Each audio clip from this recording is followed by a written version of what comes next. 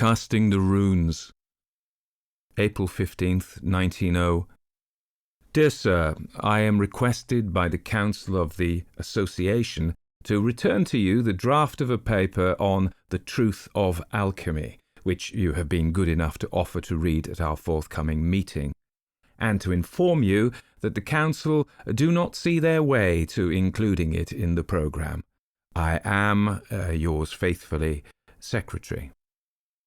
April 18th.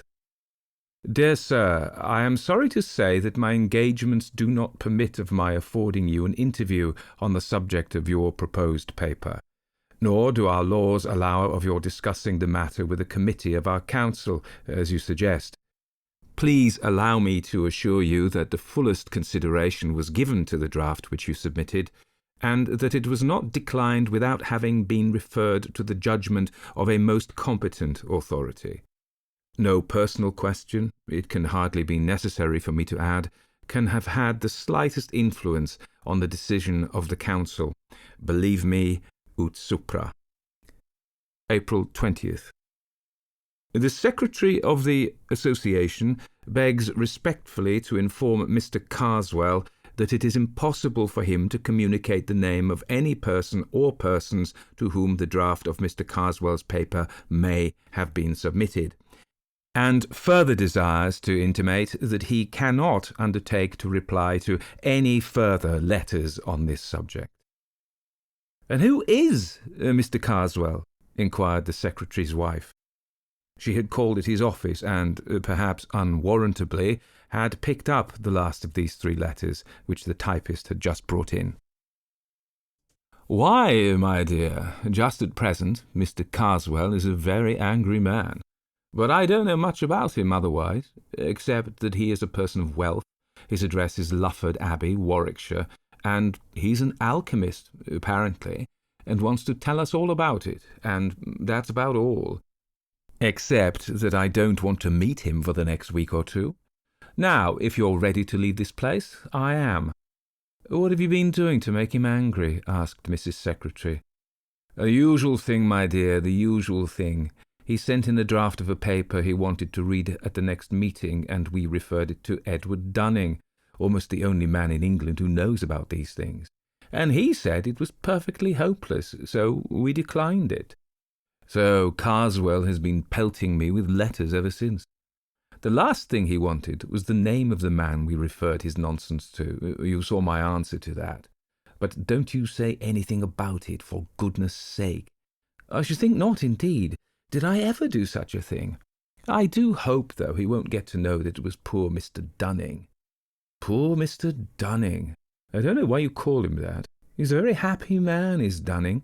Lots of hobbies, and a comfortable home, and all his time to himself. I only meant I should be sorry for him if this man got hold of his name and came and bothered him." Oh, yes, I dare say he would be poor Mr. Dunning then." The Secretary and his wife were lunching out, and the friends to whose house they were bound were Warwickshire people. So Mrs. Secretary had already settled it in her own mind that she would question them judiciously about Mr. Carswell. But she was saved the trouble of leading up to the subject, for the hostess said to the host before many minutes had passed, "I saw the Abbot of Lufford this morning." The host whistled. "Did you? What in the world brings him up to town?" "Goodness knows. He was coming out of the British Museum gate as I drove past." It was not unnatural that Mrs. Secretary should inquire whether this was a real abbot who was being spoken of. "Oh, no, my dear, only a neighbour of ours in the country who bought Lufford Abbey a few years ago. His real name is Carswell." "Is he a friend of yours?" asked Mr. Secretary with a private wink to his wife. The question let loose a torrent of declamation. There was really nothing to be said for Mr. Carswell. Nobody knew what he did with himself. His servants were a horrible set of people. He had invented a new religion for himself, and practised no one could tell what appalling rites. He was very easily offended, and never forgave anybody. He had a dreadful face, so the lady insisted, her husband somewhat demurring. He never did a kind action, and whatever influence he did exert was mischievous. "Do the poor man justice, dear," the husband interrupted. "You forget the treat he gave the school children." "Forget it indeed, but I'm glad you mentioned it, because it gives an idea of the man. Now, Florence, listen to this. The first winter he was at Lufford, this delightful neighbour of ours wrote to the clergyman of his parish, he's not ours, but we know him very well, and offered to show the school children some magic lantern slides. He said he had some new kinds, which he thought would interest them. Well, the clergyman was rather surprised, because Mr. Carswell had shown himself inclined to be unpleasant to the children, complaining of their trespassing or something of the sort. But of course he accepted, and the evening was fixed, and our friend went himself to see that everything went right. He said he had never been so thankful for anything as that his own children were all prevented from being there. They were at a children's party at our house, as a matter of fact. Because this Mr. Carswell had evidently set out with the intention of frightening these poor village children out of their wits, and I do believe, if he had been allowed to go on, he would actually have done so, he began with some comparatively mild things. Red Riding Hood was one. And even then, Mr. Farrar said, the wolf was so dreadful that several of the smaller children had to be taken out. And he said Mr. Carswell began the story by producing a noise like a wolf howling in the distance, which was the most gruesome thing he had ever heard. All the slides he showed, Mr. Farrar said, were most clever. They were absolutely realistic, and where he had got them or how he worked them he couldn't imagine. Well, the show went on, and the stories kept on becoming a little more terrifying each time, and the children were mesmerized into complete silence. At last he produced a series which represented a little boy passing through his own park, Lufford, in the evening. Every child in the room could recognize the place from the pictures, and this poor boy was followed, and at last pursued and overtaken, and either torn in pieces, or somehow made away with by a horrible hopping creature in white, which you saw first dodging about among the trees, and gradually it appeared more and more plainly. Mr. Farrar said it gave him one of the worst nightmares he ever remembered, and what it must have meant to the children doesn't bear thinking of. Of course, this was too much, and he spoke very sharply indeed to Mr. Carswell and said it couldn't go on. All he said was, "Oh, you think it's time to bring our little show to an end and send them home to their beds? Very well."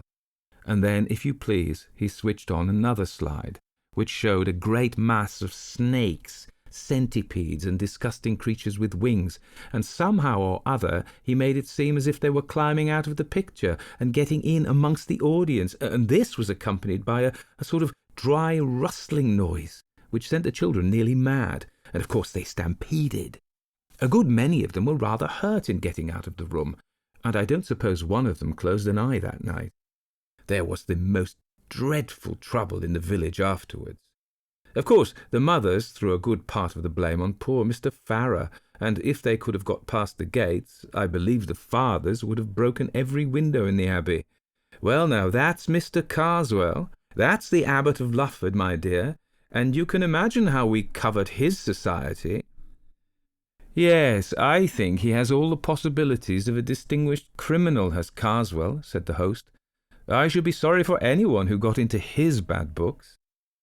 Is he the man, or am I mixing him up with someone else? Asked the secretary, who for some minutes had been wearing the frown of a man who was trying to recollect something.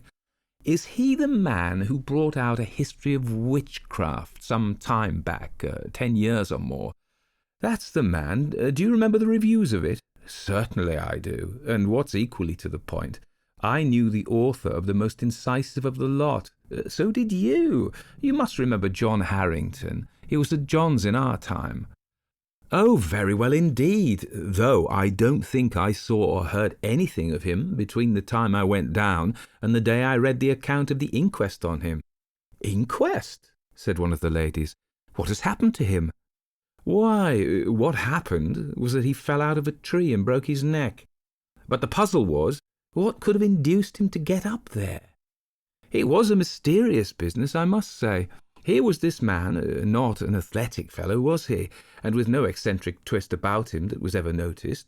walking home along a country road late in the evening, no tramps about, well known and liked in the place, and suddenly begins to run like mad, loses his hat and stick, and finally shins up a tree, quite a difficult tree, growing in the hedgerow. A dead branch gives way, and he comes down with it and breaks his neck. And there he's found, next morning, with the most dreadful face of fear on him that could be imagined. It was pretty evident, of course, that he'd been chased by something, and people talked of savage dogs and beasts escaped out of menageries, but there was nothing to be made of that. That was in 89, and I believe his brother Henry, whom I remember as well at Cambridge, but you probably don't, has been trying to get on the track of an explanation ever since. He, of course, insists there was malice in it, but I don't know. It's difficult to see how it could have come in. After a time, the talk reverted to the history of witchcraft. "Did you ever look into it?" asked the host. "Yes, I did," said the secretary. "I went so far as to read it." "Was it as bad as it was made out to be?" "Oh, in point of style and form, quite hopeless. It deserved all the pulverizing it got. But beside that, it was an evil book.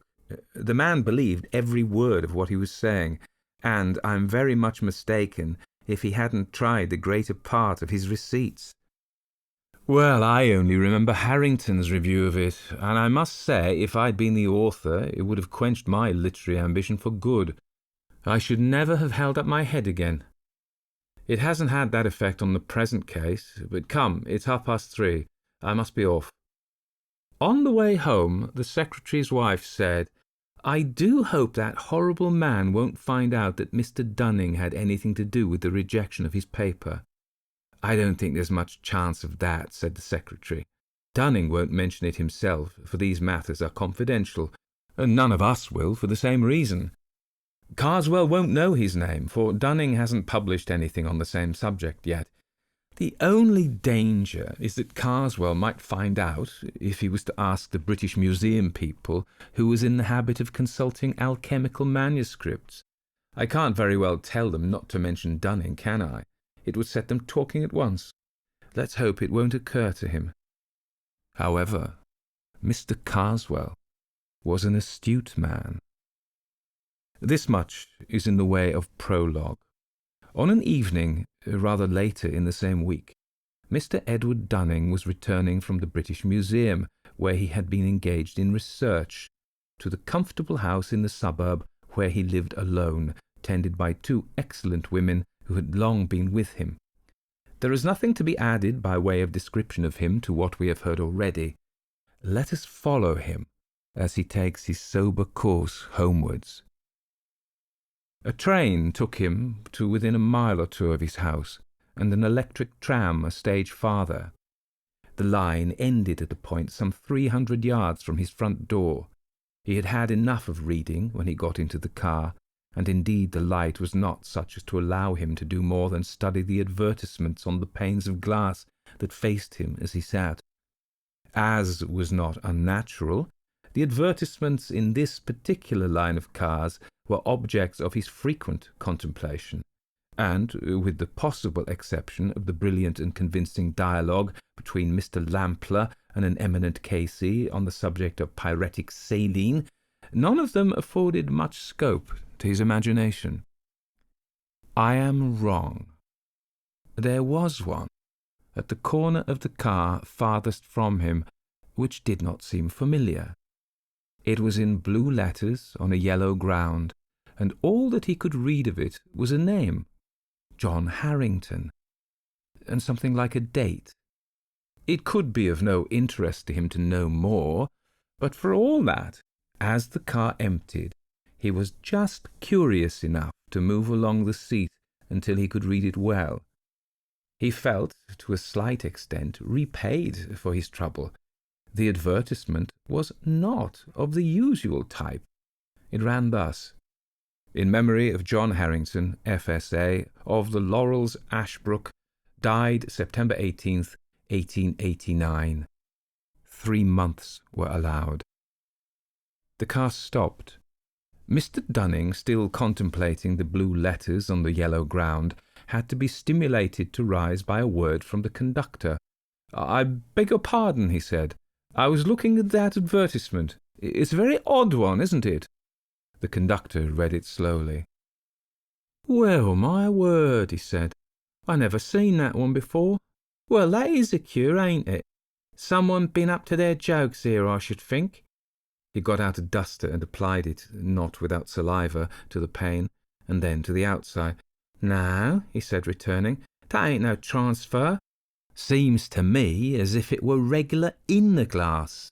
What I mean, in the substance, as you may say. Don't you think so, sir?" Mr. Dunning examined it and rubbed it with his glove, and agreed. "Who looks after these advertisements and gives leave for them to be put up? I wish you would inquire. I will just take a note of the words." At this moment there came a call from the driver.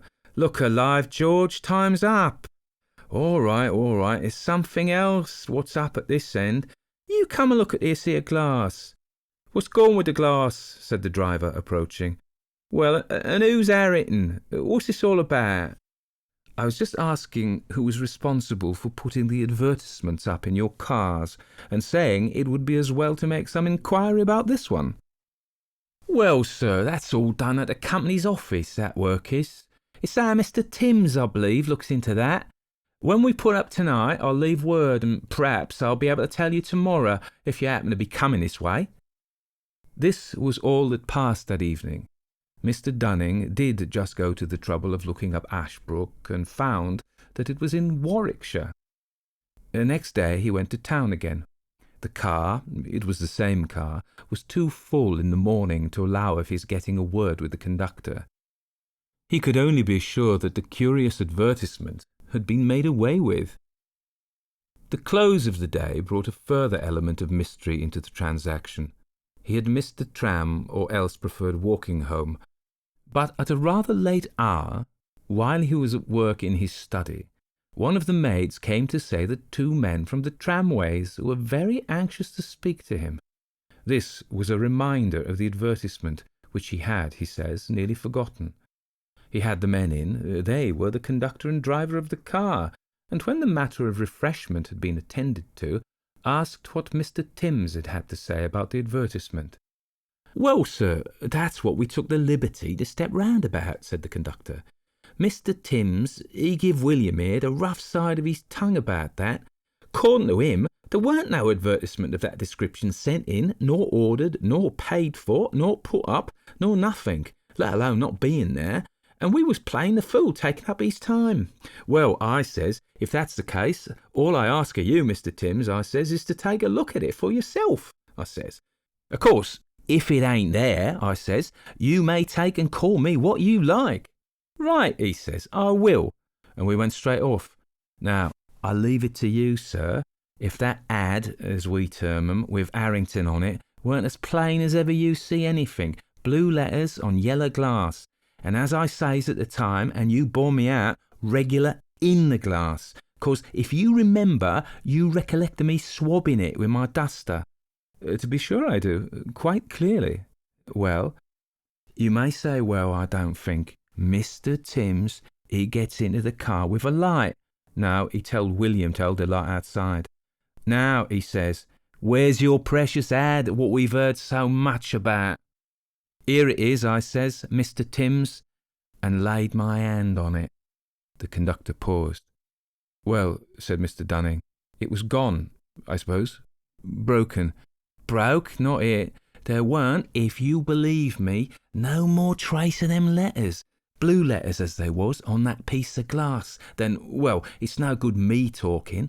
I never seen such a thing. I'll leave it to William here if... But there, as I says, what's the benefit in me going on about it? And what did Mr. Timms say? What he did, what I give him leave to, he called us pretty much anything he liked, and I don't know as I blame him so much neither. But what we thought, William and me did, was, as we seen you take down a bit of that note about that, well, that lettering, I certainly did that, and I have it now. Do you wish me to speak to Mr. Timms myself and show it to him? Was that what you came in about? There, didn't I say as much, said William. Deal with a gent if you can get on the track of one, that's my word. Now, perhaps, George, you'll allow as I ain't took you very far wrong tonight." "Very well, William, very well. No need for you to go on as if you had to frog-march me here. I come quiet, didn't I? All the same for that, we hadn't ought to take up your time this way, sir. But if it so happened you could find time to step round to the company's office in the morning and tell Mr. Timms what you've seen for yourself, we should lay under a very high obligation to you for the trouble. You see, it ain't been called, well, one thing and another, as we mind, but if they got it into their head at the office as we seen things as weren't there, why, one thing leads to another, and where should we be in a 12 months since? Well, you can understand what I mean."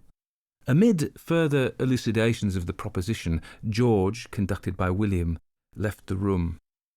The incredulity of Mr. Timms, who had a nodding acquaintance with Mr. Dunning, was greatly modified on the following day by what the latter could tell and show him, and any bad mark that might have been attached to the names of William and George was not suffered to remain on the company's books.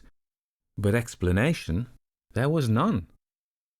Mr. Dunning's interest in the matter was kept alive by an incident of the following afternoon. He was walking from his club to the train, and he noticed some way ahead a man with a handful of leaflets, such as are distributed to passers-by by agents of enterprising firms. This agent had not chosen a very crowded street for his operations. In fact, Mr. Dunning did not see him get rid of a single leaflet before he himself reached the spot. One was thrust into his hand as he passed. The hand that gave it touched his, and he experienced a sort of little shock as it did so. It seemed unnaturally rough and hot. He looked, in passing, at the giver, but the impression he got was so unclear that however much he tried to reckon it up subsequently, nothing would come. He was walking quickly, and as he went on, glanced at the paper. It was a blue one. The name of Harrington in large capitals caught his eye. He stopped, startled, and felt for his glasses. The next instant the leaflet was twitched out of his hand by a man who hurried past and was irrevocably gone. He ran back a few paces. But where was the passer-by? And where the distributor? It was in a somewhat pensive frame of mind that Mr. Dunning passed on the following day into the select manuscript room of the British Museum and filled up tickets for Harley 3586 and some other volumes. After a few minutes they were brought to him, and he was settling the one he wanted first upon the desk, when he thought he heard his own name whispered behind him. He turned round hastily, and in doing so brushed his little portfolio of loose papers onto the floor. He saw no one he recognized, except one of the staff in charge of the room, who nodded to him, and he proceeded to pick up his papers. He thought he had them all, and was turning to begin work, when a stout gentleman at the table behind him, who was just rising to leave and had collected his own belongings, touched him on the shoulder, saying, "May I give you this? I think it should be yours," and handed him a missing quire. "It is mine, thank you," said Mr. Dunning. In another moment the man had left the room. Upon finishing his work for the afternoon, Mr. Dunning had some conversation with the assistant in charge, and took occasion to ask who the stout gentleman was. "Oh, he's a man named Carswell," said the assistant. "He was asking me a week ago who were the great authorities on alchemy, and of course I told him you were the only one in the country. I'll see if I can't catch him. He'd like to meet you, I'm sure." "For heaven's sake, don't dream of it," said Mr. Dunning. "I'm particularly anxious to avoid him." "Oh, very well," said the assistant. "He doesn't come here often. I dare say you won't meet him." More than once on the way home that day, Mr. Dunning confessed to himself that he did not look forward with his usual cheerfulness to a solitary evening. It seemed to him that something ill-defined and impalpable had stepped in between him and his fellow men, had taken him in charge, as it were. He wanted to sit close up to his neighbours in the train and in the tram, but as luck would have it, both train and car were markedly empty. The conductor, George, was thoughtful, and appeared to be absorbed in calculations as to the number of passengers. On arriving at his house, he found Dr. Watson, his medical man, on his doorstep. "I've had to upset your household arrangements. I'm sorry to say, Dunning, both your servants are hors de combat. In fact, I've had to send them both to the nursing home. Good heavens, what's the matter?" "It's something like ptomaine poisoning, I should think. You've not suffered yourself, I can see, or you wouldn't be walking about. I think they'll pull through all right." "Dear, dear, have you any idea what brought it on?" "Well, they tell me they bought some shellfish from a hawker at their dinner time. It's odd. I've made inquiries, but I can't find that any hawker has been to other houses in the street. I couldn't send word to you. They won't be back for a bit yet. You come and dine with me tonight anyhow, and we can make arrangements for going on. 8 o'clock. Don't be too anxious." The solitary evening was thus obviated at the expense of some distress and inconvenience, it is true. Mr. Dunning spent the time pleasantly enough with the doctor, a rather recent settler, and returned to his lonely home about 11:30. The night he passed is not one on which he looks back with any satisfaction. He was in bed and the light was out. He was wondering if the charwoman would come early enough to get him hot water next morning, when he heard the unmistakable sound of his study door opening. No step followed it on the passage floor, but the sound must mean mischief, for he knew that he had shut the door that evening after putting his papers away in his desk. It was rather shame than courage that induced him to slip out into the passage and lean over the banister in his nightgown, listening. No light was visible. No further sound came. Only a gust of warm or even hot air played for an instant round his shins. He went back and decided to lock himself into his room. There was more unpleasantness, however. Either an economical suburban company had decided that their light would not be required in the small hours and had stopped working, or else something was wrong with the meter. The effect was, in any case, that the electric light was off. The obvious course was to find a match, and also to consult his watch. He might as well know how many hours of discomfort awaited him.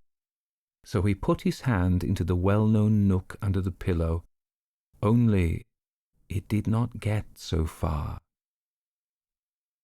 What he touched was, according to his account, a mouth with teeth and with hair about it, and, he declares, not the mouth of a human being.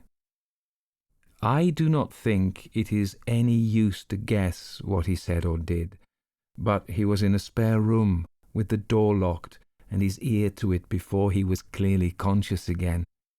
And there he spent the rest of a most miserable night, looking every moment for some fumbling at the door. But nothing came. The venturing back to his own room in the morning was attended with many listenings and quiverings. The door stood open, fortunately, and the blinds were up. The servants had been out of the house before the hour of drawing them down. There was, to be short, no trace of an inhabitant. The watch, too, was in its usual place. Nothing was disturbed. Only the wardrobe door had swung open, in accordance with its confirmed habit. A ring at the back door now announced the charwoman, who had been ordered the night before, and nerved Mr. Dunning, after letting her in, to continue his search in other parts of the house. It was equally fruitless. The day thus began went on dismally enough. He dared not go to the museum, in spite of what the assistant had said. Carswell might turn up there, and Dunning felt he could not cope with a probably hostile stranger. His own house was odious. He hated sponging on the doctor. He spent some little time in the call at the nursing home, where he was slightly cheered by a good report of his housekeeper and maid.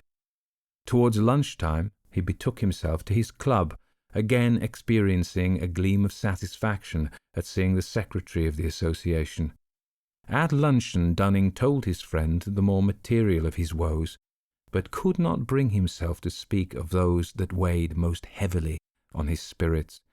"My poor dear man," said the secretary, "what an upset. Look here, we're alone at home, absolutely. You must put up with this. Yes, no excuse. Send your things in this afternoon." Dunning was unable to stand out. He was, in truth, becoming acutely anxious as the hours went on, as to what that night might have waiting for him. He was almost happy as he hurried home to pack up. His friends, when they had time to take stock of him, were rather shocked at his lorn appearance, and did their best to keep him up to the mark, not altogether without success. But when the two men were smoking alone together, Dunning became dull again. Suddenly he said, "Gayton, I believe that alchemist man knows it was I who got his paper rejected." Gayton whistled. "What makes you think that?" he said. Dunning told of his conversation with the museum assistant, and Gayton could only agree that the guess seemed likely to be correct. "Not that I care much," Dunning went on, "only it might be a nuisance if we were to meet. He's a bad-tempered party, I imagine." Conversation dropped again. Gayton became more and more strongly impressed with the desolateness that came over Dunning's face and bearing, and finally, though with a considerable effort, asked him point-blank whether something serious was not bothering him. Dunning gave an exclamation of relief. "I was perishing to get it off my mind," he said. "Do you know anything about a man named John Harrington?" Gayton was thoroughly startled, and at the moment could only ask why.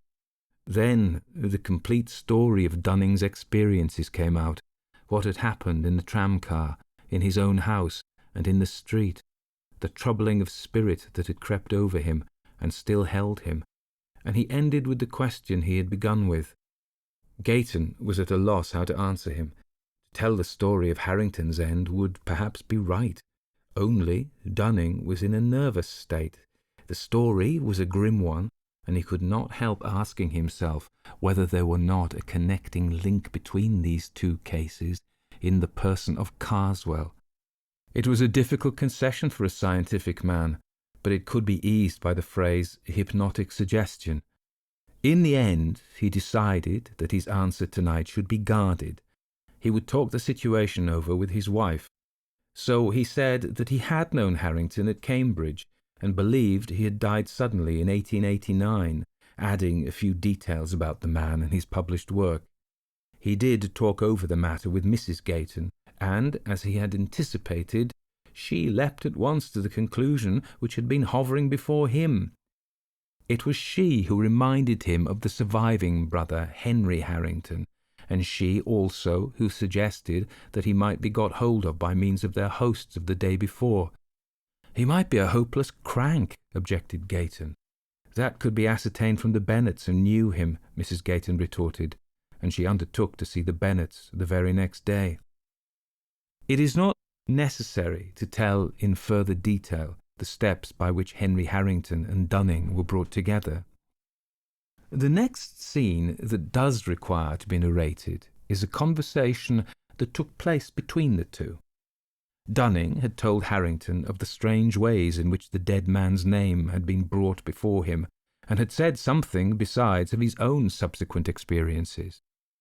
Then he had asked if Harrington was disposed, in return, to recall any of the circumstances connected with his brother's death. Harrington's surprise at what he heard can be imagined, but his reply was readily given. "John," he said, "was in a very odd state, undeniably from time to time, during some weeks before, though not immediately before the catastrophe.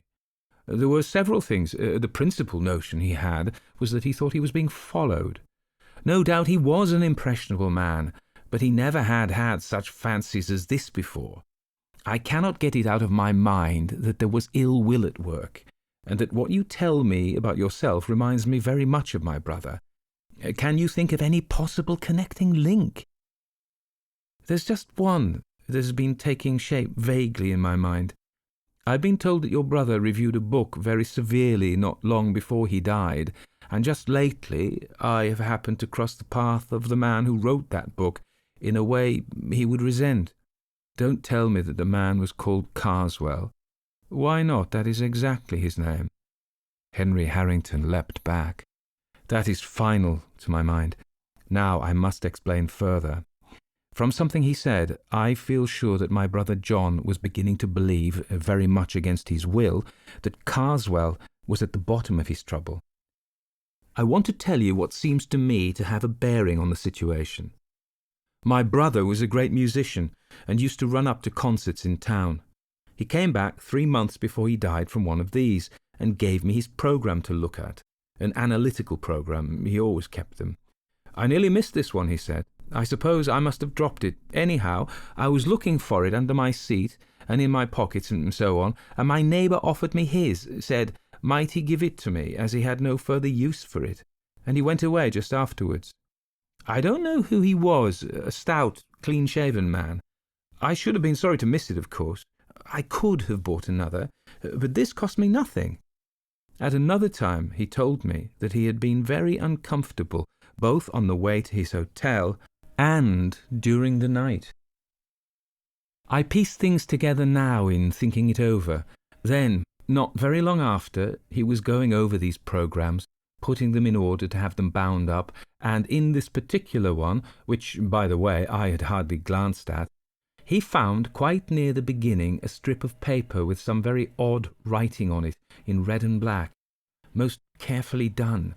It looked to me more like runic letters than anything else. Why, he said, this must belong to my fat neighbour. It looks as if it might be worth returning to him. It may be a copy of something. Evidently someone has taken trouble over it. How can I find his address? We talked it over for a little and agreed that it wasn't worth advertising about, and that my brother better look out for a man at the next concert, to which he was going very soon. The paper was lying on the book, and we were both by the fire. It was a cold, windy summer evening. I suppose the door blew open, though I didn't notice it. At any rate, a gust, a warm gust it was, came quite suddenly between us, took the paper, and blew it straight into the fire. It was light, thin paper, and flared and went up the chimney in a single ash. Well, I said, you can't give it back now. He said nothing for a minute, then rather crossly, no, I can't, but why you should keep on saying so, I don't know. I remarked that I didn't say it more than once. Not more than 4 times, you mean, was all he said. I remember all that very clearly, without any good reason. And now to come to the point. I don't know if you looked at that book of Carswell's, which my unfortunate brother reviewed. It's not likely that you should, but I did, both before his death and after it. The first time we made a game of it. It was written in no style at all, split infinitives and every sort of thing that makes an Oxford gorge rise. Then there was nothing that the man didn't swallow, mixing up classical myths and stories out of the golden legend with reports of savage customs of today, all very proper, no doubt, if you know how to use them, but he didn't. He seemed to put the golden legend and the golden bough exactly on a par, and to believe both. A pitiable exhibition, in short. Well, after the misfortune, I looked over the book again.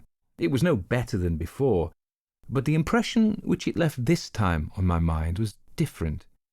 I suspected, as I told you, that Carswell had borne ill will to my brother, even that he was in some way responsible for what had happened. And now his book seemed to me to be a very sinister performance indeed. One chapter in particular struck me, in which he spoke of casting the runes on people, either for the purpose of gaining their affection or of getting them out of the way, perhaps more especially the latter. He spoke of all this in a way that really seemed to me to imply actual knowledge. I've not time to go into details, but the upshot is that I am pretty sure from information received that the civil man at the concert was Carswell. I suspect, I more than suspect, that the paper was of importance, and I do believe that if my brother had been able to give it back, he might have been alive now. Therefore, it occurs to me to ask you whether you have anything to put beside what I've told you. By way of answer, Dunning had the episode in the manuscript room at the British Museum to relate. Then he did actually hand you some papers. Have you examined them? No, because we must, if you'll allow it. look at them once, and very carefully. They went to the still empty house, empty, for the two servants were not yet able to return to work. Dunning's portfolio of papers was gathering dust on the writing table.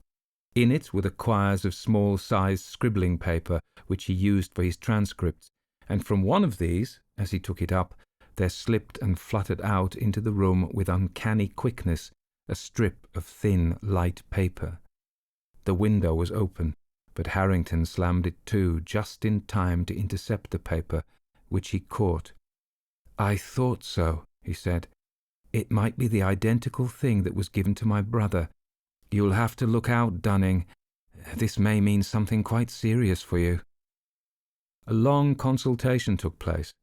The paper was narrowly examined. As Harrington had said, the characters on it were more like runes than anything else, but not decipherable by either man, and both hesitated to copy them, for fear, as they confessed, of perpetuating what evil purpose they might conceal. So it has remained impossible, if I may anticipate a little, to ascertain what was conveyed in this curious message or commission.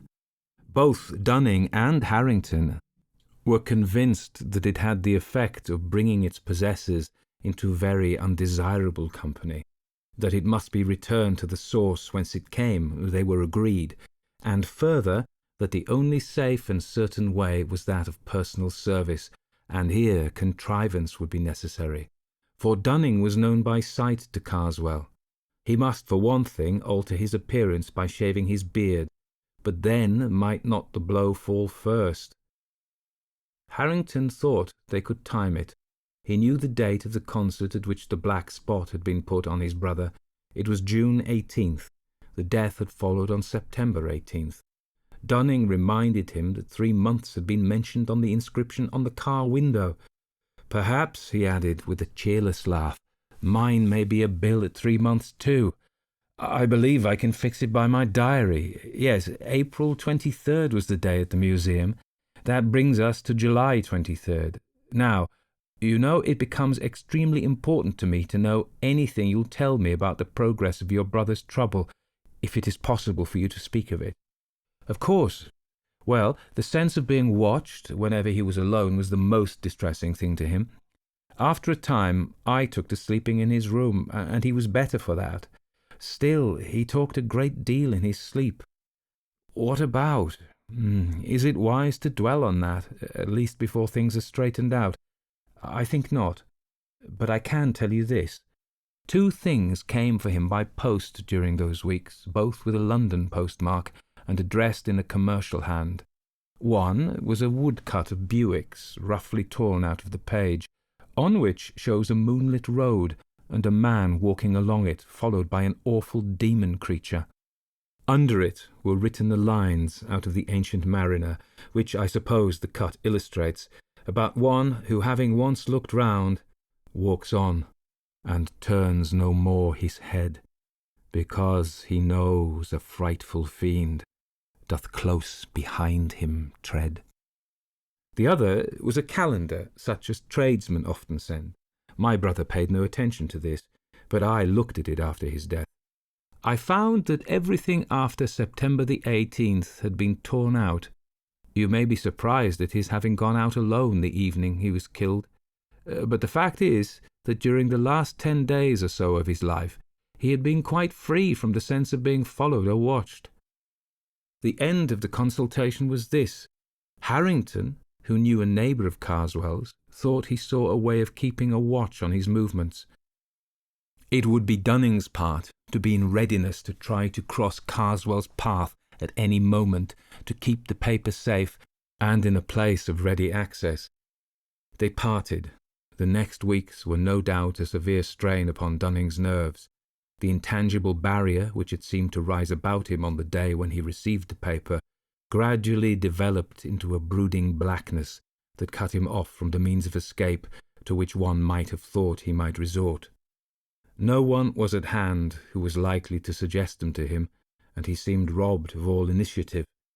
He waited with inexpressible anxiety as May, June, and early July passed on, for a mandate from Harrington. But all this time Carswell remained immovable at Lufford. At last, in less than a week before the date he had come to look upon as the end of his earthly activities, came a telegram. "Leaves Victoria by boat train Thursday night. Do not miss. I come to you tonight. Harrington." He arrived accordingly, and they concocted plans. The train left Victoria at 9, and its last stop before Dover was Croydon West. Harrington would mark down Carswell at Victoria, and look out for Dunning at Croydon, calling to him if need were by a name agreed upon. Dunning, disguised as far as might be, was to have no label or initials or any hand luggage, and must at all costs have the paper with him. Dunning's suspense as he waited on the Croydon platform I need not attempt to describe. His sense of danger during the last days had only been sharpened by the fact that the cloud about him had perceptibly been lighter. But relief was an ominous symptom, and if Carswell eluded him now, hope was gone, and there were so many chances of that. The rumour of the journey might be itself a device. The 20 minutes in which he paced the platform and persecuted every porter with inquiries as to the boat train were as bitter as any he had spent. Still, the train came, and Harrington was at the window. It was important, of course, that there should be no recognition, so Dunning got in at the farther end of the corridor carriage, and only gradually made his way to the compartment where Harrington and Carswell were. He was pleased, on the whole, to see that the train was far from full. Carswell was on the alert, but gave no sign of recognition. Dunning took the seat not immediately facing him, and attempted vainly at first, then, with increasing command of his faculties, to reckon the possibilities of making the desired transfer. Opposite to Carswell, and next to Dunning, was a heap of Carswell's coats on the seat. It would be of no use to slip the paper into these. He would not be safe, or would not feel so, unless in some way it could be proffered by him and accepted by the other. There was a handbag open and with papers in it. Could he manage to conceal this, so that perhaps Carswell might leave the carriage without it, and then find and give it to him? This was the plan that suggested itself.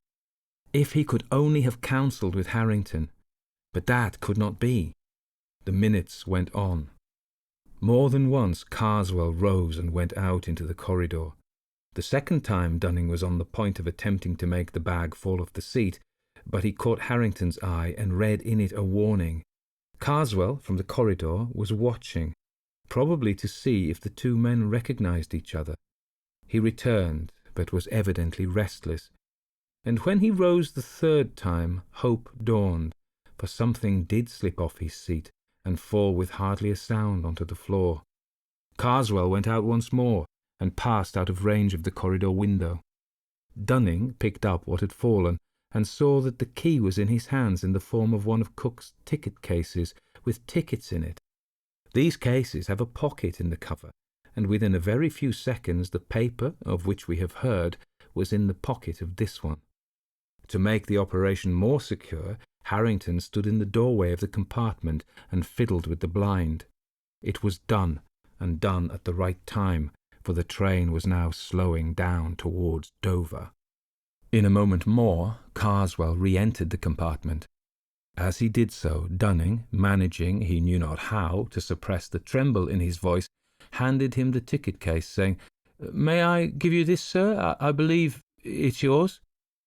After a brief glance at the ticket inside, Carswell uttered the hoped-for response, "Yes, it is.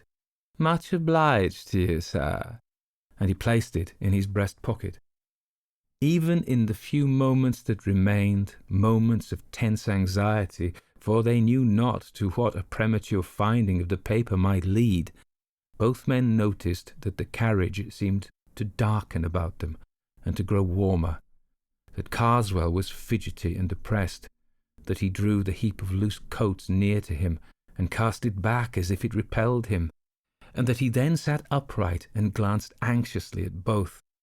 They, with sickening anxiety, busied themselves in collecting their belongings, but they both thought that Carswell was on the point of speaking when the train stopped at Dover town. It was natural that in the short space between town and pier they should both go into the corridor. At the pier they got out, but so empty was the train that they were forced to linger on the platform until Carswell should have passed ahead of them with his porter on the way to the boat, and only then was it safe for them to exchange a pressure of the hand and a word of concentrated congratulation. The effect upon Dunning was to make him almost faint. Harrington made him lean up against the wall, while he himself went forward a few yards within sight of the gangway to the boat, at which Carswell had now arrived. The man at the head of it examined his ticket, and laden with coats he passed down into the boat. Suddenly the official called after him, "You, sir, beg pardon, did the other gentleman show his ticket?" "What the devil do you mean by the other gentleman?" Carswell's snarling voice called back from the deck. The man bent over and looked at him. "The devil? Well, I don't know, I'm sure," Harrington heard him say to himself, and then aloud, "My mistake, sir. Must have been your rugs. Ask your pardon." And then to a subordinate near him, "Had he got a dog with him, or what? Funny thing, I could have swore he wasn't alone." "Well, whatever it was, they'll have to see it aboard. She's off now. Another week and we shall be getting the holiday customers." In 5 minutes more there was nothing but the lessening lights of the boat, the long line of the Dover lamps, the night breeze, and the moon. Long and long the two sat in their room at the Lord Warden. In spite of the removal of their greatest anxiety, they were oppressed with a doubt not of the lightest. Had they been justified in sending a man to his death, as they believed they had? Ought they not to warn him at least? "No," said Harrington. "If he is the murderer I think him, we have done no more than is just. Still, if you think it better—" "But how and where can you warn him? He was booked to Abbeville only," said Dunning. "I saw that. If I wire to the hotels there in Jones' Guide, 'Examine your ticket case, Dunning,' I should feel happier. This is the 21st. He'll have a day. But I'm afraid he has gone into the dark." So telegrams were left at the hotel office. It is not clear whether these reached their destination, or whether, if they did, they were understood. All that is known is that on the afternoon of the 23rd, an English traveller examining the front of St. Wolfram's Church at Abbeville, then under extensive repair, was struck on the head and instantly killed by a stone falling from the scaffold erected round the north-western tower, there being, as was clearly proved, no workman on the scaffold at that moment, and the traveller's papers identified him as Mr. Carswell. Only one detail shall be added. At Carswell's sale, a set of Buick, sold with all faults, was acquired by Harrington. The page with the woodcut of the traveller and the demon was, as he had expected, mutilated. Also, after a judicious interval, Harrington repeated to Dunning something of what he had heard his brother say in his sleep, but it was not long before Dunning stopped him.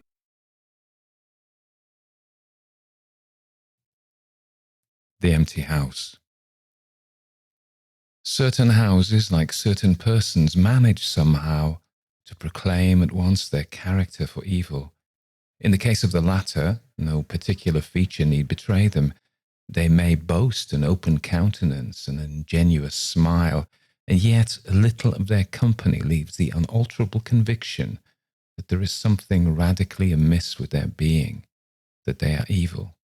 Willy-nilly they seem to communicate an atmosphere of secret and wicked thoughts which makes those in their immediate neighbourhood shrink from them as from a thing diseased.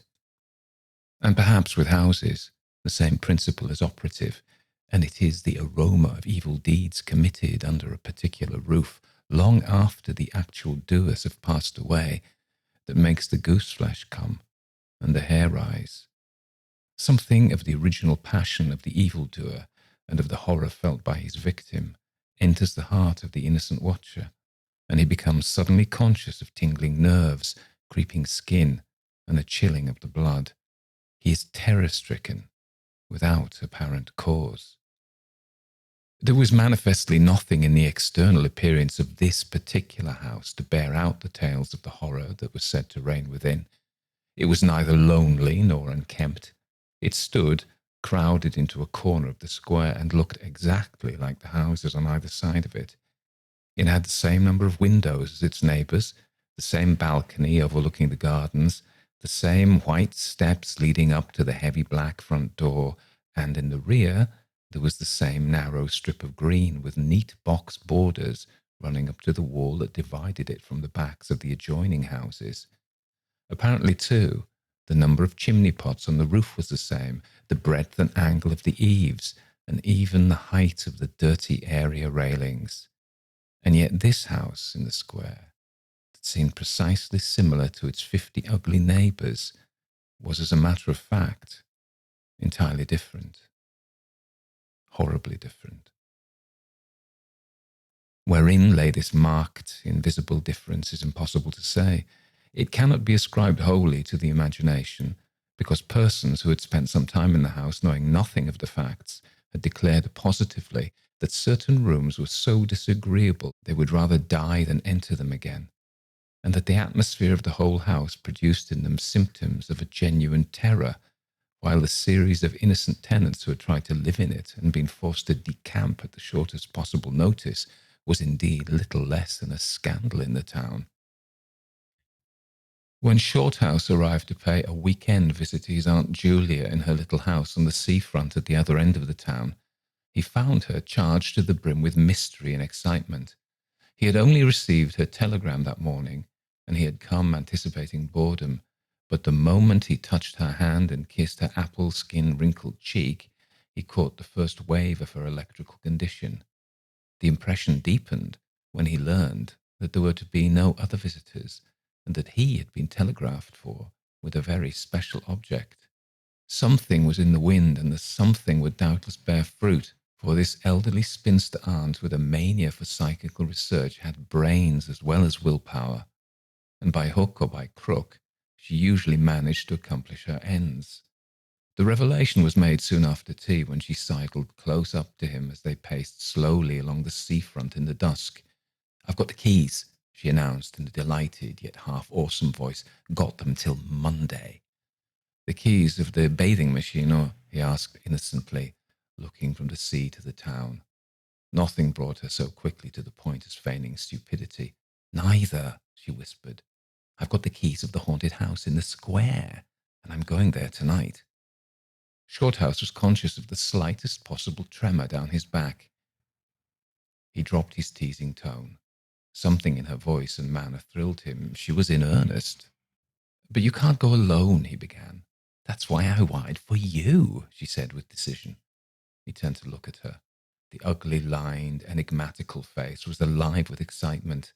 There was the glow of genuine enthusiasm round it like a halo. The eyes shone. He caught another wave of her excitement, and a second tremor, more marked than the first, accompanied it. "Thanks, Aunt Julie," he said politely. "Thanks awfully." "I shouldn't dare to go quite alone," she went on, raising her voice, "but with you I should enjoy it immensely. You're afraid of nothing, I know." "Thanks so much," he said again. Is anything likely to happen?" "A great deal has happened," she whispered, though it's been most cleverly hushed up. 3 tenants have come and gone in the last few months, and the house is said to be empty for good now." In spite of himself, Shorthouse became interested. His aunt was so very much in earnest. "The house is very old indeed," she went on, "and the story, an unpleasant one, dates a long way back. It has to do with a murder committed by a jealous stableman who had some affair with a servant in the house. One night he managed to secrete himself in the cellar, and when everyone was asleep, he crept upstairs to the servants' quarters, chased the girl down to the next landing, and before anyone could come to the rescue, threw her bodily over the banisters into the hall below. And the stableman was caught, I believe, and hanged for murder. But it all happened a century ago, and I've not been able to get more details of the story." Shorthouse now felt his interest thoroughly aroused, but though he was not particularly nervous for himself, He hesitated a little on his aunt's account. On one condition, he said at length.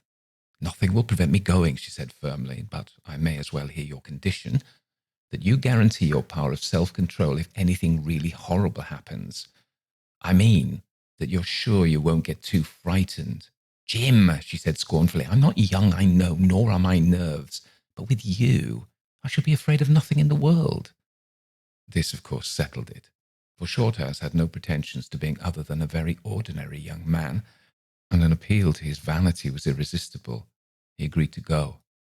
Instinctively, by a sort of subconscious preparation, he kept himself and his forces well in hand the whole evening, compelling an accumulative reserve of control by that nameless inward process of gradually putting all the emotions away and turning the key upon them.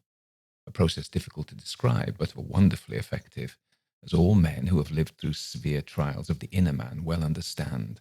Later, it stood him in good stead.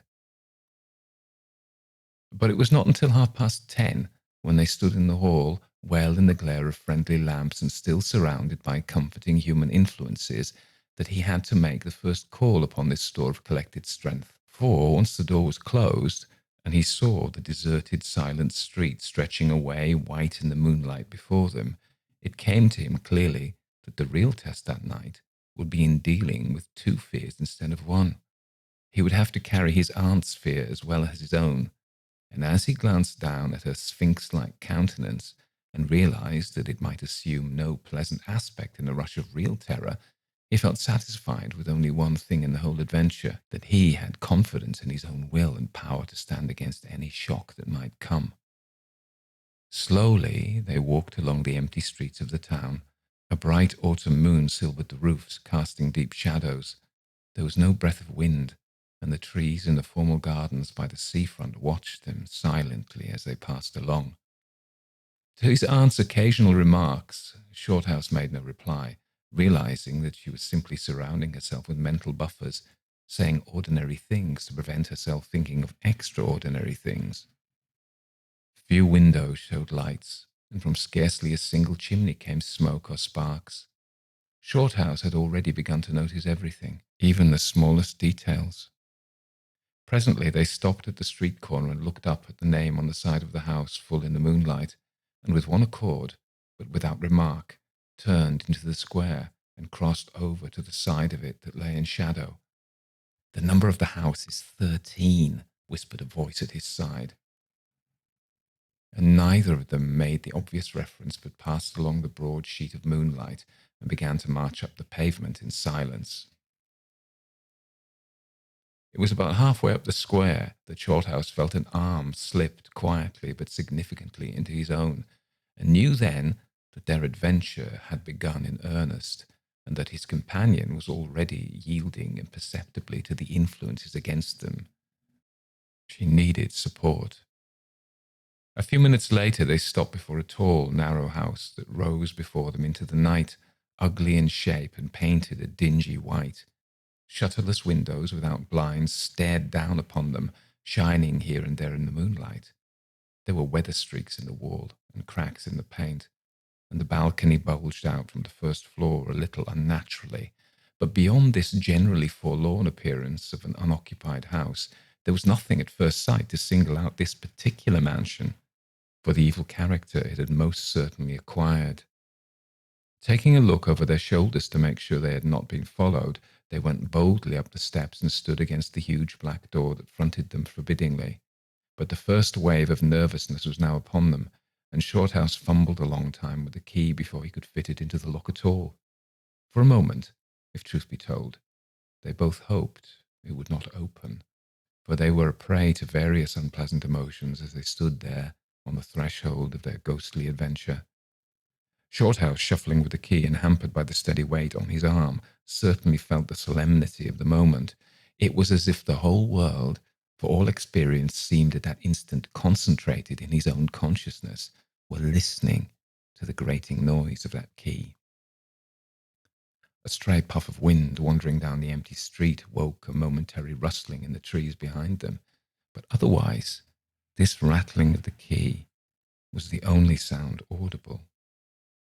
And at last it turned in the lock, and the heavy door swung open, and revealed a yawning gulf of darkness beyond. With a last glance at the moonlit square, they passed quickly in, and the door slammed behind them with a roar that echoed prodigiously through empty halls and passages. But instantly, with the echoes, another sound made itself heard, and Aunt Julia leaned suddenly so heavily upon him that he had to take a step backwards to save himself from falling. A man had coughed close beside them, so close that it seemed they must have actually been by his side in the darkness. With the possibility of practical jokes in his mind, Shorthouse at once swung his heavy stick in the direction of the sound, but it met nothing more solid than air. He heard his aunt give a little gasp beside him. "There's someone here," she whispered. "I heard him." "Be quiet," he said sternly. It was nothing but the noise of the front door. "Oh, get a light, quick," she added, as her nephew, fumbling with the box of matches, opened it upside down and let them all fall with a rattle onto the stone floor. The sound, however, was not repeated, and there was no evidence of retreating footsteps. In another minute they had a candle burning, using an empty end of a cigar case as a holder, and when the first flare had died down, he held the impromptu lamp aloft and surveyed the scene. And it was dreary enough in all conscience, for there is nothing more desolate in all the abodes of men than an unfurnished house dimly lit, silent and forsaken, and yet tenanted by rumour with the memories of evil and violent histories. They were standing in a wide hallway. On their left was the open door of a spacious dining room, and in front the hall ran, ever narrowing, into a long, dark passage that led apparently to the top of the kitchen stairs. The broad, uncarpeted staircase rose in a sweep before them, everywhere draped in shadows, except for a single spot about halfway up, where the moonlight came in through the window and fell in a bright patch on the boards. This shaft of light shed a faint radiance above and below it, lending to the objects within its reach a misty outline that was infinitely more suggestive and ghostly than complete darkness. The filtered moonlight always seems to paint faces on the surrounding gloom, and the Shorthouse peered up into the well of darkness and thought of the countless empty rooms and passages in the upper part of the old house. He caught himself longing again for the safety of the moonlit square, or the cosy, bright drawing-room they had left an hour before. Then, realizing that these thoughts were dangerous, he thrust them away again and summoned all his energy for concentration on the present. "Aunt Julia," he said aloud severely, "we must go now through the house from top to bottom and make a thorough search." The echoes of his voice died away slowly all over the building, and in the intense silence that followed, he turned to look at her. In the candlelight he saw that her face was already ghastly pale, but she dropped his arm for a moment and said, in a whisper, stepping close in front of him, "I agree, we must be sure there's no one hiding. That's the first thing." She spoke with evident effort, and he looked at her with admiration. "You feel quite sure of yourself? It's not too late." I think so," she whispered, her eyes shifting nervously towards the shadows behind. "Quite sure. Only one thing." "What's that?" "You must never leave me alone for an instant. As long as you understand that any sound or appearance must be investigated at once, for to hesitate means to admit fear. That is fatal." "Agreed," she said a little shakily after a moment's hesitation. "I'll try." Arm in arm, Shorthouse holding the dripping candle and the stick, while his aunt carried the cloak over her shoulders, figures of utter comedy to all but themselves, they began a systematic search. Stealthily walking on tiptoe and shading the candle lest it should betray their presence through the shutterless windows, they went first into the big dining room. There was not a stick of furniture to be seen. Bare walls, ugly mantelpieces, and empty grates stared at them. Everything, they felt, resented their intrusion, watching them, as it were, with veiled eyes. Whispers followed them. Shadows flitted noiselessly to right and left. Something seemed ever at their back, watching, waiting an opportunity to do them injury. There was the inevitable sense that operations which went on when the room was empty had been temporarily suspended. till they were well out of the way again. The whole dark interior of the old building seemed to become a malignant presence that rose up, warning them to desist and mind their own business. Every moment the strain on their nerves increased. Out of the gloomy dining room they passed through large folding doors into a sort of library or smoking room, wrapped equally in silence, darkness and dust, and from this they regained the hall near the top of the back stairs. Here a pitch-black tunnel opened before them into the lower regions, and, it must be confessed, they hesitated, but only for a minute. With the worst of the night still to come, it was essential to turn from nothing. Aunt Julia stumbled at the top step of the dark descent, ill-lit by the flickering candle, and even Shorthouse felt at least half the decision go out of his legs. "Come on," he said peremptorily, and his voice ran on and lost itself in the dark, empty spaces below. I'm coming," she faltered, catching his arm with unnecessary violence.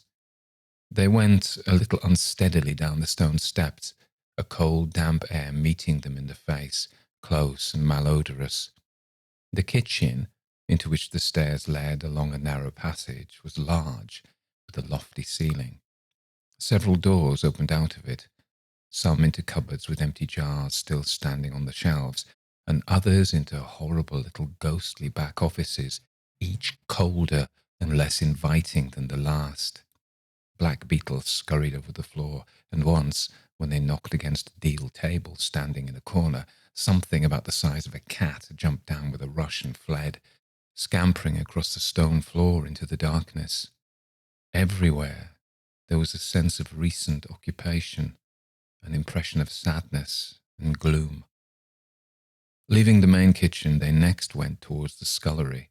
The door was standing ajar, and as they pushed it open to its full extent, Aunt Julia uttered a piercing scream, which she instantly tried to stifle by placing her hand over her mouth.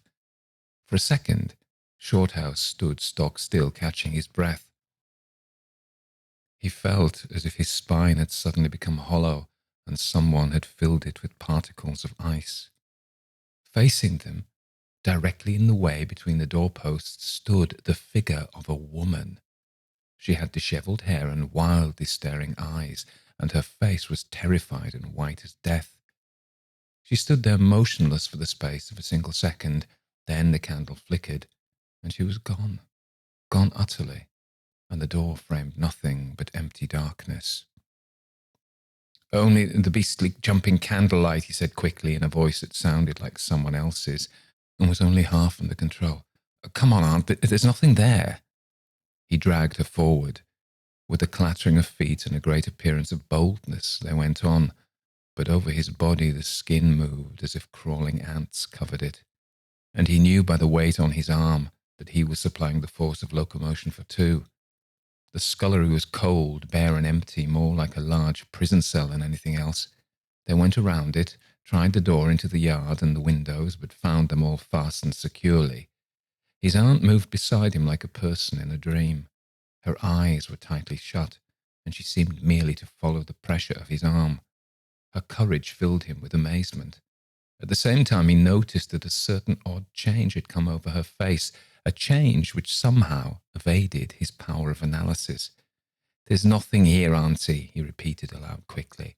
"Let's go upstairs and see the rest of the house. Then we'll choose a room to wait up in." She followed him obediently, keeping close to his side, and they locked the kitchen door behind them. It was a relief to get up again. In the hall there was more light than before, for the moon had travelled a little further down the stairs. Cautiously, they began to go up into the dark vault of the upper house, the boards creaking under their weight. On the first floor, they found the large double drawing rooms, a search of which revealed nothing. Here also was no sign of furniture or recent occupancy, nothing but dust and neglect and shadows. They opened the big folding doors between front and back drawing rooms and then came out again to the landing and went on upstairs. They had not gone up more than a dozen steps when they both simultaneously stopped to listen, looking into each other's eyes with a new apprehension across the flickering candle flame. From the room they had left hardly 10 seconds before, came the sound of doors quietly closing. It was beyond all question. They heard the booming noise that accompanies the shutting of heavy doors, followed by the sharp catching of the latch. "We must go back and see," said Shorthouse briefly in a low tone, and turned to go downstairs again. Somehow she managed to drag after him, her feet catching in her dress, her face livid. When they entered the front drawing room, it was plain that the folding doors had been closed half a minute before. Without hesitation, Shorthouse opened them. He almost expected to see someone facing him in the back room, but only darkness and cold air met him. They went through both rooms, finding nothing unusual. They tried in every way to make the doors close of themselves, but there was not wind enough to even set the candle flame flickering. The doors would not move without strong pressure. All was silent as the grave. Undeniably, the rooms were utterly empty, and the house utterly still. "It's beginning," whispered a voice at his elbow, which he hardly recognized as his aunt's. He nodded acquiescence, taking out his watch to note the time. It was 15 minutes before midnight. He made the entry of exactly what had occurred in his notebook, setting the candle in its case upon the floor in order to do so. It took a moment or two to balance it safely against the wall. Aunt Julia always declared that at this moment she was not actually watching him, but had turned her head towards the inner room, where she fancied she heard something moving, but at any rate both positively agreed that there came the sound of rushing feet, heavy and very swift, and the next instant the candle was out. But to Shorthouse himself had come more than this, and he has always thanked his fortunate stars that it came to him alone and not to his aunt too. For, as he rose from the stooping position of balancing the candle, and before it was actually extinguished, a face thrust itself forward, so close to his own that he could almost have touched it with his lips.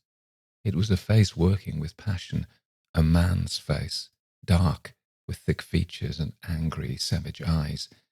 It belonged to a common man, and it was evil in its ordinary normal expression, no doubt.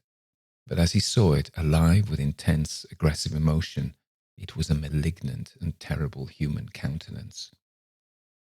There was no movement of the air, nothing but the sound of rushing feet, stockinged or muffled feet, the apparition of the face, and the almost simultaneous extinguishing of the candle. In spite of himself, Shorthouse uttered a little cry, nearly losing his balance as his aunt clung to him with her whole weight in one moment of real, uncontrollable terror. She made no sound, but simply seized him bodily. Fortunately, however, she had seen nothing, but had only heard the rushing feet, for her control returned almost at once, and he was able to disentangle himself and strike a match. The shadows ran away on all sides before the glare, and his aunt stooped down and groped for the cigar case with the precious candle. Then they discovered that the candle had not been blown out at all. It had been crushed out. The wick was pressed down into the wax, which was flattened as if by some smooth, heavy instrument. How his companion so quickly overcame her terror, Shorthouse never properly understood. But his admiration for her self-control increased tenfold, and at the same time served to feed his own dying flame, for which he was undeniably grateful.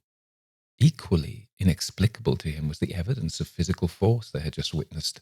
He at once suppressed the memory of stories he had heard of physical mediums and their dangerous phenomena, for if these were true, and either his aunt or himself was unwittingly a physical medium, it meant that they were simply aiding to focus the forces of a haunted house already charged to the brim. It was like walking with unprotected lamps among uncovered stores of gunpowder. So, with as little reflection as possible, he simply relit the candle and went on up to the next floor. The arm in his trembled, it is true, and his own tread was often uncertain. But they went on with thoroughness, and after a search revealing nothing, they climbed the last flight of stairs to the top floor of all. Here they found a perfect nest of small servants' rooms with broken pieces of furniture, dirty cane-bottomed chairs, chests of drawers, cracked mirrors, and decrepit bedsteads. The rooms had low sloping ceilings already hung here and there with cobwebs, small windows, and badly plastered walls, a depressing and dismal region which they were glad to leave behind. It was on the stroke of midnight when they entered a small room on the third floor, close to the top of the stairs, and arranged to make themselves comfortable for the remainder of their adventure. It was absolutely bare, and was said to be the room then used as a clothes closet into which the infuriated groom had chased his victim and finally caught her. Outside, across the narrow landing, began the stairs leading up to the floor above and the servants' quarters where they had just searched. In spite of the chilliness of the night, there was something in the air of this room that cried for an open window. But there was more than this. Shorthouse could only describe it by saying that he felt less master of himself here than in any other part of the house. There was something that acted directly on the nerves, tiring the resolution, enfeebling the will. He was conscious of this result before he had been in the room 5 minutes, and it was in the short time they stayed there that he suffered the wholesale depletion of his vital forces, which was, for himself, the chief horror of the whole experience. They put the candle on the floor of the cupboard, leaving the door a few inches ajar, so that there was no glare to confuse the eyes, and no shadow to shift about on walls and ceiling. Then they spread the cloak on the floor and sat down to wait, with their backs against the wall. Shorthouse was within 2 feet of the door to the landing. His position commanded a good view of the main staircase leading down into the darkness, and also of the beginning of the servants' stairs going to the floor above. The heavy stick lay beside him within easy reach. The moon was now high above the house. Through the open window they could see the comforting stars like friendly eyes watching in the sky.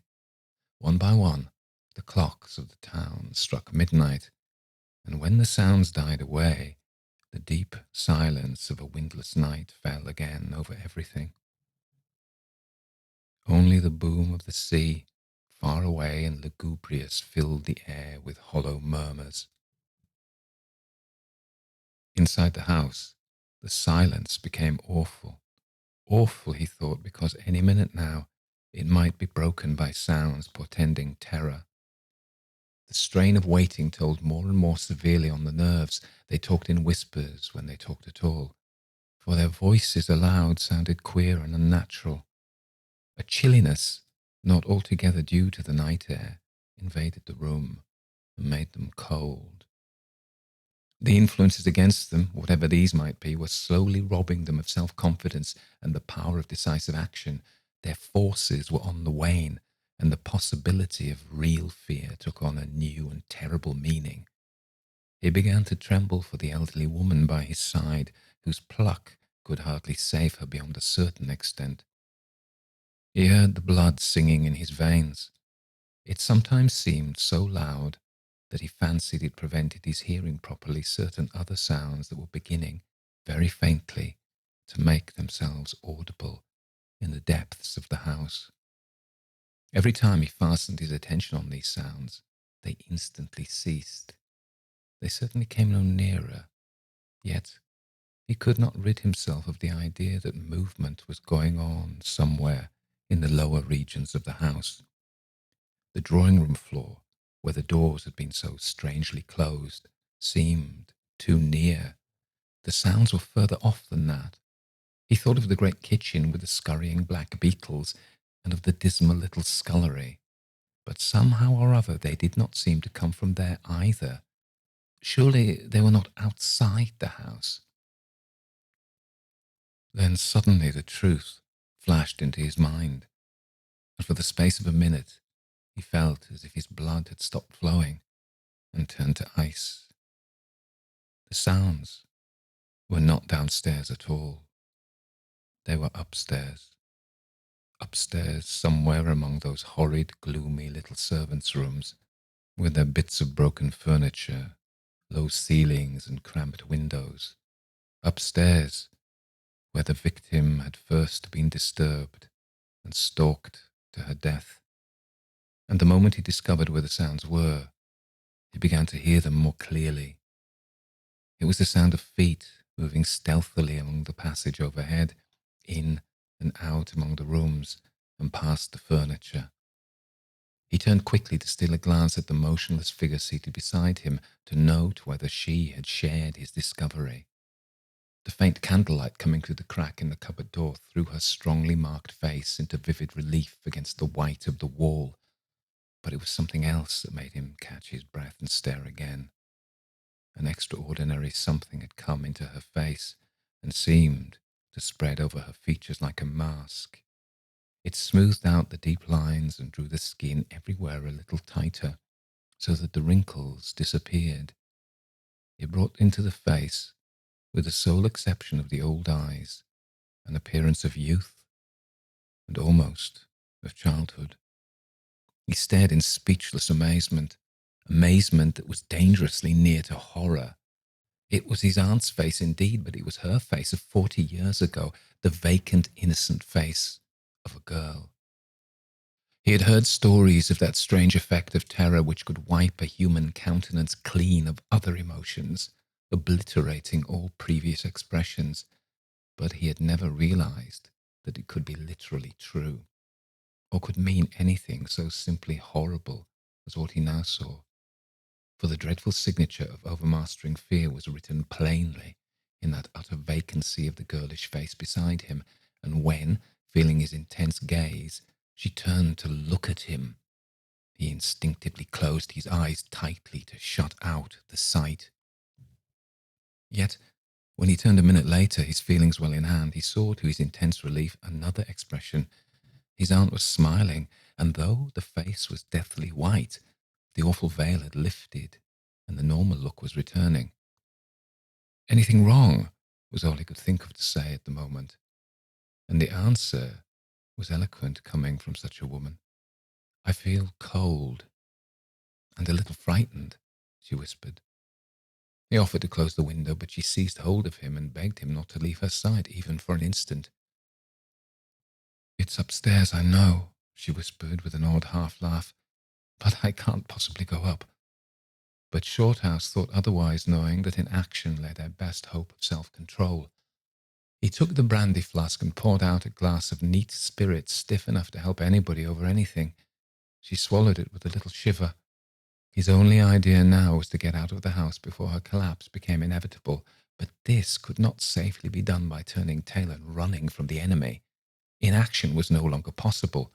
Every minute he was growing less master of himself, and desperate, aggressive measures were imperative without further delay.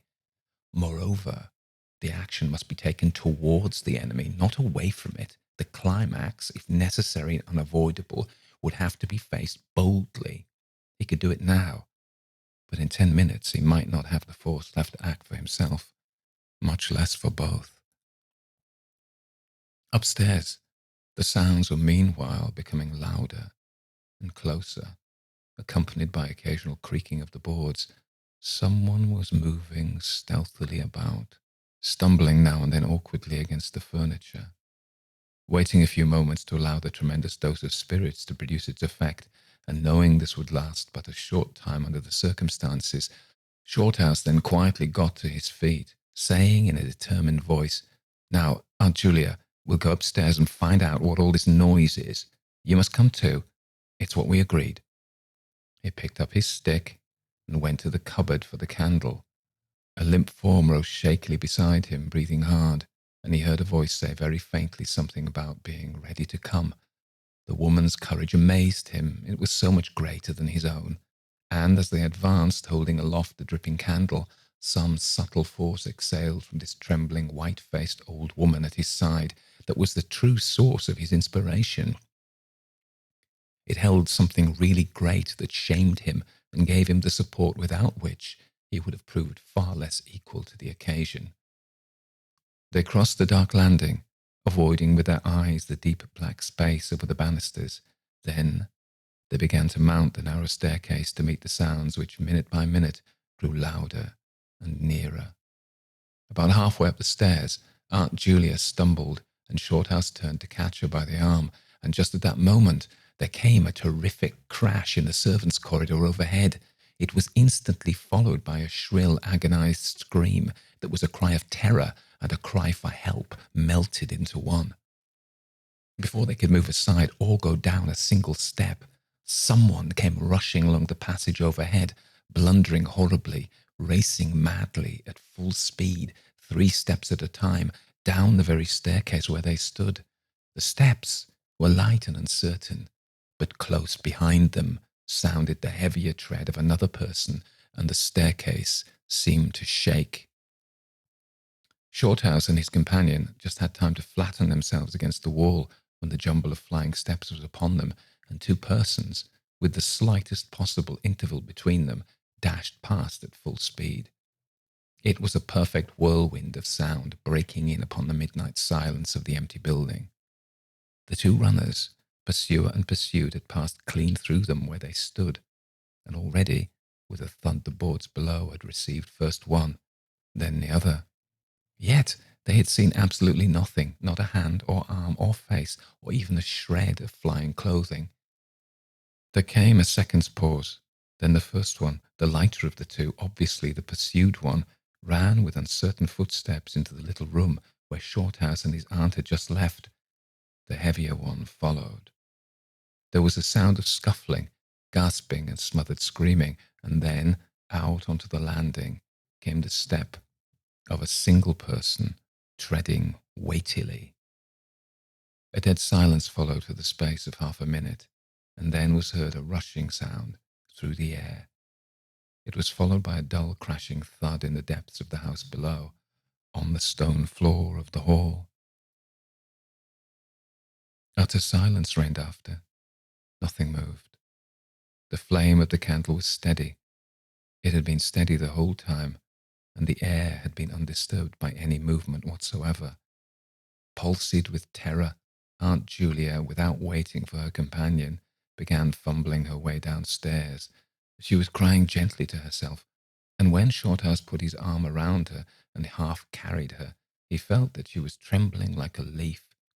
He went into the little room and picked up the cloak from the floor, and arm in arm, walking very slowly, without speaking a word or looking once behind them, they marched down the 3 flights into the hall. In the hall they saw nothing, but the whole way down the stairs they were conscious that someone followed them, step by step.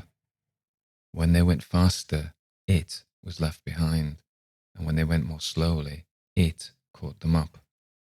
But never once did they look behind to see, and at each turning of the staircase they lowered their eyes for fear of the following horror they might see upon the stairs above. With trembling hands, Shorthouse opened the front door, and they walked out into the moonlight and drew a deep breath of the cool night air blowing in from the sea.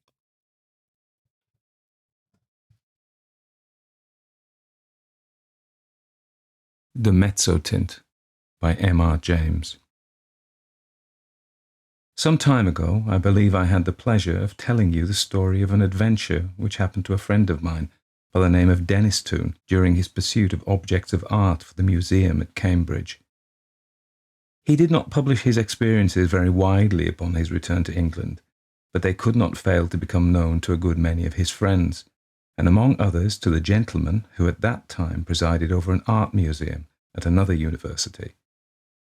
It was to be expected that the story should make a considerable impression on the mind of a man whose vocation lay in lines similar to Mezzotint's, and that he should be eager to catch at any explanation of the matter which tended to make it seem improbable that he should ever be called upon to deal with so agitating an emergency. It was indeed somewhat consoling to him to reflect that he was not expected to acquire ancient manuscripts for his institution.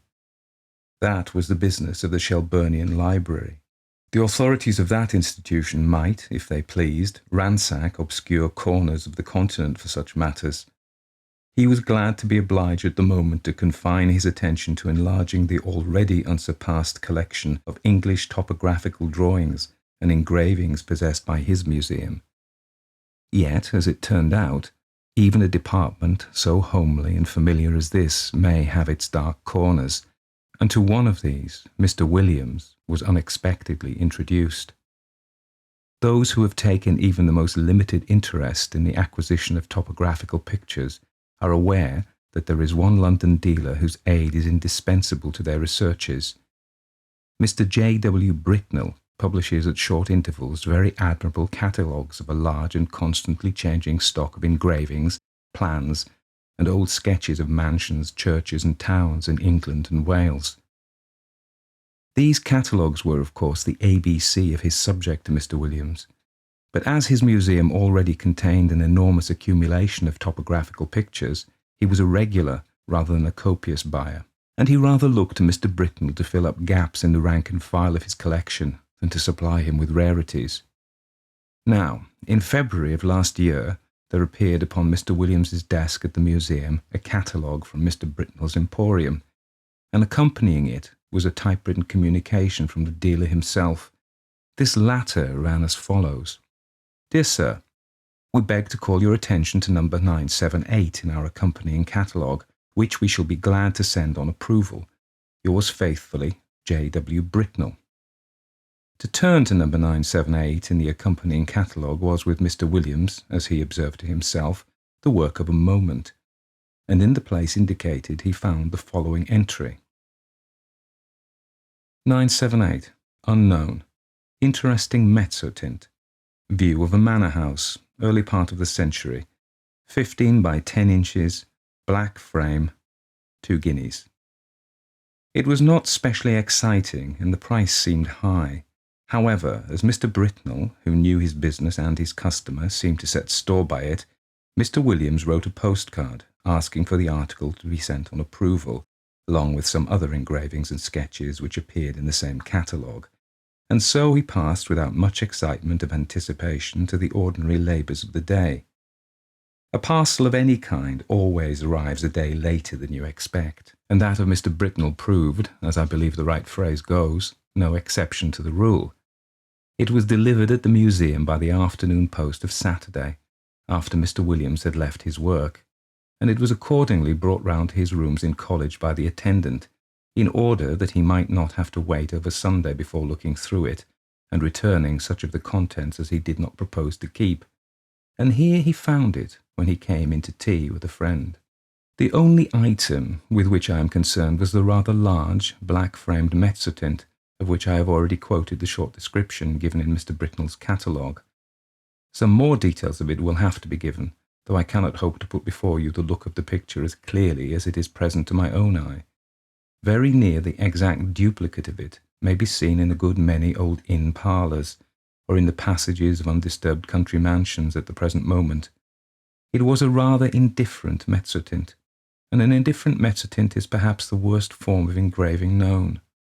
It presented a full-face view of a not very large manor house of the last century, with 3 rows of plain sashed windows with rusticated masonry about them, a parapet with balls or vases at the angles, and a small portico in the centre. On either side were trees, and in front a considerable expanse of lawn. The legend AWF Sculpsit was engraved on the narrow margin, and there was no further inscription. The whole thing gave the impression that it was the work of an amateur. What in the world Mr. Britnell could mean by affixing the price of 2 guineas to such an object was more than Mr. Williams could imagine. He turned it over with a good deal of contempt. Upon the back was a paper label, the left hand of which had been torn off. All that remained were the ends of 2 lines of writing. The first had the letters Ingley Hall, and the second Sex. It would perhaps be just worthwhile to identify the place represented, which you could easily do with the help of a gazetteer, and then he would send it back to Mr. Britnell with some remarks reflecting upon the judgment of that gentleman. He lighted the candles, for it was now dark, made the tea, and supplied the friend with whom he had been playing golf, for I believe the authorities of the university I write of indulge in that pursuit by way of relaxation, and tea was taken to the accompaniment of a discussion which golfing persons can imagine for themselves, but which the conscientious writer has no right to inflict upon any non-golfing persons. The conclusion arrived at was that certain strokes might have been better, and that in certain emergencies neither player had experienced that amount of luck which a human being has a right to expect. It was now that the friend, let's call him Professor Binks, took up the framed engraving and said, "What's this place, Williams?" "Just what I'm going to try to find out," said Williams, going to the shelf for a gazetteer. "Look at the back. Something Lee Hall. either in Sussex or Essex. Half the name's gone, you see. You don't happen to know it, I suppose. It's from that man Britnell, I suppose, isn't it?" said Binks. "Is it for the museum?" "Well, I think I should buy it if the price was 5 shillings, said Williams. "But for some unearthly reason he wants 2 guineas for it. I can't conceive why. It's a wretched engraving, and there aren't even any figures to give it life." "It's not worth 2 guineas, I should think," said Binks, "but I don't think it's so badly done. The moonlight seems rather good to me, and I should have thought there were figures, or at least a figure, just on the edge at the front." "Let's look," said Williams. "Well, it's true the light is rather cleverly given. Where's your figure? Oh, yes, just the head, in the very front of the picture." And indeed there was hardly more than a black blot on the extreme edge of the engraving, the head of a man or a woman, a good deal muffled up, the back turned to the spectator and looking towards the house. Williams had not noticed it before. "Still," he said, "though it's a cleverer thing than I thought, I can't spend 2 guineas of museum money on a picture of a place I don't know." Professor Binks had his work to do and soon went, and very nearly up to hall time Williams was engaged in a vain attempt to identify the subject of his picture. If the vowel before the NG had only been left, it would have been easy enough, he thought. But as it is, the name might be anything from Guestingley to Langley, and there are many more names ending like this than I thought, and this rotten book has no index of terminations. Hall in Mr. Williams's college was at 7. It need not be dwelt upon, the less so as he met their colleagues who had been playing golf during the afternoon, and words which we have no concern were freely bandied across the table, merely golfing words, I would hasten to explain. I suppose an hour or more to have been spent in what is called common room after dinner. Later in the evening some few retired to Williams's rooms, and I have little doubt that whist was played and tobacco smoked. During a lull in these operations, Williams picked up the Mezzotint from the table without looking at it and handed it to a person mildly interested in art, telling him where it had come from and the other particulars which we already know. The gentleman took it carelessly, looked at it, then said in a tone of some interest, "It's really a very good piece of work, Williams. It has quite a feeling of the Romantic period. The light is admirably managed, it seems to me, and the figure, though it's rather too grotesque, is somehow very impressive." "Yes, isn't it?" said Williams, who was just then busy giving whisky and soda to others of the company, and was unable to come across the room to look at the view again. It was by this time rather late in the evening, and the visitors were on the move. After they went, Williams was obliged to write a letter or 2 and clear up some odd bits of work. At last, some time past midnight, he was disposed to turn in, and he put out his lamp after lighting his bedroom candle.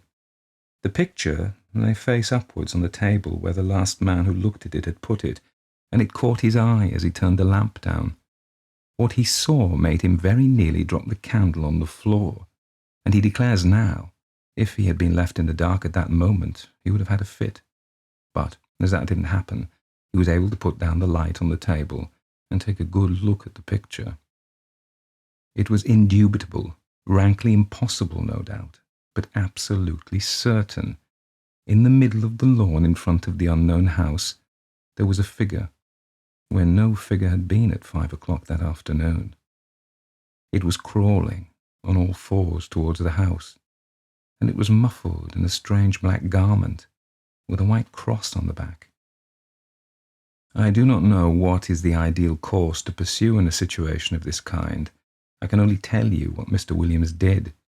He took the picture by one corner and carried it across the passage to a second set of rooms which he possessed. There he locked it up in a drawer, sported the doors of both sets of rooms, and retired to bed. But first he wrote out and signed an account of the extraordinary change which the picture had undergone since it had come into his possession. Sleep visited him rather late, but it was consoling to reflect that the behaviour of the picture did not depend upon his own unsupported testimony. Evidently, the man who had looked at it the night before had seen something of the same kind as he had. Otherwise, he might have been tempted to think that something gravely wrong was happening, either to his eyes or his mind. This possibility being fortunately precluded, 2 matters awaited him on the morrow. He must take stock of the picture very carefully and call in a witness for the purpose, and he must make a determined effort to ascertain what house it was that was represented. He would therefore ask his neighbour Nisbet to breakfast with him, and he would subsequently spend a morning over the gazetteer. Nisbet was disengaged and arrived about 9:20 a.m. His host was not quite dressed, I'm sorry to say, even at this late hour. During breakfast, nothing was said about the Mezzotint by Williams, save that he had a picture on he wished for Nisbet's opinion. But those who are familiar with university life can picture for themselves the wide and delightful range of subjects over which the conversation of two fellows of Canterbury College is likely to extend during a Sunday morning breakfast. Hardly a topic was left unchallenged, from golf to lawn tennis. Yet I am bound to say that Williams was rather distraught, for his interest naturally centred in that very strange picture which was now reposing, face downwards, in the drawer in the room opposite. The morning pipe was at last lighted, and the moment had arrived for which he looked. With very considerable, almost tremulous excitement, he ran across, unlocked the drawer, and extracting the picture, still face downwards, ran back and put it into Nisbet's hands. "Now," he said, "Nisbet, I want you to tell me exactly what you see in the picture. Describe it, if you don't mind, rather minutely. I'll tell you why afterwards." "Well," said Nisbet, "I have here a view of a country house, English, I presume, by moonlight." "Moonlight? You're sure of that?" "Certainly. The moon appears to be on the wane, if you wish for details, and there are clouds in the sky." "All right, go on. I'll swear," added Williams in an aside, "there was no moon when I saw it first." "Well, there's not much more to be said," Nisbet continued. "The house has 3 rows of windows, 5 in each row except at the bottom, where there's a porch instead of the middle one, and—" "But what about figures?" said Williams with marked interest. "There aren't any," said Nisbet, "but—" "What, no figure on the grass in front?" "Not a thing. You'll swear to that?" "Certainly I will, but there's just one other thing." "What?" "Why, one of the windows on the ground floor, left of the door, is open." "Is it really so? My goodness." "He must have got in," said Williams, with great excitement, and he hurried to the back of the sofa on which Nisbet was sitting, and catching the picture from him, verified the matter for himself. It was quite true. There was no figure, and there was the open window. Williams, after a moment of speechless surprise, went to the writing table and scribbled for a short time. Then he brought 2 papers to Nisbet, and asked him first to sign one. It was his own description of the picture, which you have just heard, and then to read the other, which was Williams's statement written the night before. "What can it all mean?" said Nisbet. "Exactly," said Williams. "Well, one thing I must do, or 3 things now I think of it. I must find out from Garwood," this was his last night's visitor, "what he saw, and then I must get the thing photographed before it goes further, and then I must find out what the place is." "I can do the photographing myself," said Nisbet, "and I will, but, you know, it looks very much as if we were assisting at the working out of a tragedy somehow. The question is, has it happened already, or is it going to come off? You must find out what the place is. Yes," he said, looking at the picture again. "I expect you're right. He has got in. And if I don't mistake, there'll be the devil to pay in one of the rooms upstairs. I'll tell you what," said Williams. "I'll take the picture across to old Green." This was the senior fellow of the college who had been bursar for many years. "It's quite likely he'll know it. We have property in Essex and Sussex, and he must have been over the 2 counties a lot in his time." "Quite likely he will," said Nisbet. "But just let me take my photograph first. But look here, I rather think Green isn't up today. He wasn't in hall last night, and I think I heard him say he was going down for the Sunday." "That's true too," said Williams. "I know he's gone to Brighton. Well, if you'll photograph it now, I'll go across to Garwood and get his statement, and you keep an eye on it while I'm gone. I'm beginning to think 2 guineas is not a very exorbitant price for it now." In a short time he had returned, and brought Mr. Garwood with him. Garwood's statement was to the effect that the figure, when he had seen it, was clear of the edge of the picture, but had not got far across the lawn. He remembered a white mark on the back of its drapery, but couldn't be sure it was a cross. A document to this effect was drawn up and signed, and Nisbet proceeded to photograph the picture. "Now what do you mean to do?" he said. "Are you going to sit and watch it all day?"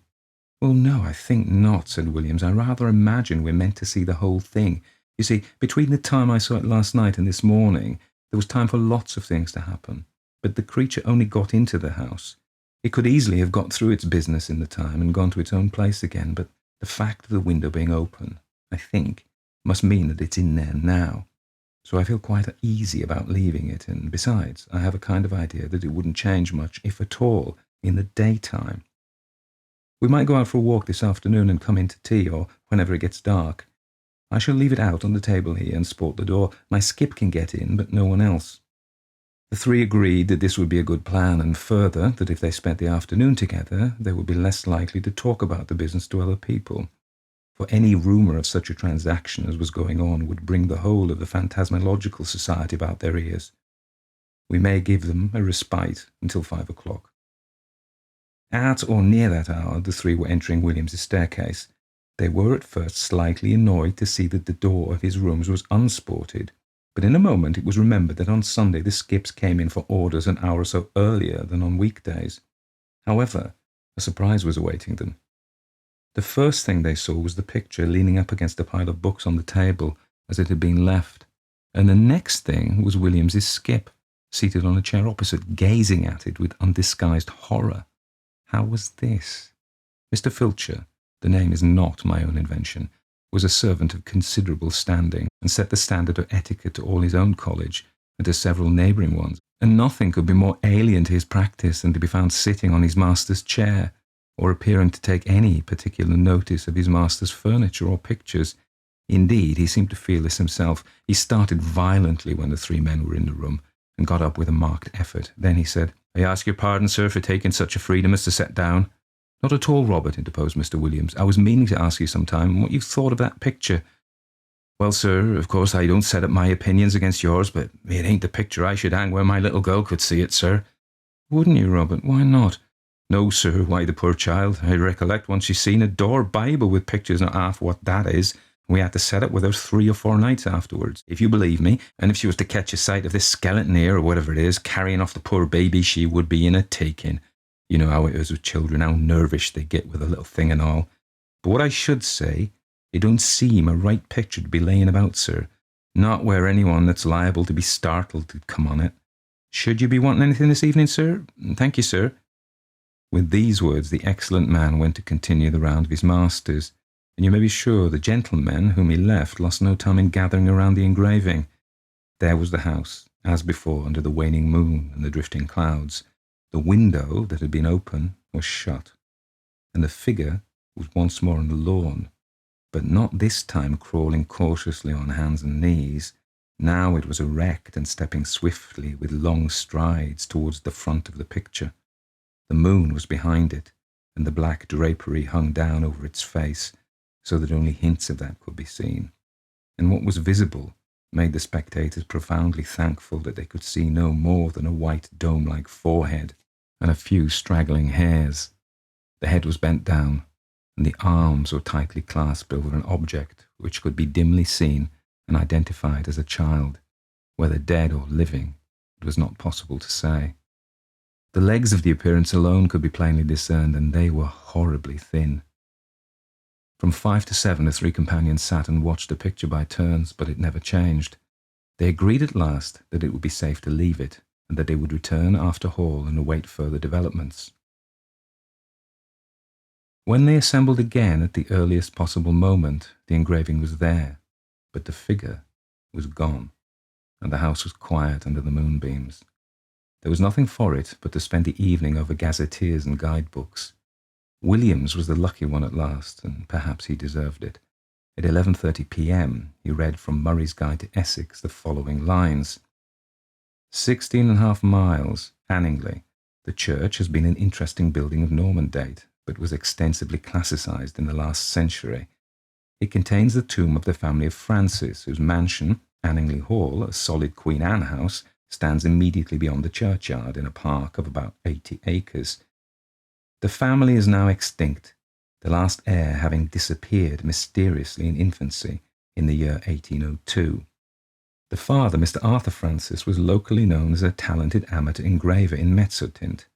After his son's disappearance, he lived in complete retirement at the Hall, and was found dead in his studio on the 3rd anniversary of the disaster, having just completed an engraving of the house, impressions of which are of considerable rarity. This looked like business, and indeed Mr. Green on his return at once identified the house as Anningley Hall. "Is there any kind of explanation of the figure, Green?" was the question which Williams naturally asked. "I don't know, I'm sure, Williams. What used to be said in the place, when I first knew it, which was before I came up here, was just this. Old Francis was always very much down on these poaching fellows, and whenever he got a chance he used to get a man whom he suspected of it turned off the estate, and by degrees he got rid of them all but one. Squires could do a lot of things then that they daren't think of now. Well, this man that was left was what you find pretty often in that county, the last remains of a very old family. I believe they were lords of the manor at one time. I recollect just the same thing in my own parish. What, like the man in Tess of the D'Urbervilles, Williams put in. Yes, I dare say, it's not a book I could ever read myself, but this fellow could show a row of tombs in the church there that belonged to his ancestors, and all that went to sour him a bit. But Francis, they said, could never get at him. He always kept just on the right side of the law, until one night the keepers found him at it in a wood right at the end of the estate. I could show you the place now. It marches with some land that used to belong to an uncle of mine. And you can imagine there was a row. And this man, Gaudy, I thought I should get it, Gaudy, he was unlucky enough, poor chap, to shoot a keeper. Well, that was what Francis wanted, and grand juries, you know what they would have been then. And poor Gaudy was strung up in double quick time. And I've been shown the place he was buried in, on the north side of the church. You know the way in that part of the world. Anyone that's been hanged or made away with themselves, they bury them on that side. And the idea was that some friend of Gaudy's, not a relation because he had none, poor devil, must have planned to get hold of Francis's boy and put an end to his line too. I don't know, it's rather an out-of-the-way thing for an Essex poacher to think of, but you know, I should say now it looks more as if old Gaudy had managed the job himself. Boo, I hate to think of it. Have some whiskey, Williams. The facts were communicated by Williams to Dennistoun, and by him to a mixed company, of which I was one, and the Sadducean professor of ophiology another. I am sorry to say that the latter, when asked what he thought of it, only remarked, "Oh, those Bridgeford people will say anything," a sentiment which met with the reception it deserved. I have only to add that the picture is now in the Ashleyan Museum, that it has been treated with a view to discovering whether sympathetic ink has been used in it, but without effect. That Mr. Britnell knew nothing of it, save that he was sure it was uncommon, and that, though carefully watched, it has never been known to change again. The Canterville Ghost. An amusing chronicle of the tribulations of the ghost of Canterville Chase when his ancestral halls became the home of the American minister to the court of St. James, by Oscar Wilde. John W. Luce and Company, Boston and London, 1906. 1. When Mr. Hiram B. Otis, the American minister, bought Canterville Chase, everyone told him he was doing a very foolish thing, as there was no doubt at all that the place was haunted. Indeed, Lord Canterville himself, who was a man of the most punctilious honour, had felt it his duty to mention the fact to Mr. Otis when they came to discuss terms. "We have not cared to live in the place ourselves," said Lord Canterville, "since my grand-aunt, the Dowager Duchess of Bolton, was frightened into a fit, from which she never really recovered, by two skeleton hands being placed on her shoulders as she was dressing for dinner. And I feel bound to tell you, Mr. Otis, that the ghost has been seen by several living members of my family, as well as by the rector of the parish, the Reverend Augustus Dampier, who is a fellow of King's College, Cambridge. After the unfortunate incident to the Duchess, none of our younger servants would stay with us, and Lady Canterville often got very little sleep at night, in consequence of the mysterious noises that came from the corridor and the library. "My lord," answered the minister, "I will take the furniture and the ghost at a valuation. I have come from a modern country, where we have everything that money can buy, and with all our spry young fellows painting the old world red, and carrying off your best actors and prima donnas, I reckon that if there were such a thing as a ghost in Europe, we'd have it at home in a very short time in one of our public museums, or on the road as a show." "I fear that the ghost exists," said Lord Canterville, smiling, "though it may have resisted the overtures of your enterprising impresarios. It has been well known for 3 centuries, since 1584 in fact, and always makes its appearance before the death of any member of our family. Well, so does the family doctor, for that matter, Lord Canterville. But there is no such thing, sir, as a ghost, and I guess the laws of nature are not going to be suspended for the British aristocracy. You are certainly very natural in America, answered Lord Canterville, who did not quite understand Mr. Otis's last observation. And if you don't mind a ghost in the house, it's all right. Only you must remember I warned you. A week after this, the purchase was concluded, and at the close of the season the minister and his family went down to Canterville Chase. Mrs. Otis, who, as Miss Lucretia R. Tappan of West 53rd Street, had been a celebrated New York belle, was now a very handsome middle-aged woman with fine eyes and a superb profile. Many American ladies, on leaving their native land, adopt an appearance of chronic ill health, under the impression that it is a form of European refinement. But Mrs. Otis had never fallen into this error. She had a magnificent constitution and a really wonderful amount of animal spirits. Indeed, in many respects, she was quite English, and was an excellent example of the fact that we have really everything in common with America nowadays, except, of course, language. Her eldest son, christened Washington by his parents in a moment of patriotism, which he never ceased to regret, was a fair-haired, rather good-looking young man, who had qualified himself for American diplomacy by leading the German at the Newport Casino for 3 successive seasons, and even in London was well known as an excellent dancer. Gardenias and the peerage were his only weaknesses. Otherwise, he was extremely sensible. Miss Virginia E. Otis was a little girl of 15, lithe and lovely as a fawn, and with a fine freedom in her large blue eyes. She was a wonderful Amazon, and had once raced old Lord Bilton on her pony twice round the park, winning by a length and a half, just in front of the Achilles statue, to the huge delight of the young Duke of Cheshire, who proposed to her on the spot, and was sent back to Eton that very night by his guardians in floods of tears. After Virginia came the twins, who were usually called the Stars and Stripes, as they were always getting swished. They were delightful boys, and, with the exception of the worthy minister, the only true Republicans of the family.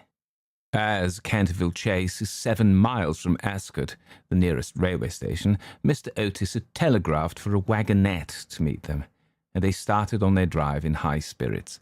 It was a lovely July evening, and the air was delicate with the scent of the pine woods.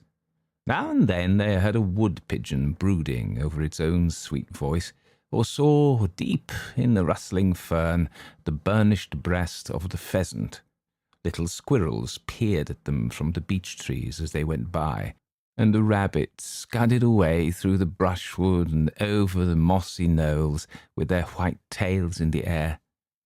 As they entered the avenue of Canterville Chase, however, the sky became suddenly overcast with clouds. A curious stillness seemed to hold the atmosphere. A great flight of rooks passed silently over their heads, and before they reached the house, some big drops of rain had fallen. Standing on the steps to receive them was an old woman, neatly dressed in black silk, with a white cap and apron. This was Mrs. Umney, the housekeeper, whom Mrs. Otis, at Lady Canterville's earnest request, had consented to keep in her former position. She made them each a low curtsy as they alighted, and said in a quaint, old-fashioned manner, "I bid you welcome to Canterville Chase." Following her, they passed through the fine Tudor hall into the library, a long, low room panelled in black oak, at the end of which was a large stained glass window. Here they found tea laid out for them, and after taking off their wraps they sat down and began to look around, while Mrs. Umney waited on them. Suddenly Mrs. Otis caught sight of a dull red stain on the floor just by the fireplace, and quite unconscious of what it really signified, said to Mrs. Umney, I'm afraid something has been spilt there." "Yes, madam," replied the old housekeeper in a low voice. "Blood has been spilt on that spot." "How horrid!" cried Mrs. Otis. "I don't at all care for bloodstains in a sitting-room. It must be removed at once." The old woman smiled and answered in the same low, mysterious voice. "It is the blood of Lady Eleanor de Canterville, who was murdered on that very spot by her own husband, Sir Simon de Canterville, in 1577. Sir Simon survived her 9 years and disappeared suddenly under very mysterious circumstances. His body has never been discovered, but his guilty spirit still haunts the chase. The bloodstain has been much admired by tourists and others, and cannot be removed." "That is all nonsense," cried Washington Otis. "Pinkerton's champion stain remover and Paragon detergent will clean it up in no time."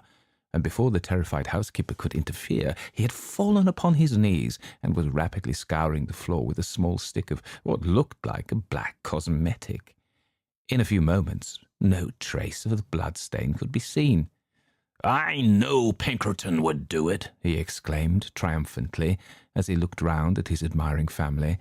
But no sooner had he said these words than a terrible flash of lightning lit up the sombre room. A fearful peal of thunder made them all start to their feet, and Mrs. Umney fainted. "What a monstrous climate," said the American minister calmly as he lit a long cheroot. "I guess the old country is so overpopulated that they have not enough decent weather for everybody. I have always been of opinion that emigration is the only thing for England." "My dear Hiram," cried Mrs. Otis, "what can we do with a woman who faints?" "Charge it to her like breakages," answered the minister. "She won't faint after that." And in a few moments Mrs. Umney certainly came to. There was no doubt, however, that she was extremely upset, and she sternly warned Mr. Otis to beware of some trouble coming to the house. "I've seen many things with my own eyes, sir," she said, "that would make any Christian's hair stand on end. And many a night I have not closed my eyes in sleep for the awful things that are done here." Mr. Otis, however, and his wife warmly assured the honest soul that they were not afraid of ghosts, and after invoking the blessings of Providence on her new master and mistress, and making arrangements for an increase in salary, the old housekeeper tottered off to her own room. 2. The storm raged fiercely all that night, but nothing of particular note occurred. The next morning, however, when they came down to breakfast, they found the terrible stain of blood once again on the floor. "I don't think it can be the fault of the Paragon detergent," said Washington, "for I have tried it with everything. It must be the ghost." He accordingly rubbed out the stain a second time. But the second morning it appeared again. The third morning also it was there, though the library had been locked up at night by Mr. Otis himself and the key carried upstairs. The whole family were now quite interested. Mr. Otis began to suspect that he had been too dogmatic in his denial of the existence of ghosts. Mrs. Otis expressed her intention of joining the Psychical Society, and Washington prepared a long letter to Messrs. Myers and Podmore on the subject of the permanence of sanguineous stains when connected with crime. That night, all doubts about the objective existence of phantasmata were removed forever. The day had been warm and sunny, and in the cool of the evening the whole family went out to drive. They did not return home till 9 o'clock, when they had a light supper.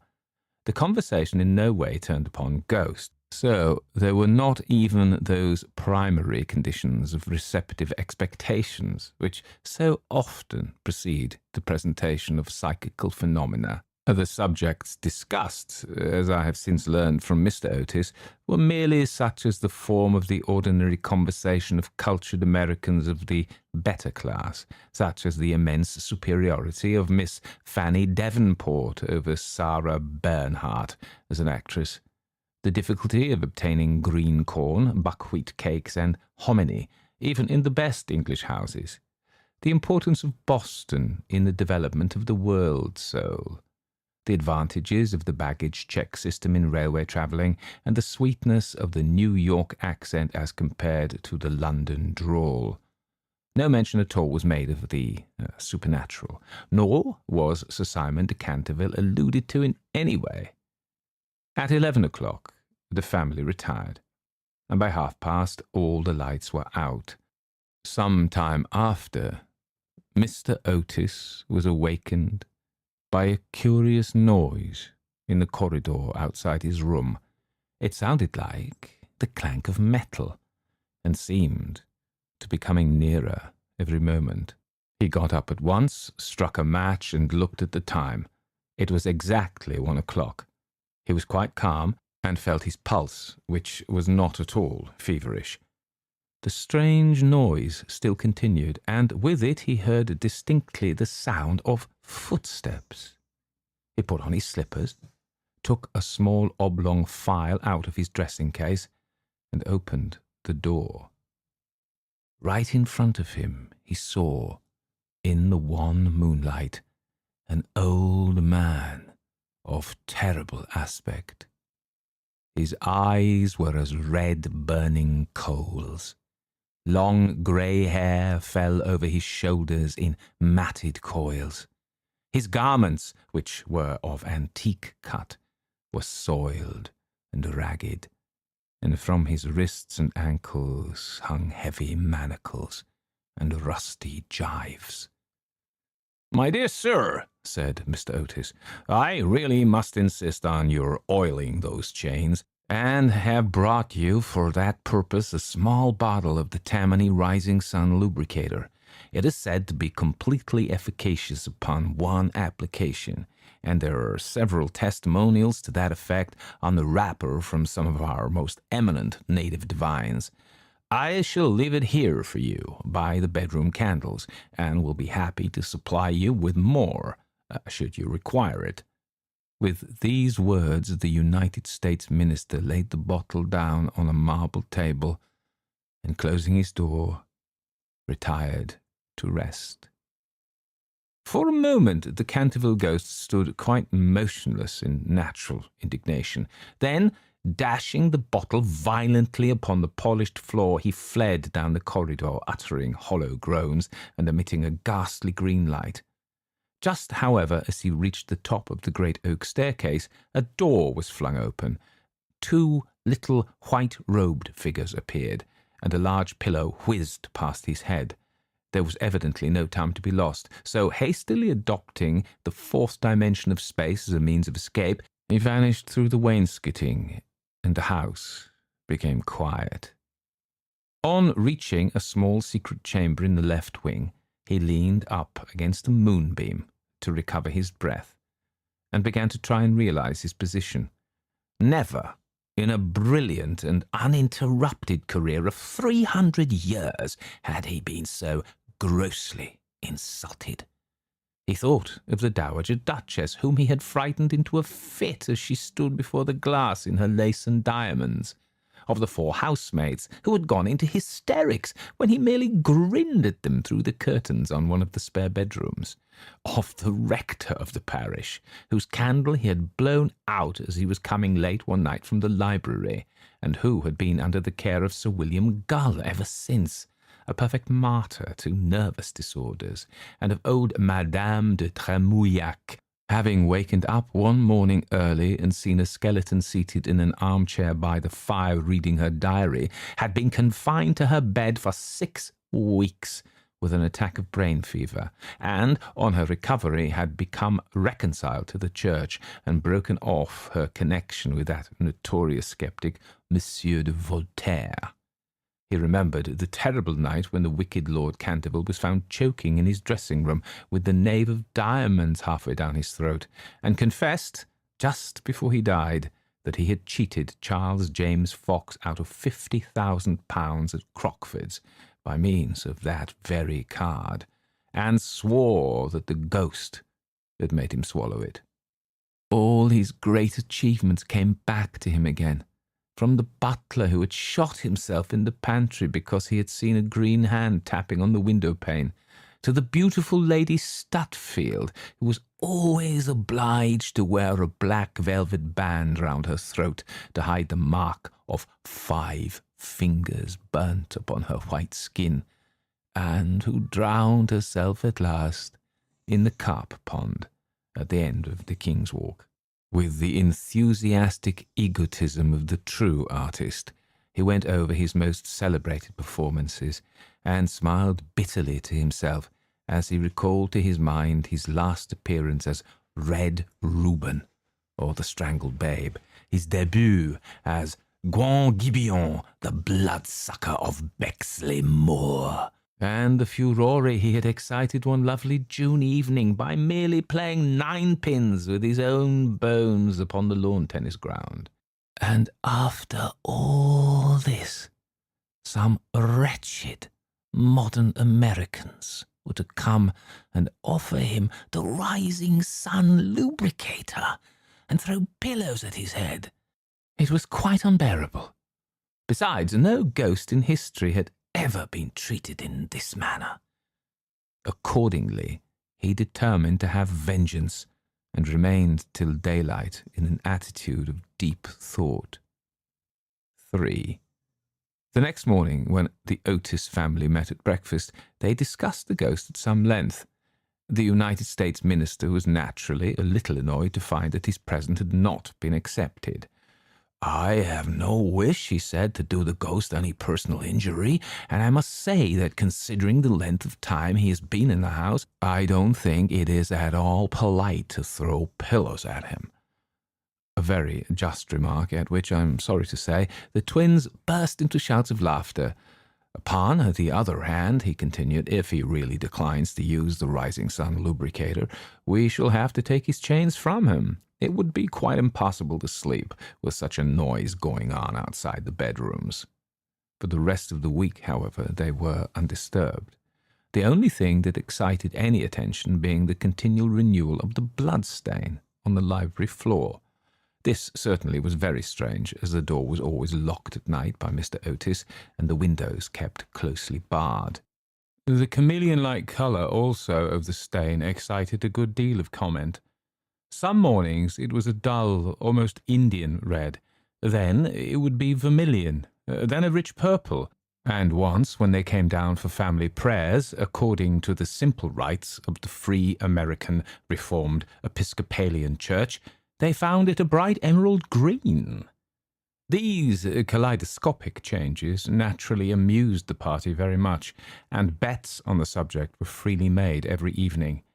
The only person who did not enter into the joke was little Virginia, who, for some unexplained reason, was always a good deal distressed at the sight of the blood-stain, and very nearly cried the morning it was emerald green. The second appearance of the ghost was on Sunday night. Shortly after they had gone to bed, they were suddenly alarmed by a fearful crash in the hall. Rushing downstairs, they found that a large suit of old armour had become detached from its stand and had fallen on the stone floor, while seated in a high-backed chair was the Canterville ghost, rubbing his knees with an expression of acute agony on his face. The twins, having brought their pea-shooters with them, at once discharged 2 pellets on him, with that accuracy of aim which can only be attained by long and careful practice on a writing master, while the United States minister covered him with his revolver and called upon him, in accordance with Californian etiquette, to hold up his hands. The ghost started up with a wild shriek of rage and swept through them like a mist, extinguishing Washington Otis's candle as he passed, and so leaving them all in total darkness. On reaching the top of the staircase, he recovered himself, and determined to give his celebrated peal of demoniac laughter. This he had, on more than one occasion, found extremely useful. It was said to have turned Lord Raker's wig grey in a single night, and had certainly made 3 of Lady Canterville's French governesses give warning before their month was up. He accordingly laughed his most horrible laugh till the old vaulted roof rang and rang again. But hardly had the fearful echo died away when a door opened, and Mrs. Otis came out in a light blue dressing-gown. "I'm afraid you are far from well," she said, "and have brought you a bottle of Dr. Dobell's tincture.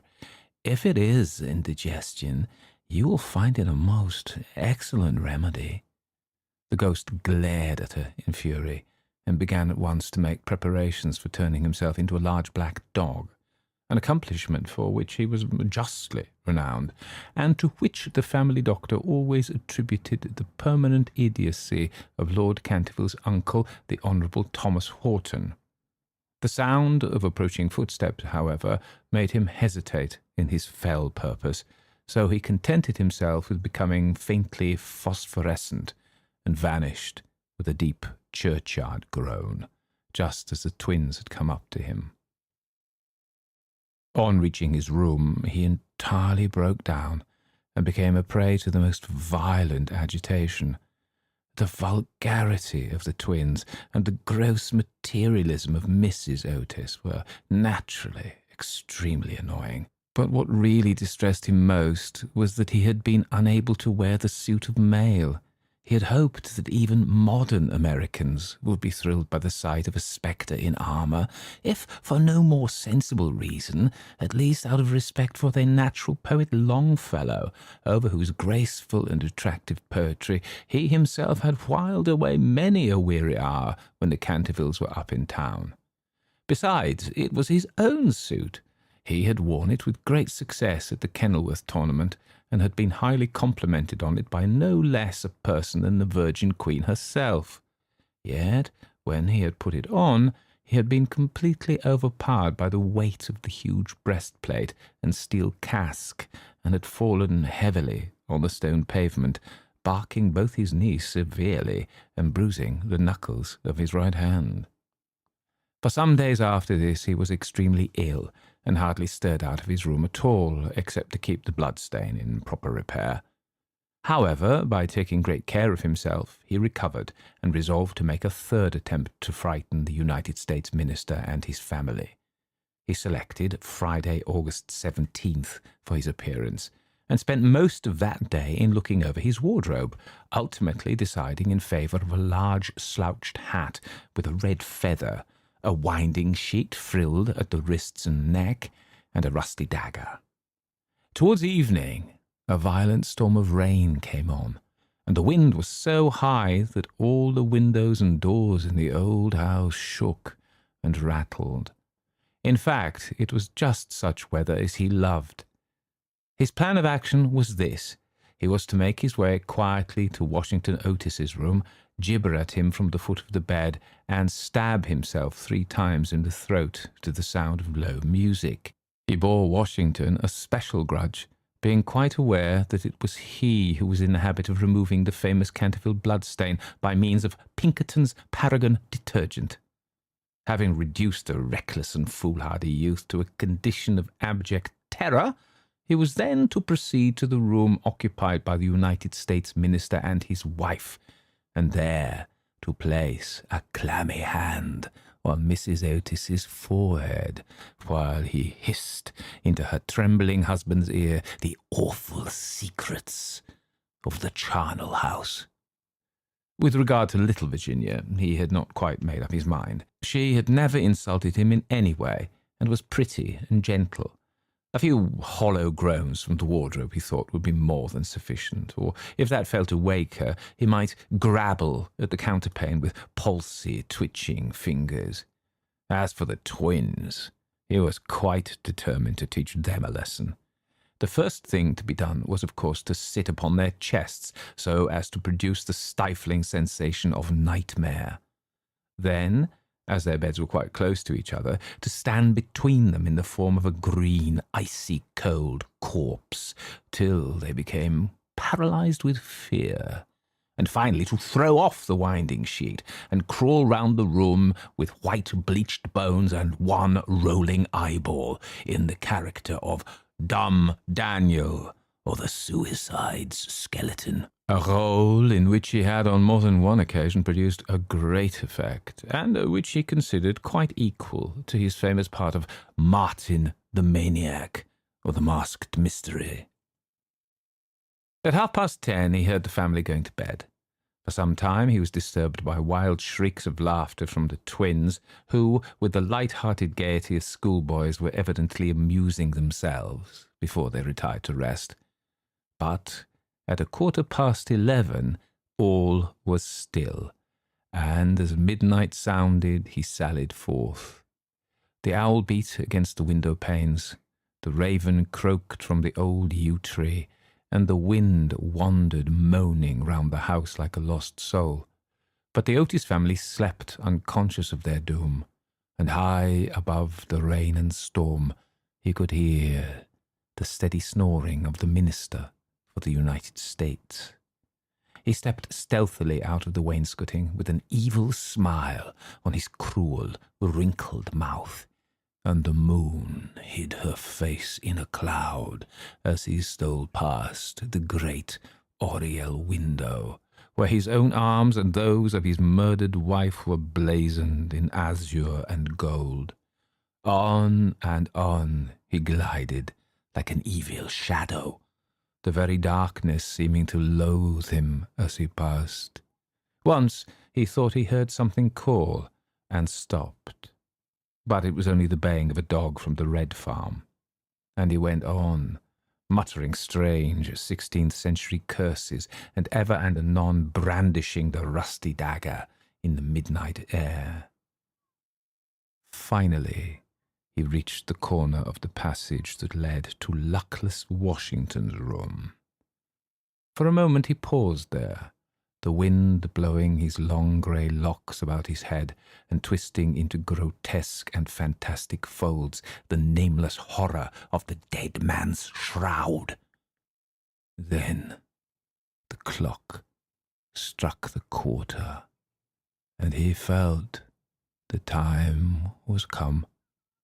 He chuckled to himself and turned the corner, but no sooner had he done so than, with a piteous wail of terror, he fell back and hid his blanched face in his long, bony hands.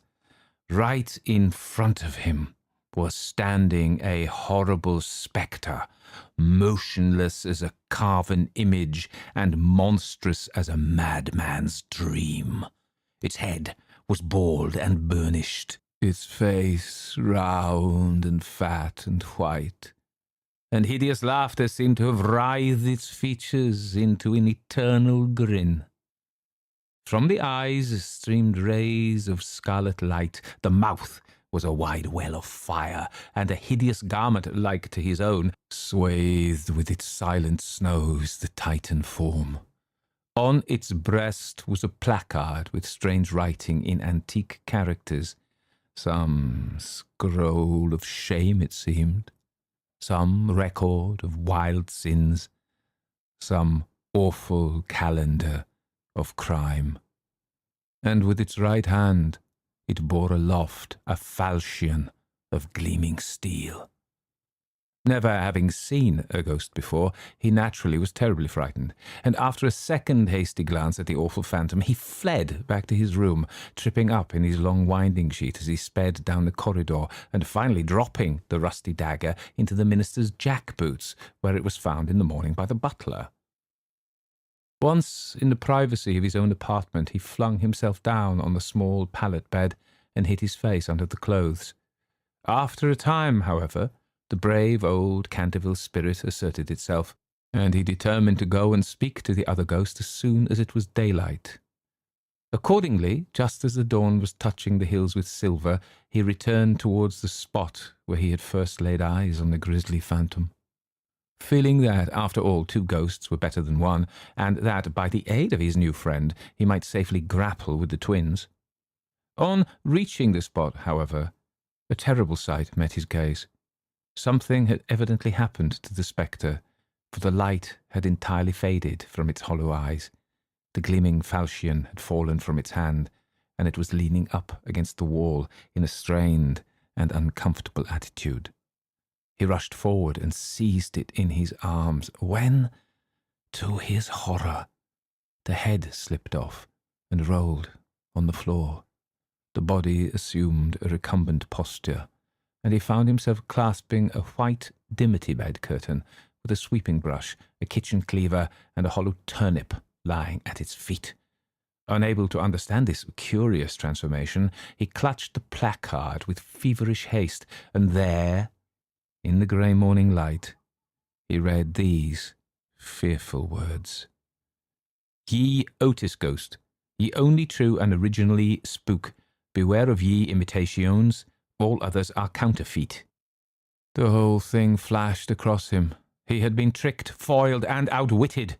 The old Canterville look came into his eyes. He ground his toothless gums together, and raising his withered hands high above his head, swore, according to the picturesque phraseology of the antique school, that when Chanticleer had sounded twice his merry horn, deeds of blood would be wrought, and murder walk abroad with silent feet. Hardly had he finished this awful oath when, from the red-tiled roof of a distant homestead, a cock crew. He laughed a long, low, bitter laugh, and waited. Hour after hour he waited, but the cock, for some strange reason, did not crow again. Finally, at 7:30, the arrival of the housemaids made him give up his fearful vigil, and he stalked back to his room, thinking of his vain oath and baffled purpose. There he consulted several books of ancient chivalry, of which he was exceedingly fond, and found that on every occasion on which this oath had been used, Chanticleer had always crowed a second time. "Perdition seize the naughty fowl," he muttered. "I have seen the day when, with my stout spear, I would have run him through the gorge and made him crow for me, and 'twere in death." He then retired to a comfortable lead coffin and stayed there till evening. 4. The next day, the ghost was very weak and tired. The terrible excitement of the last 4 weeks was beginning to have its effect. His nerves were completely shattered, and he started at the slightest noise. For 5 days he kept his room, and at last made up his mind to give up the point of the bloodstain on the library floor. If the Otis family did not want it, they clearly did not deserve it. They were evidently people on a low, material plane of existence, and quite incapable of appreciating the symbolic value of sensuous phenomena. The question of phantasmic apparitions and the development of astral bodies was, of course, quite a different matter, and really not under his control. It was his solemn duty to appear in the corridor once a week, and to gibber from the large oriel window on the first and third Wednesdays in every month, and he did not see how he could honourably escape from his obligations. It is quite true that his life had been very evil, but on the other hand, he was most conscientious in all things connected with the supernatural. For the next 3 Saturdays, accordingly, he traversed the corridor as usual between midnight and 3 o'clock, taking every possible precaution against being either heard or seen. He removed his boots, trod as lightly as possible on the old worm-eaten boards, wore a large black velvet cloak, and was careful to use the rising sun lubricator for oiling his chains. I am bound to acknowledge that it was with a good deal of difficulty that he brought himself to adopt this last mode of protection. However, one night, while the family were at dinner, he slipped into Mr. Otis's bedroom and carried off the bottle. He felt a little humiliated at first, but afterwards was sensible enough to see that there was a great deal to be said for the invention, and, to a certain degree, it served his purpose. Still, in spite of everything, he was not left unmolested. Strings were continually being stretched across the corridor, over which he tripped in the dark, And on one occasion, while dressed for the part of Black Isaac, or the huntsman of Hogley Woods, he met with a severe fall through treading on a butter slide which the twins had constructed from the entrance of the tapestry chamber to the top of the oak staircase.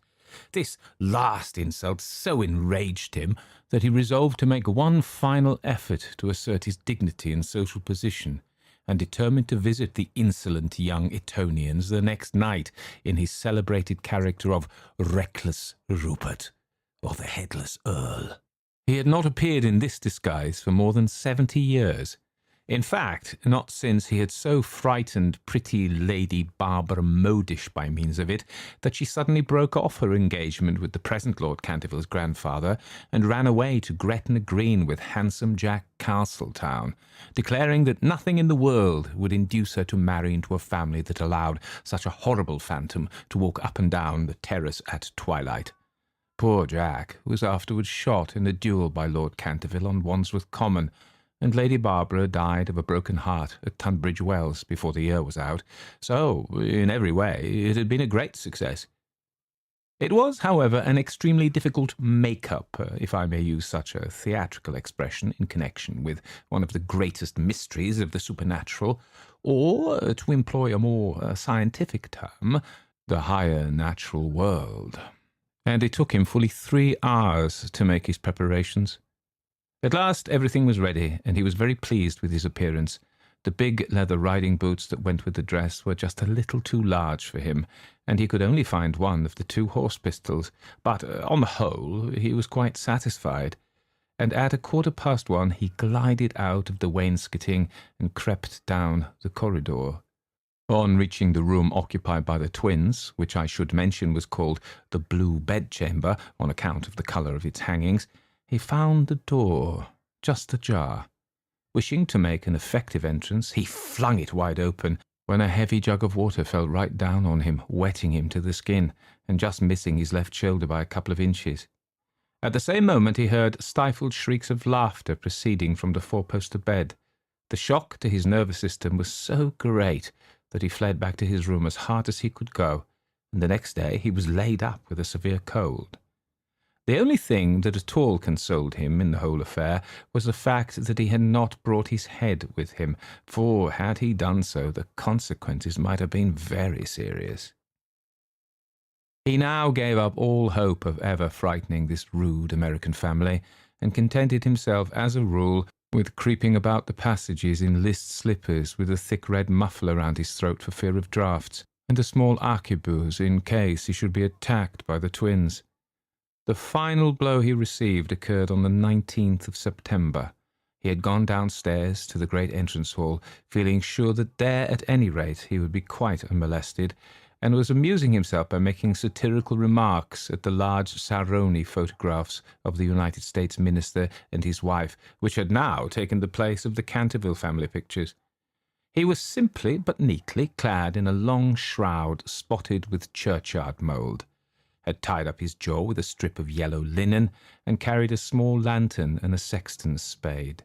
In fact, he was dressed for the character of Jonas the Graveless, or the corpse snatcher of Chertsey Barn, one of his most remarkable impersonations, and one which the Cantervilles had every reason to remember, as it was the real origin of their quarrel with their neighbour, Lord Rufford. It was about 2:15 in the morning, and, as far as he could ascertain, no one was stirring. As he was strolling towards the library, however, to see if there were any traces left of the blood-stain, suddenly there leaped out on him from a dark corner 2 figures who waved their arms wildly above their heads and shrieked out, "Boo!" in his ear.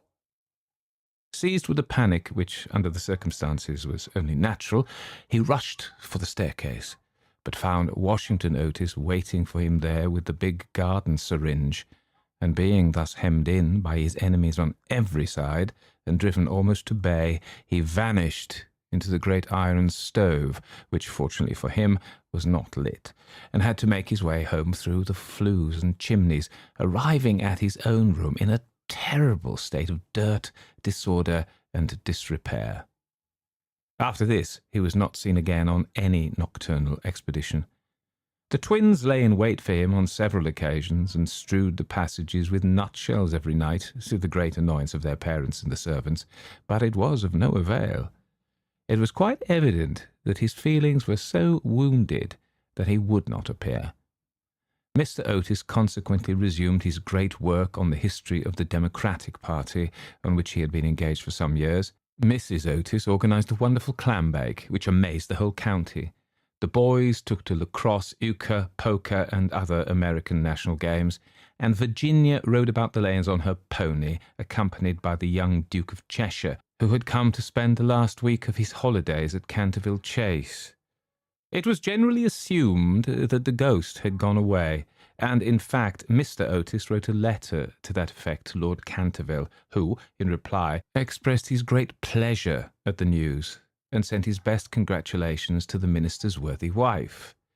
The Otises, however, were deceived, for the ghost was still in the house, and though now almost an invalid, was by no means ready to let matters rest, particularly as he had heard that among the guests was the young Duke of Cheshire, whose grand-uncle, Lord Francis Stilton, had once bet 100 guineas with Colonel Carberry that he would play dice with the Canterville ghost, and was found the next morning lying on the floor of the card-room in such a helpless paralytic state that, though he lived on to a great age, he was never able to say anything again but "double sixes." The story was well known at the time, though, of course, out of respect to the feelings of the two noble families, every attempt was made to hush it up, and a full account of all the circumstances connected with it will be found in the 3rd volume of Lord Tattle's Recollections of the Prince Regent and his Friends. The ghost, then, was naturally very anxious to show that he had not lost his influence over the Stiltons, with whom, indeed, he was distantly connected, his own first cousin having been married en secondes noces to the Sieur de Buccleuch, from whom, as everyone knows, the Dukes of Cheshire are lineally descended. Accordingly, he made arrangements for appearing to Virginia's little lover in his celebrated impersonation of the vampire monk, or the bloodless Benedictine, a performance so horrible that when old Lady Startup saw it, which she did on one fatal New Year's Eve in the year 1764, she went off into the most piercing shrieks, which culminated in violent apoplexy, and died in 3 days after disinheriting the Cantervilles, who were her nearest relations, and leaving all her money to her London apothecary. At the last moment, however, his terror of the twins prevented his leaving his room, and the little Duke slept in peace under the great feathered canopy in the royal bedchamber, and dreamed of Virginia. 5. A few days after this, Virginia and her curly-haired cavalier were out riding on Brockley Meadows, where she tore her habit so badly in getting through a hedge that on the return home she made up her mind to go up by the back staircase so as not to be seen. As she was running past the tapestry chamber, the door of which happened to be open, she fancied she saw someone inside, and thinking it was her mother's maid, who sometimes used to bring her work there, looked in to ask her to mend her habit. To her immense surprise, however, it was the Canterville ghost himself. He was sitting by the window, watching the ruined gold of the yellowing trees fly through the air, and the red leaves dancing madly down the long avenue. His head was leaning on his hand, and his whole attitude was one of extreme depression. Indeed, so forlorn and so much out of repair did he look, that little Virginia, whose first idea had been to run away and lock herself in her room, was filled with pity and determined to try and comfort him. So light was her footfall, and so deep his melancholy, that he was not aware of her presence till she spoke to him. "I am so sorry for you," she said, "but my brothers are going back to Eton tomorrow, and then, if you behave yourself, no one will annoy you." "It is absurd asking me to behave myself," he answered, looking round in astonishment at the pretty little girl who had ventured to address him. "Quite absurd. I must rattle my chains and groan through keyholes and walk about at night, if that's what you mean. It is my only reason for existing. It is no reason at all for existing, and you know you have been very wicked. Mrs. Umney told us, the first day we arrived here, that you had killed your wife. Well, I quite admit it, said the ghost petulantly, but it was a purely family matter, and concerned no one else. It is very wrong to kill anyone, said Virginia, who at times had a sweet Puritan gravity caught from some old New England ancestor. Oh, I hate the cheap severity of abstract ethics. My wife was very plain, never had my ruffs properly starched, and knew nothing about cookery. Why, there was a buck I shot in Hogley Woods, a magnificent pricket, and do you know how she had it sent to the table? However, it's no matter now, for it's all over. And I don't think it was very nice of her brothers to starve me to death, though I did kill her. Starve you to death? Oh, Mr. Ghost, I mean, Sir Simon, are you hungry? I have a sandwich in my case. Would you like it? No, thank you. I never eat anything now. But it's very kind of you, all the same, and you are much nicer than the rest of your horrid, rude, vulgar, dishonest family. Stop! Cried Virginia, stamping her foot. It is you who are rude and horrid and vulgar. And as for dishonesty, you know you stole the paints out of my box to try and furbish up that ridiculous bloodstain in the library. First you took all my reds, including the vermilion, and I couldn't do any more sunsets. Then you took the emerald green and the chrome yellow, and finally I had nothing left but indigo and Chinese white, and could only do moonlight scenes, which are always very depressing to look at and not at all easy to paint. I never told on you, though I was very much annoyed, and it was most ridiculous, the whole thing, for who ever heard of emerald green blood? Well, really, said the ghost rather meekly, what was I to do? It's a very difficult thing to get real blood nowadays, and as your brother began it all with his Paragon detergent, I certainly saw no reason why I shouldn't have your paints. As for colour, that's always a matter of tastes. The Cantervilles have blue blood, for instance, the very bluest in England. But I know you Americans don't care for things of that kind. You know nothing about it, and the best thing you can do is to emigrate and improve your mind. My father will be only too happy to give you a free passage, and though there is a heavy duty on spirits of every kind, there will be no difficulty about the custom house, as the officers are all Democrats. Once in New York, you are sure to be a great success. I know lots of people there who would give $100,000 to have a grandfather, and much more than that to have a family ghost. I don't think I should like America. I suppose because we have no ruins and no curiosities, said Virginia satirically. No ruins, no curiosities, answered the ghost. You have your navy and your manners. Good evening. I will go and ask Papa to get the twins an extra week's holiday. Please don't go, Miss Virginia, he cried. I'm so lonely and so unhappy, and I really don't know what to do. I want to go to sleep, and I cannot. That's quite absurd. You have merely to go to bed and blow out the candle. It is very difficult sometimes to keep awake, especially at church, but there is no difficulty at all about sleeping. Why, even babies know how to do that, and they are not very clever. I have not slept for 300 years, he said sadly, and Virginia's beautiful blue eyes opened in wonder. For 300 years I have not slept, and I am so tired. Virginia grew quite grave, and her little lips trembled like rose-leaves. She came towards him, and kneeling down at his side, looked up into his old withered face. Poor, poor ghost, she murmured. Have you no place where you can sleep? Far away, beyond the pine woods, he answered in a low, dreamy voice. There's a little garden. There the grass grows long and deep. There are the great white stars of the hemlock flower. There the nightingale sings. all night long. All night long, he sings.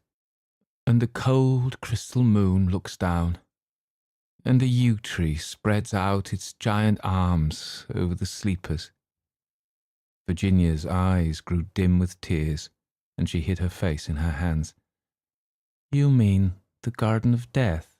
she whispered. "Yes, death. Death must be so beautiful. To lie in the soft brown earth, with the grasses waving above one's head, and listen to silence. To have no yesterday and no tomorrow. To forget time, to forget life. To be at peace. You can help me.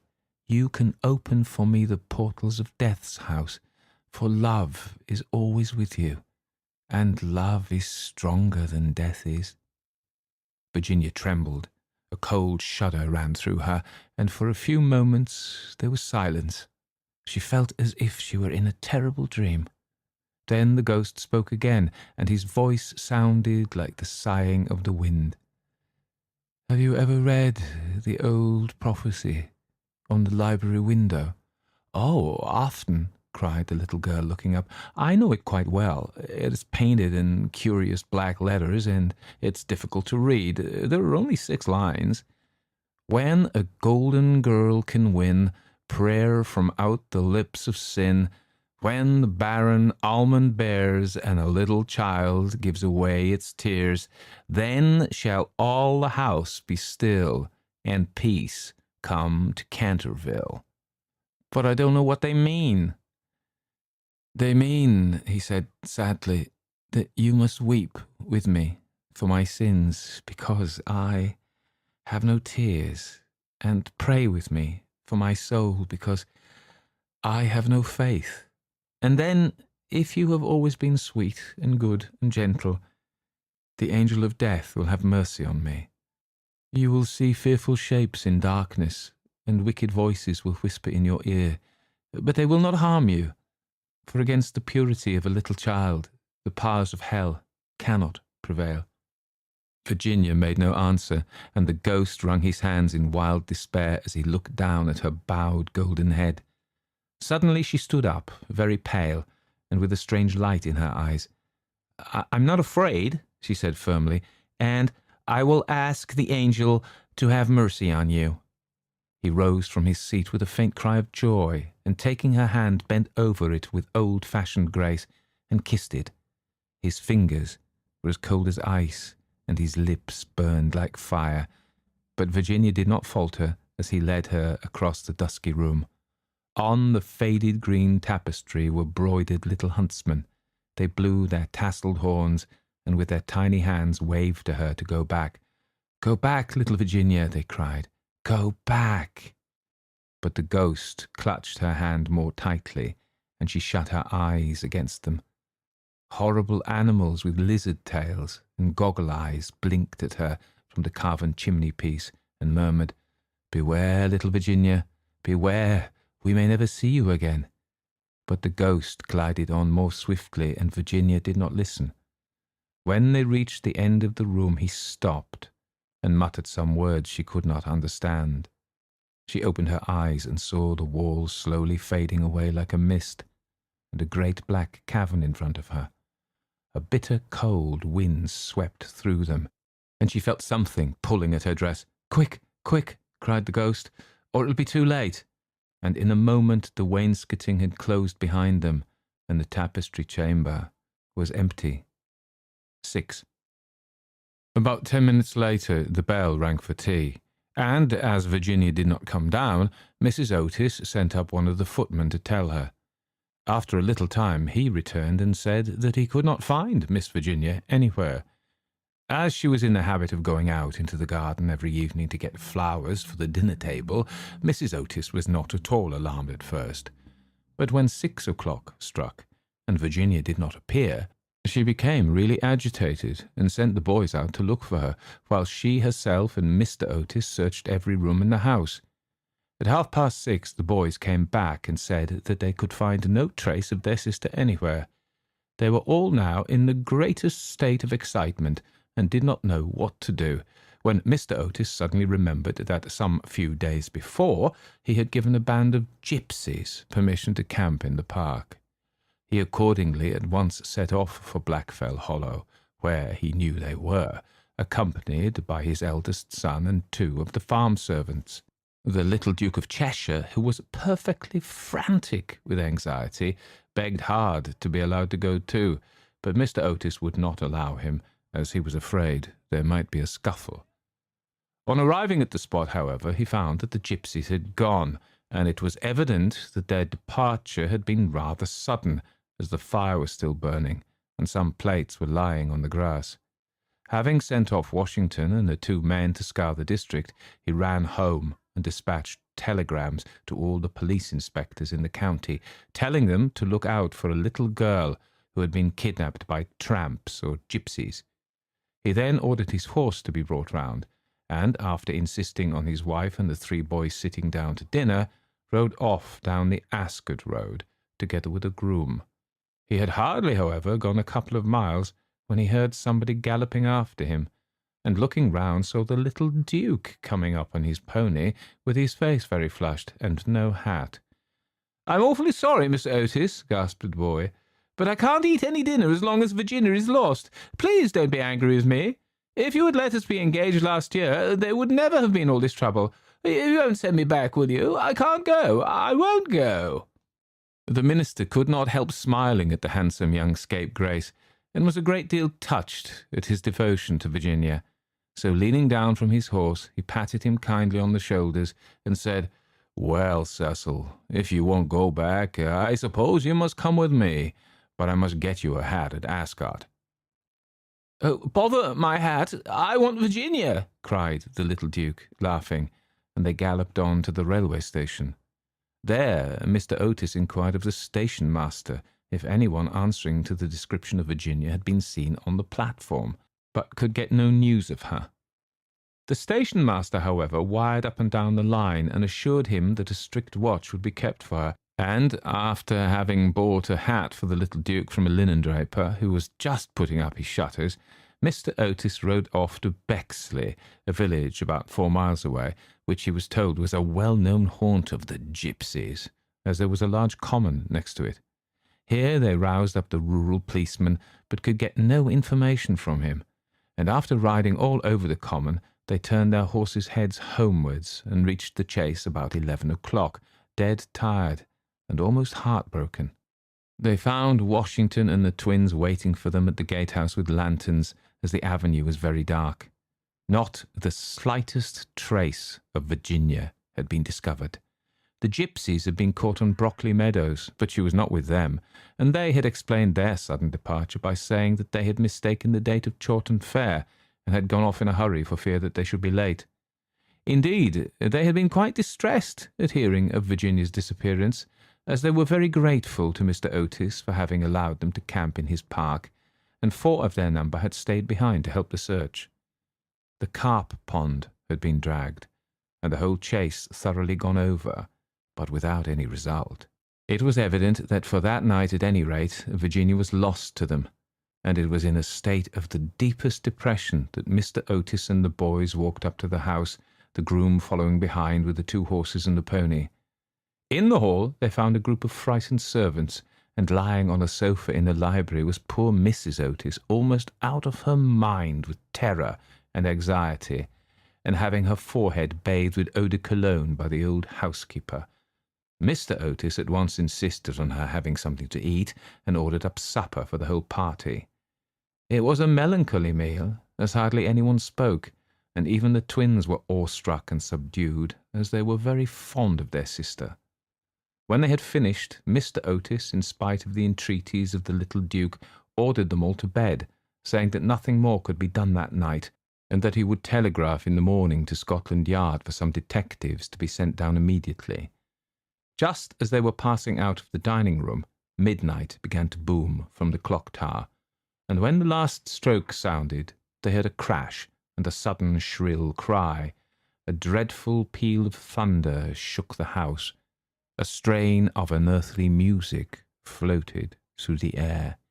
A panel at the top of the staircase flew back with a loud noise, and out on the landing, looking very pale and white, with a little casket in her hand, stepped Virginia.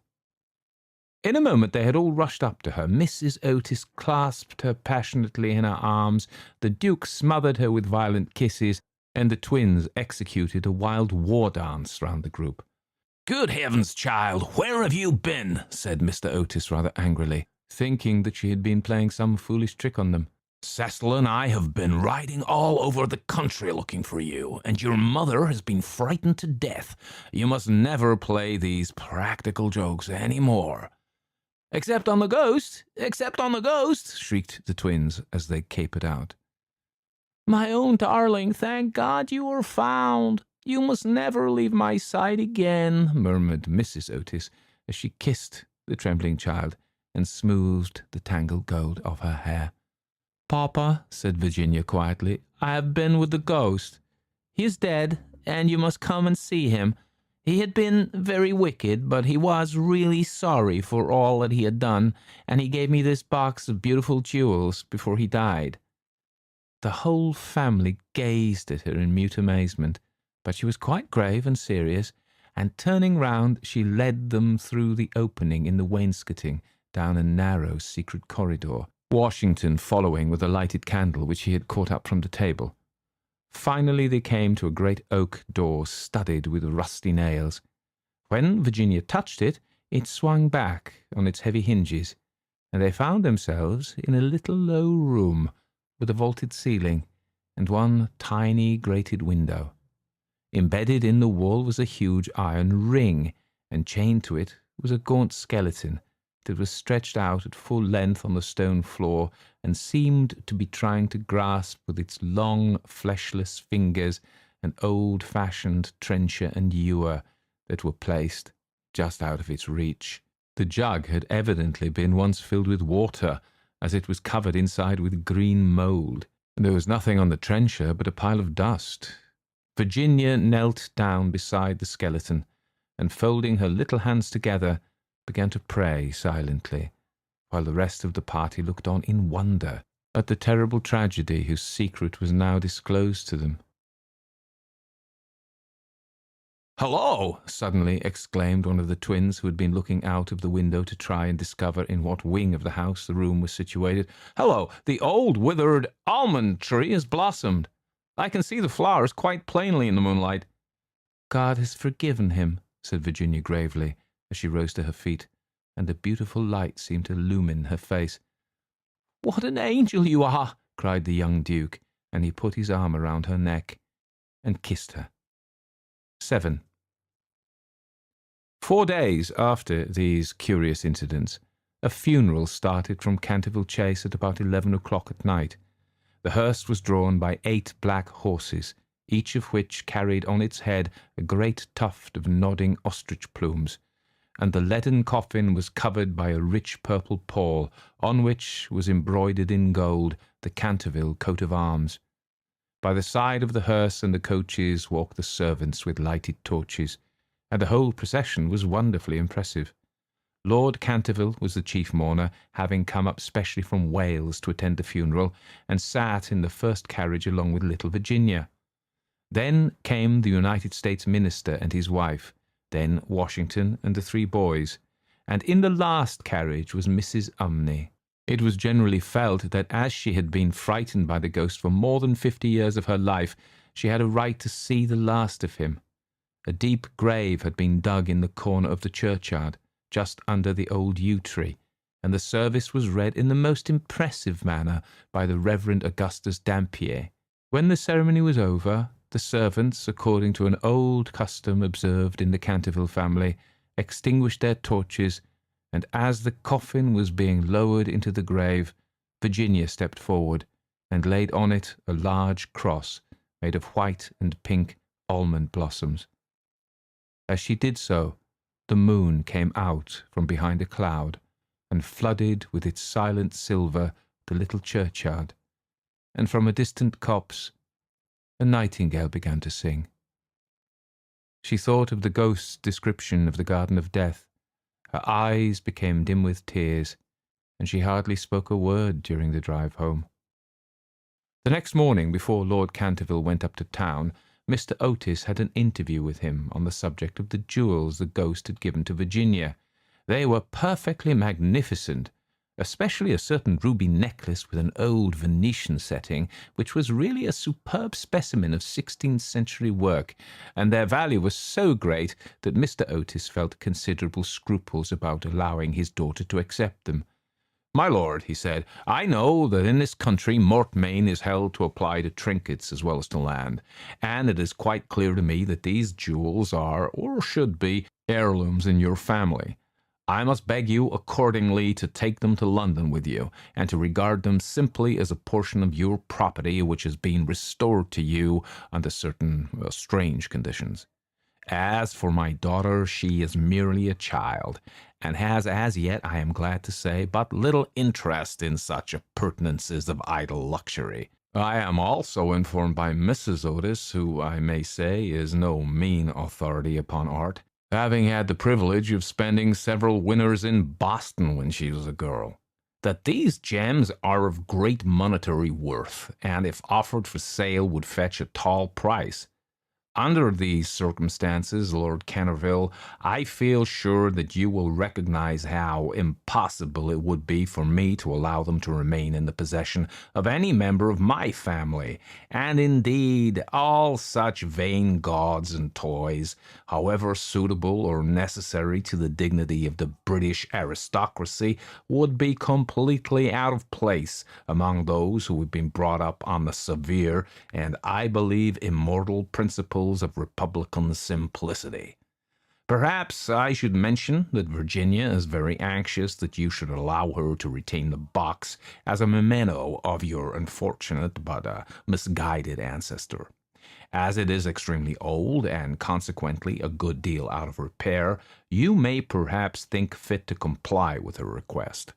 For my own part, I confess I am a good deal surprised to find a child of mine expressing sympathy with medievalism in any form, and can only account for it by the fact that Virginia was born in one of your London suburbs shortly after Mrs. Otis had returned from a trip to Athens."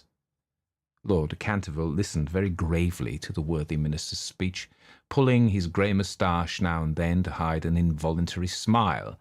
And when Mr. Otis had ended, he shook him cordially by the hand and said, "My dear sir, your charming little daughter rendered my unlucky ancestor Sir Simon a very important service, and I and my family are very much indebted to her for her marvellous courage and pluck. The jewels are clearly hers, and, egad, I believe that if I were heartless enough to take them from her, the wicked old fellow would be out of his grave in a fortnight, leading me the devil of a life. As for their being heirlooms, nothing is an heirloom that is not so mentioned in a will or legal document, and the existence of these jewels has been quite unknown, I assure you. I have no more claim on them than your butler, and when Miss Virginia grows up, I dare say she will be pleased to have pretty things to wear. Besides, you forget, Mr. Otis, that you took the furniture and the ghost out of valuation, and anything that belonged to the ghost passed at once into your possession, as whatever activity Sir Simon might have shown in the corridor at night, in point of law, he was really dead, and you acquired his property by purchase." Mr. Otis was a good deal distressed at Lord Canterville's refusal, and begged him to reconsider his decision, but the good-natured peer was quite firm, and finally induced the minister to allow his daughter to retain the present the ghost had given her. And when, in the spring of 1890, the young Duchess of Cheshire was presented at the Queen's first drawing-room on the occasion of her marriage, the jewels were the universal theme of admiration. For Virginia received the coronet, which is the reward of all good little American girls, and was married to her boy-lover as soon as he came of age. They were both so charming, and they loved each other so much, that everyone was delighted at the match, except the old Marchioness of Dumbleton, who had tried to catch the Duke for one of her 7 unmarried daughters, and had given no less than 3 expensive dinner parties for that purpose. And strange to say, Mr. Otis himself. Mr. Otis was extremely fond of the young Duke personally, but theoretically he objected to titles, and to use his own words, was not without apprehension lest, amid the enervating influences of a pleasure-loving aristocracy, the true principles of republican simplicity should be forgotten. His objections, however, were completely overruled, and I believe that when he walked up the aisle of St. George's, Hanover Square, with his daughter leaning on his arm, there was not a prouder man in the whole length and breadth of England. The Duke and Duchess, after the honeymoon was over, went down to Canterville Chase, and on the day after their arrival they walked over in the afternoon to the lonely churchyard by the pine woods. There had been a great deal of difficulty at first about the inscription on Sir Simon's tombstone, but finally it had been decided to engrave on it simply the initials of the old gentleman's name and the verse from the library window. The Duchess had brought with her some lovely roses, which she strewed upon the grave, and after they had stood by it for some time, they strolled into the ruined chancel of the old abbey. There the Duchess sat down on a fallen pillar, while her husband lay at her feet smoking a cigarette and looking up at her beautiful eyes. Suddenly he threw his cigarette away and took hold of her hand and said to her, "Virginia, a wife should have no secrets from her husband." "Dear Cecil, I have no secrets from you." "Yes, you have," he answered, smiling. "You have never told me what happened to you when you were locked up with the ghost." "I have never told anyone, Cecil," said Virginia gravely. "I know that, but you might tell me." "Please don't ask me, Cecil. I cannot tell you. Poor Sir Simon. I owe him a great deal. Yes, don't laugh, Cecil. I really do. He made me see what life is, and what death signifies, and why love is stronger than both." The Duke rose and kissed his wife lovingly. "You can have your secret, as long as I have your heart," he murmured. "You have always had that, Cecil. And you will tell our children some day, won't you?" Virginia blushed.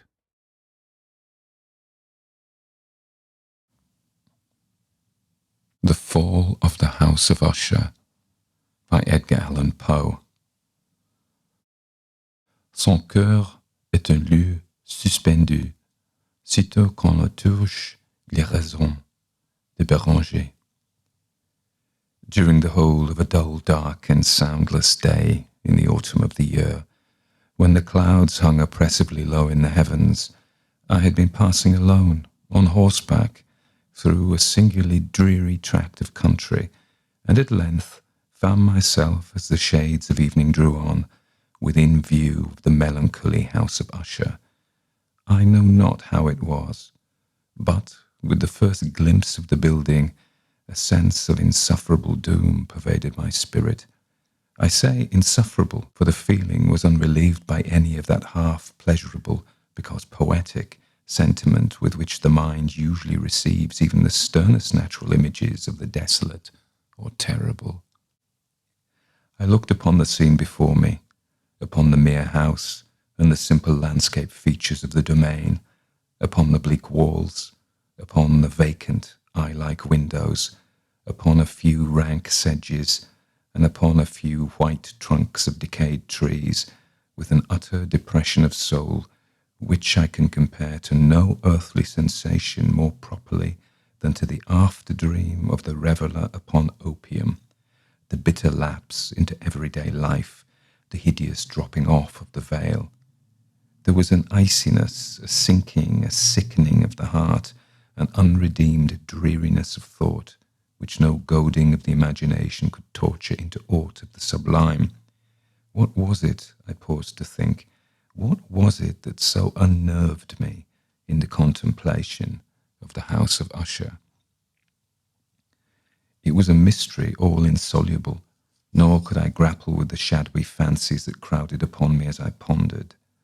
I was forced to fall back upon the unsatisfactory conclusion that while beyond doubt there are combinations of very simple natural objects which have the power of thus affecting us, still the analysis of this power lies among considerations beyond our depth.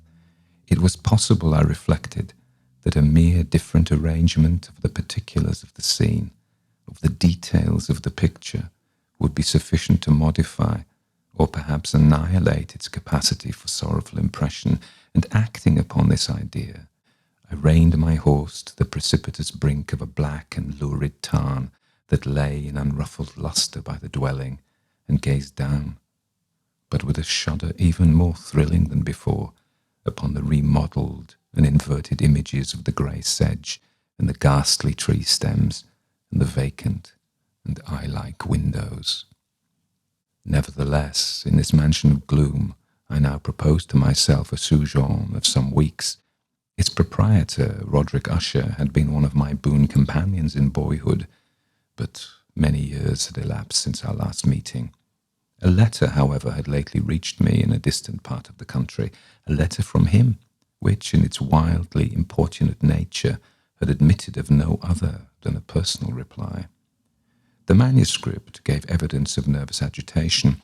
The writer spoke of an acute bodily illness, of a mental disorder which oppressed him, and of an earnest desire to see me as his best, and indeed his only personal friend, with a view of attempting by the cheerfulness of my society some alleviation of his malady. It was the manner in which all this and much more was said, it was the apparent heart that went with his request, which allowed me no room for hesitation, and I accordingly obeyed forthwith what I still considered a very singular summons. Although as boys we had been even intimate associates, yet I really knew little of my friend. His reserve had always been excessive and habitual. I was aware, however, that his very ancient family had been noted, time out of mind, for a peculiar sensibility of temperament, displaying itself through long ages in many works of exalted art, and manifested, of late, in repeated deeds of munificent yet unobtrusive charity, as well as in a passionate devotion to the intricacies, perhaps even more than to the orthodox and easily recognizable beauties, of musical science. I had learned, too, the very remarkable fact that the stem of the Usher race, all-time honoured as it was, had put forth at no period any enduring branch. In other words, that the entire family lay in the direct line of descent, and had always, with very trifling and very temporary variation, so lain. It was this deficiency I considered, while running over in thought the perfect keeping of the character of the premises with the accredited character of the people, and while speculating upon the possible influence which the one, in the long lapse of centuries, might have exercised upon the other. It was this deficiency, perhaps, of collateral issue, and the consequent undeviating transmission from sire to son of the patrimony with the name, which had at length so identified the two as to merge the original title of the estate in the quaint and equivocal appellation of the House of Usher, an appellation which seemed to include, in the minds of the peasantry who used it, both the family and the family mansion. I have said that the sole effect of my somewhat childish experiment, that of looking down within the tarn, had been to deepen the first singular impression. There can be no doubt that the consciousness of the rapid increase of my superstition, for why should I not so term it, served mainly to accelerate the increase itself. Such, I have long known, is the paradoxical law of all sentiments having terror as a basis. And it might have been for this reason only that when I again uplifted my eyes to the house itself from its image in the pool, there grew in my mind a strange fancy, a fancy so ridiculous indeed that I but mention it to show the vivid force of the sensations which oppressed me. I had so worked upon my imagination as really to believe that about the whole mansion and domain there hung an atmosphere peculiar to themselves and their immediate vicinity, an atmosphere which had no affinity with the air of heaven, but which had reeked up from the decayed trees and the grey wall and the silent tarn, a pestilent and mystic vapour, dull, sluggish, faintly discernible and leaden-hued. Shaking off from my spirit what must have been a dream, I scanned more narrowly the real aspect of the building. Its principal feature seemed to be that of excessive antiquity. The discoloration of ages had been great. Minute fungi overspread the whole exterior, hanging in a fine tangled webwork from the eaves. Yet all this was apart from any extraordinary dilapidation. No portion of the masonry had fallen, and there appeared to be a wild inconsistency between its still perfect adaptation of parts and the crumbling condition of the individual stones. In this, there was much that reminded me of the specious totality of old woodwork which had rotted for long years in some neglected vault, with no disturbance from the breath of the external air. Beyond this indication of extensive decay, however, the fabric gave little token of instability. Perhaps the eye of a scrutinizing observer might have discovered a barely perceptible fissure, which, extending from the roof of the building in front, made its way down the wall in a zigzag direction until it became lost in the sullen waters of the Tarn. Noticing these things, I rode over a short causeway to the house. A servant in waiting took my horse, and I entered the Gothic archway of the hall. A valet of stealthy step thence conducted me in silence through many dark and intricate passages in my progress to the studio of his master. Much that I encountered on the way contributed, I know not how, to heighten the vague sentiments of which I have already spoken. While the objects around me, while the carvings of the ceilings, the sombre tapestries of the walls, the ebon blackness of the floors, and the phantasmagoric armorial trophies which rattled as I strode, were but matters to which, or to such as which, I had been accustomed from my infancy, while I hesitated not to acknowledge how familiar was all this, I still wondered to find how unfamiliar were the fancies which ordinary images were stirring up. On one of the staircases I met the physician of the family. His countenance, I thought, wore a mingled expression of low cunning and perplexity. He accosted me with trepidation and passed on. The valet now threw open a door and ushered me in to the presence of his master. The room in which I found myself was large and lofty. The windows were long, narrow, and pointed, and at so vast a distance from the black oaken floor as to be altogether inaccessible from within. Feeble gleams of encrimsoned light made their way through the trellised panes and served to render sufficiently distinct the more prominent objects around.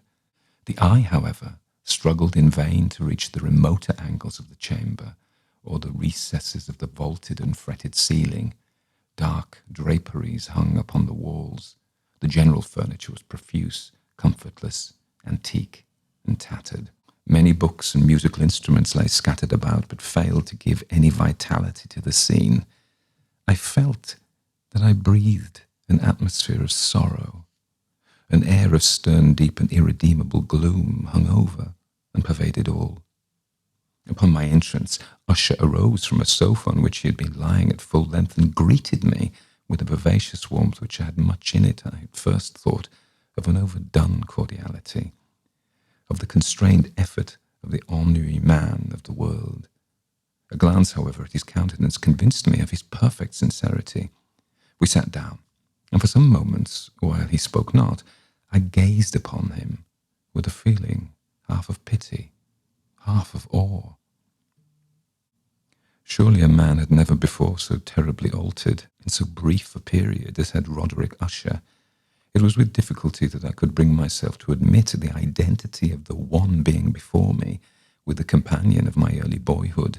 Yet the character of his face had been at all times remarkable.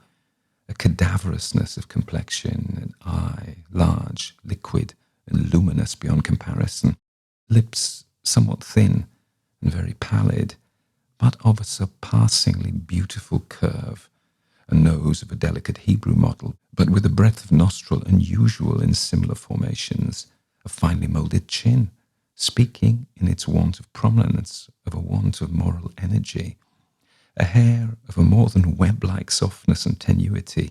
These features, with an inordinate expansion above the regions of the temple, made up altogether a countenance not easily to be forgotten.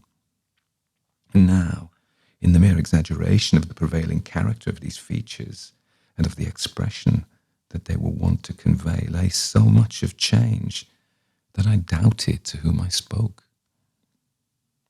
The now ghastly pallor of the skin, and the now miraculous lustre of the eye, above all things startled and even awed me. The silken hair, too, had been suffered to grow all unheeded, and as in its wild gossamer texture it floated rather than fell about the face, I could not even with effort connect its arabesque expression with any idea of simple humanity.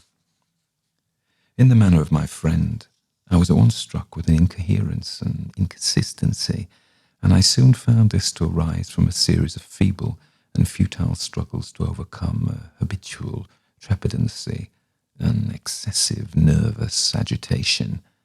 For something of this nature I had indeed been prepared, no less by his letter than by reminiscences of certain boyish traits, and by conclusions deduced from peculiar physical conformation and temperament. His action was alternately vivacious and sullen.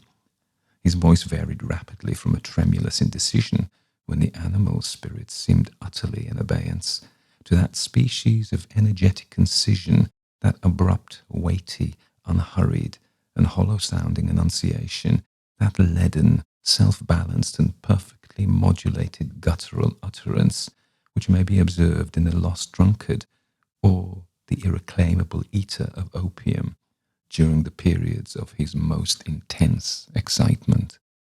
It was thus that he spoke of the object of my visit, and of his earnest desire to see me, and of the solace he expected me to afford him.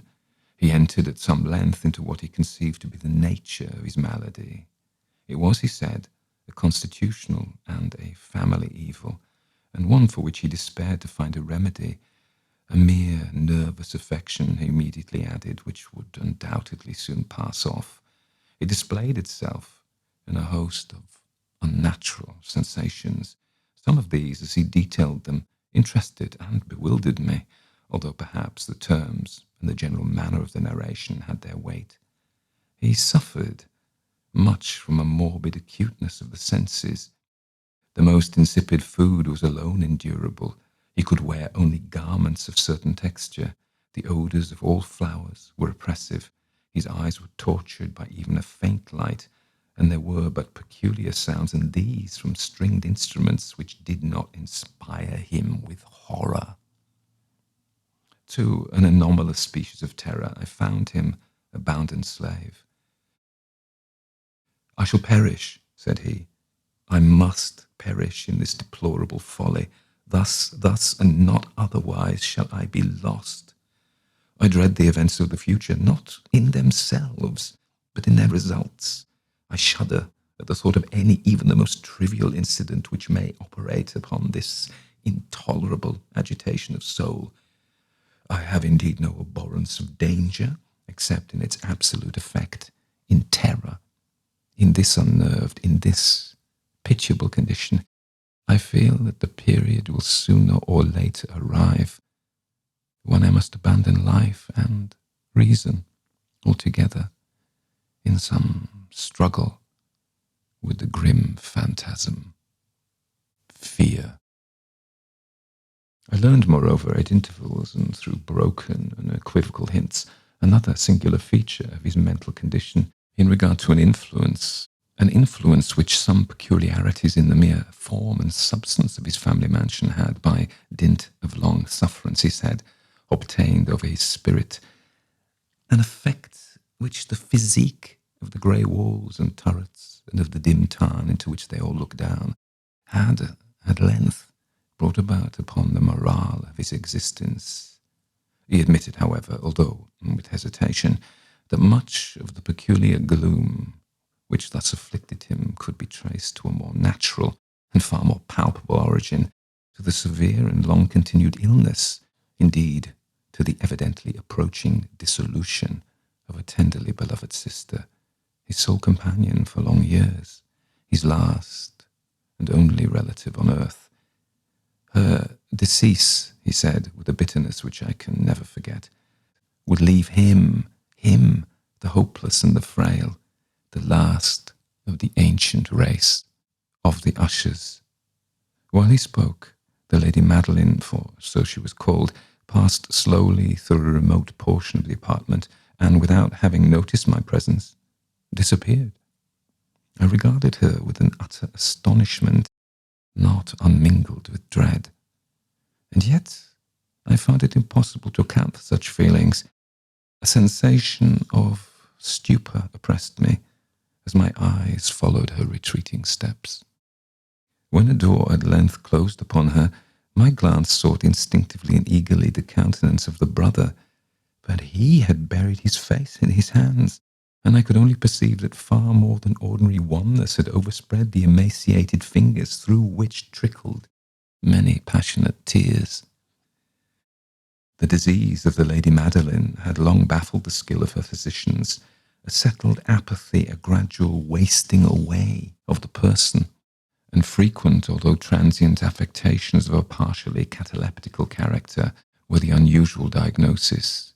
Hitherto she had steadily borne up against the pressure of her malady, and had not betaken herself finally to bed, but on the closing in of the evening of my arrival at the house, she succumbed, as her brother told me at night with inexpressible agitation, to the prostrating power of the destroyer, and I learned that the glimpse I had obtained of her person would thus probably be the last I should obtain, that the lady, at least while living, would be seen by me no more. For several days ensuing, her name was unmentioned by either Usher or myself, and during this period I was busied in earnest endeavours to alleviate the melancholy of my friend. We painted and read together, and I listened, as if in a dream, to the wild improvisations of his speaking guitar, and thus, as a closer and still closer intimacy admitted me more unreservedly into the recesses of his spirit, the more bitterly did I perceive the futility of all attempt at cheering a mind from which the darkness, as if an inherent positive quality, poured forth upon all objects of the moral and physical universe in one unceasing radiation of gloom. I shall ever bear about me a memory of the many solemn hours I thus spent alone with the master of the house of Usher. Yet I should fail in any attempt to convey an idea of the exact character of the studies or of the occupations in which he involved me or led me the way. An excited and highly distempered ideality threw a sulphurous lustre over all. His long, improvised dirges will ring forever in my ears. Among other things, I hold painfully in mind a certain singular perversion and amplification of the wild air of the last waltz of von Weber, from the paintings over which his elaborate fancy brooded, and which grew, touch by touch, into vaguenesses at which I shuddered the more thrillingly because I shuddered knowing not why from these paintings, vivid as their images now are before me. I would in vain endeavour to adduce more than a small portion which should lie within the compass of merely written words. By the utter simplicity, by the nakedness of his designs, he arrested and overawed intention. If ever mortal painted an idea, that mortal was Roderick Usher. For me at least, in the circumstances then surrounding me, there arose out of the pure abstractions which the hypochondriac contrived to throw upon his canvas an intensity of intolerable awe, no shadow of which felt I ever yet in the contemplation of the certainly glowing yet too concrete reveries of Fuseli. One of the phantasmagoric conceptions of my friend, partaking not so rigidly of the spirit of abstraction, may be shadowed forth, although feebly, in words. A small picture presented the interior of an immensely long and rectangular vault or tunnel with low walls, smooth, white, and without interruption or device. Certain accessory points of the design served well to convey the idea that this excavation lay at an exceeding depth below the surface of the earth. No outlet was observed in any portion of its vast extent, and no torch or other artificial source of light was discernible. Yet a flood of intense rays rolled throughout and bathed the whole in a ghastly and inappropriate splendour. I have just spoken of that morbid condition of the auditory nerve which rendered all music intolerable to the sufferer, with the exception of certain effects of stringed instruments. It was perhaps the narrow limits to which he thus confined himself upon the guitar which gave birth in great measure to the fantastic character of his performances, but the fervid facility of his impromptus could not be so accounted for. There must have been and were in the notes as well as in the words of his wild fantasias, for he not unfrequently accompanied himself with rhymed verbal improvisations, the result of that intense mental collectedness and concentration to which I have previously alluded, as observable only in particular moments of the highest artificial excitement. The words of one of these rhapsodies I have easily remembered. I was, perhaps, the more forcibly impressed with it as he gave it, because, in the under or mystic current of its meaning, I fancied that I perceived, and for the first time, the full consciousness on the part of Usher of the tottering of his lofty reason upon her throne. The verses, which were entitled The Haunted Palace, ran very nearly, if not accurately, thus: In the greenest of our valleys, by good angels tenanted, once a fair and stately palace, radiant palace, reared its head. In the monarch thought's dominion it stood there. Never seraph spread opinion over fabric half so fair. Banners yellow, glorious, golden, on its roof did float and flow.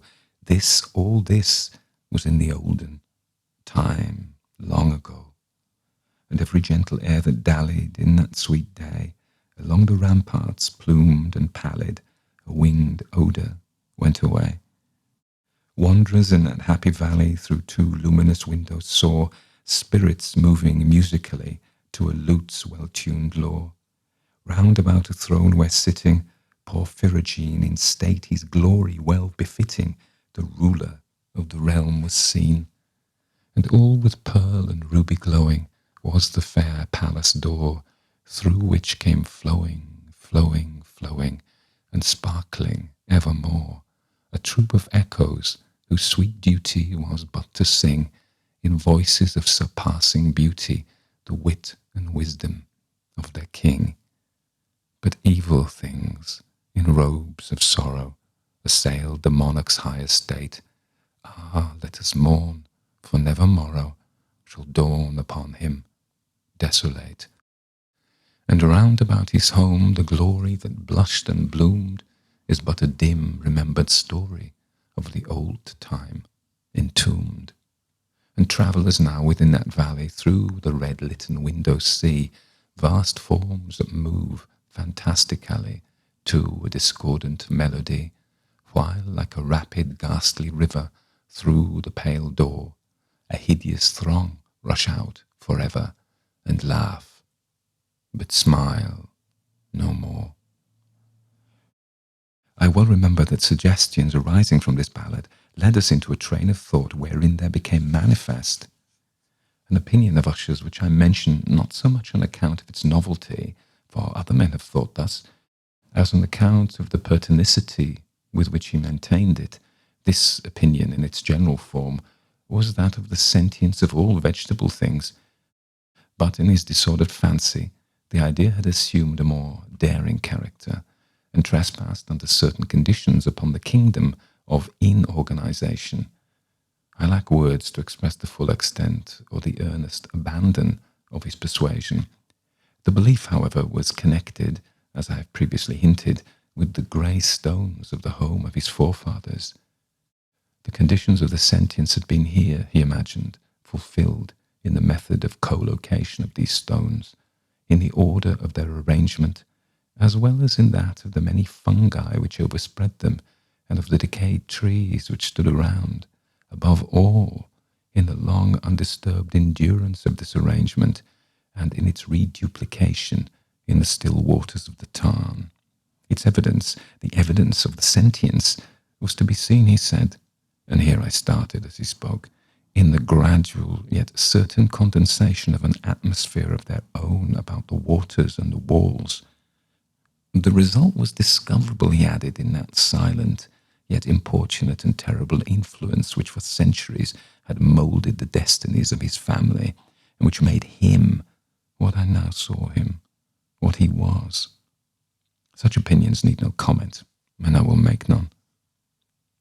Our books, the books which for years had formed no small portion of the mental existence of the invalid, were, as might be supposed, in strict keeping with this character of phantasm.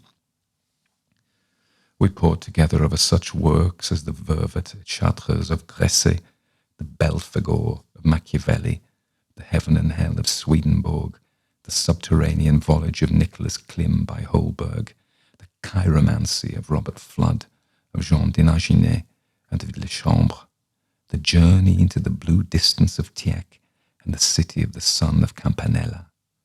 One favourite volume was a small octavo edition of the Directorium Inquisitorum by the Dominican Aymeric de Giron, and there were passages in Pomponius Mela about the old African satyrs and equipans, over which Usher would sit dreaming for hours. His chief delight, however, was found in the perusal of an exceedingly rare and curious book in quarto Gothic, the manual of a forgotten church, the Vigilae Mortuorum Secundum Corum Ecclesiae Maguntinae. I could not help thinking of the wild ritual of this work, and of its probable influence upon the hypochondriac, when one evening, having informed me abruptly that the Lady Madeline was no more, he stated his intention of preserving her corpse for a fortnight, previously to its final interment, in one of the numerous vaults within the main walls of the building. The worldly reason, however, assigned for this singular proceeding was one which I did not feel at liberty to dispute.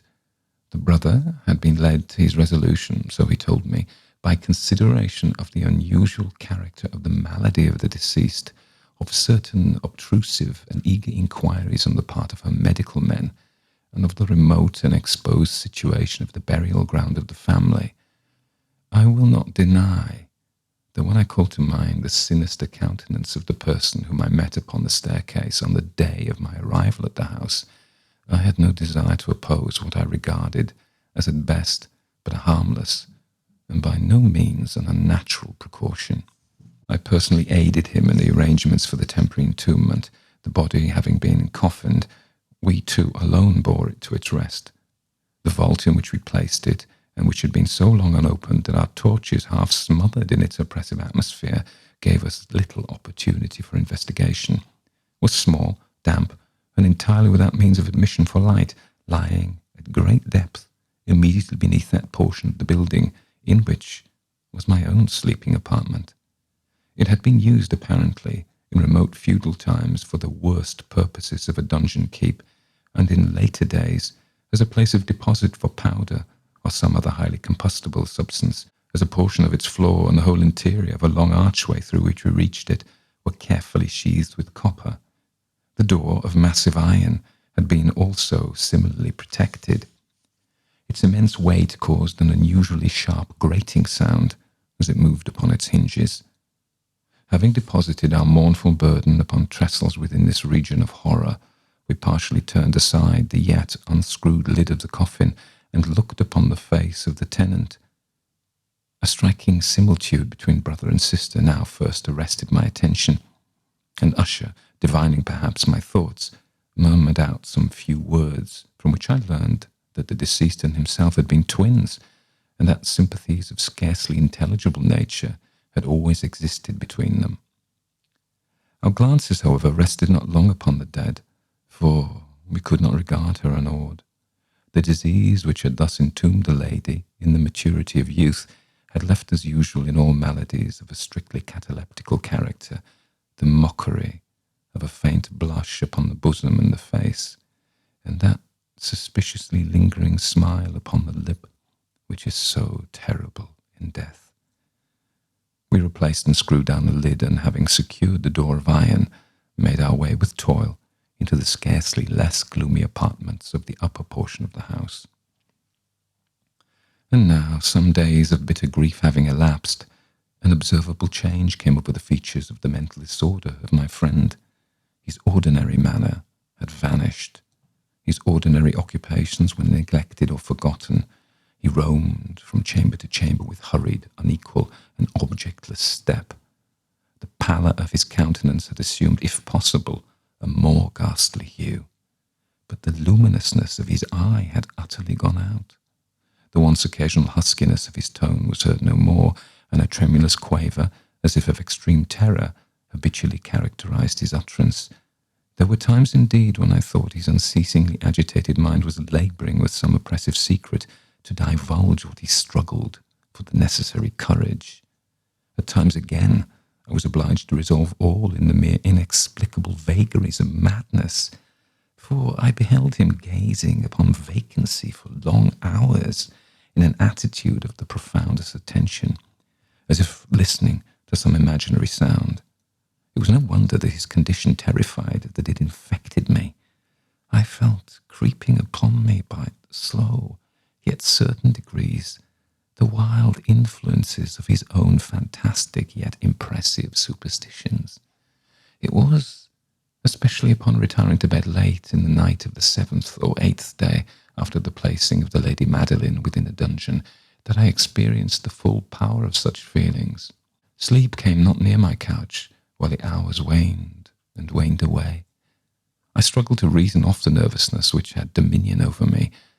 I endeavoured to believe that much, if not all of what I felt, was due to the bewildering influence of the gloomy furniture of the room, of the dark and tattered draperies which, tortured into motion by the breath of a rising tempest, swayed fitfully to and fro upon the walls, and rustled uneasily about the decorations of the bed.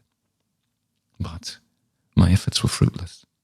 An irrepressible tremor gradually pervaded my frame, and at length there sat upon my very heart an incubus of utterly causeless alarm. Shaking this off with a gasp and a struggle, I uplifted myself upon the pillows, and peering earnestly within the intense darkness of the chamber, hearkened, I know not why, except that an instinctive spirit prompted me, to certain low and indefinite sounds which came through the pauses of the storm at long intervals, I knew not whence. Overpowered by an intense sentiment of horror, unaccountable, yet unendurable, I threw on my clothes with haste, for I felt I should sleep no more during the night, and endeavoured to arouse myself from the pitiable condition to which I had fallen by pacing rapidly to and fro through the apartment. I had taken but few turns in this manner, when a light step upon the adjoining staircase arrested my attention. I presently recognized it as that of Usher. In an instant afterward, he rapped, with a gentle touch, at my door, and entered bearing a lamp.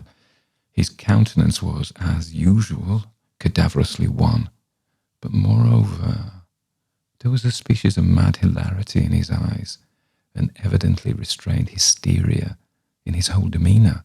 His air appalled me, but anything was preferable to the solitude which I had so long endured, and I even welcomed his presence as a relief. "And you have not seen it?" he said abruptly, after having stared about him for some moments in silence. "You have not then seen it? But stay, you shall." Thus speaking, and having carefully shaded his lamp, he hurried to one of the casements and threw it freely open to the storm. The impetuous fury of the entering gust nearly lifted us from our feet. It was indeed a tempestuous yet sternly beautiful night, and one wildly singular in its terror and its beauty. A whirlwind had apparently collected its force in our vicinity, for there were frequent and violent alterations in the direction of the wind, and the exceeding density of the clouds, which hung so low as to press upon the turrets of the house, did not prevent our perceiving the lifelike velocity with which they flew careering from all points against each other without passing away into the distance. I say that even their exceeding density did not prevent our perceiving this, yet we had no glimpse of the moon or stars, nor was there any flashing forth of the lightning. But the undersurfaces of the huge masses of agitated vapour, as well as all terrestrial objects immediately around us, were glowing in the unnatural light of a faintly luminous and distinctly visible gaseous exhalation which hung about and enshrouded the mansion. You shall not behold this," said I, shudderingly to Usher, and I led him with gentle violence from the window to a seat. "These appearances which bewilder you are merely electrical phenomena, not uncommon, or it may be that they have their ghastly origin in the rank miasma of that tarn. Let us close this casement. The air is chilling and dangerous to your frame. Here's one of your favourite romances. I will read and you shall listen, and so we will pass away this terrible night together." The antique volume which I had taken up was The Mad Tryst of Sir Lancelot Canning, but I had called it a favourite of Usher's more in sad jest than earnest. For in truth, there is little in its uncouth and unimaginative prolixity which could have had any interest for the lofty and spiritual ideality of my friend.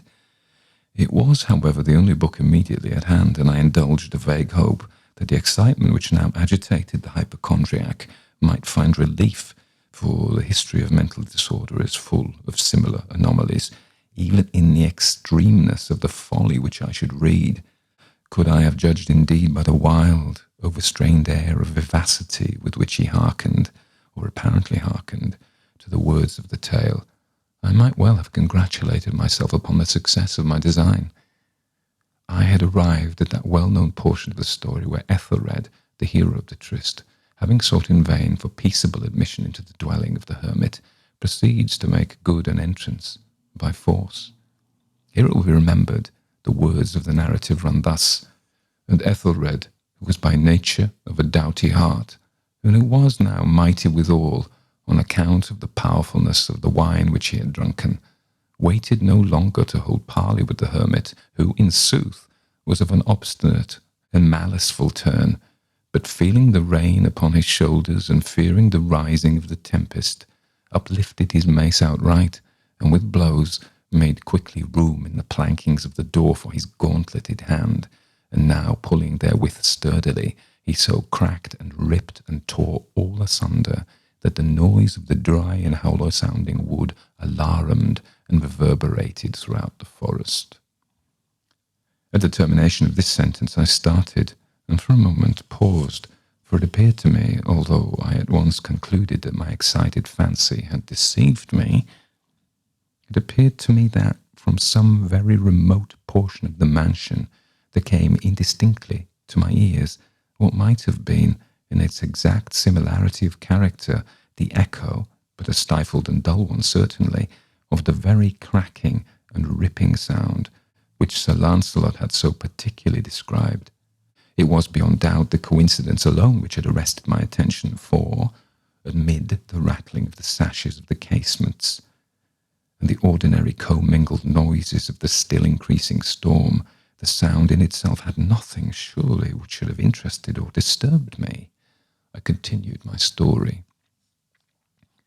But the good champion Ethelred, now entering within the door, was sore enraged and amazed to perceive no signal of the maliceful hermit, but in the stead thereof a dragon of a scaly and prodigious demeanour, and of a fiery tongue, which sate in guard before a palace of gold with a floor of silver, and upon the wall there hung a shield of shining brass with this legend enwritten: "Who entereth herein, a conqueror hath been. Who slayeth the dragon, the shield he shall win." And Ethelred uplifted his mace and struck upon the head of the dragon, which fell before him and gave up its pesty breath with a shriek so horrid and harsh, and withal so piercing, that Ethelred had feigned to close his ears with his hands against the dreadful noise of it, the like whereof was never before heard.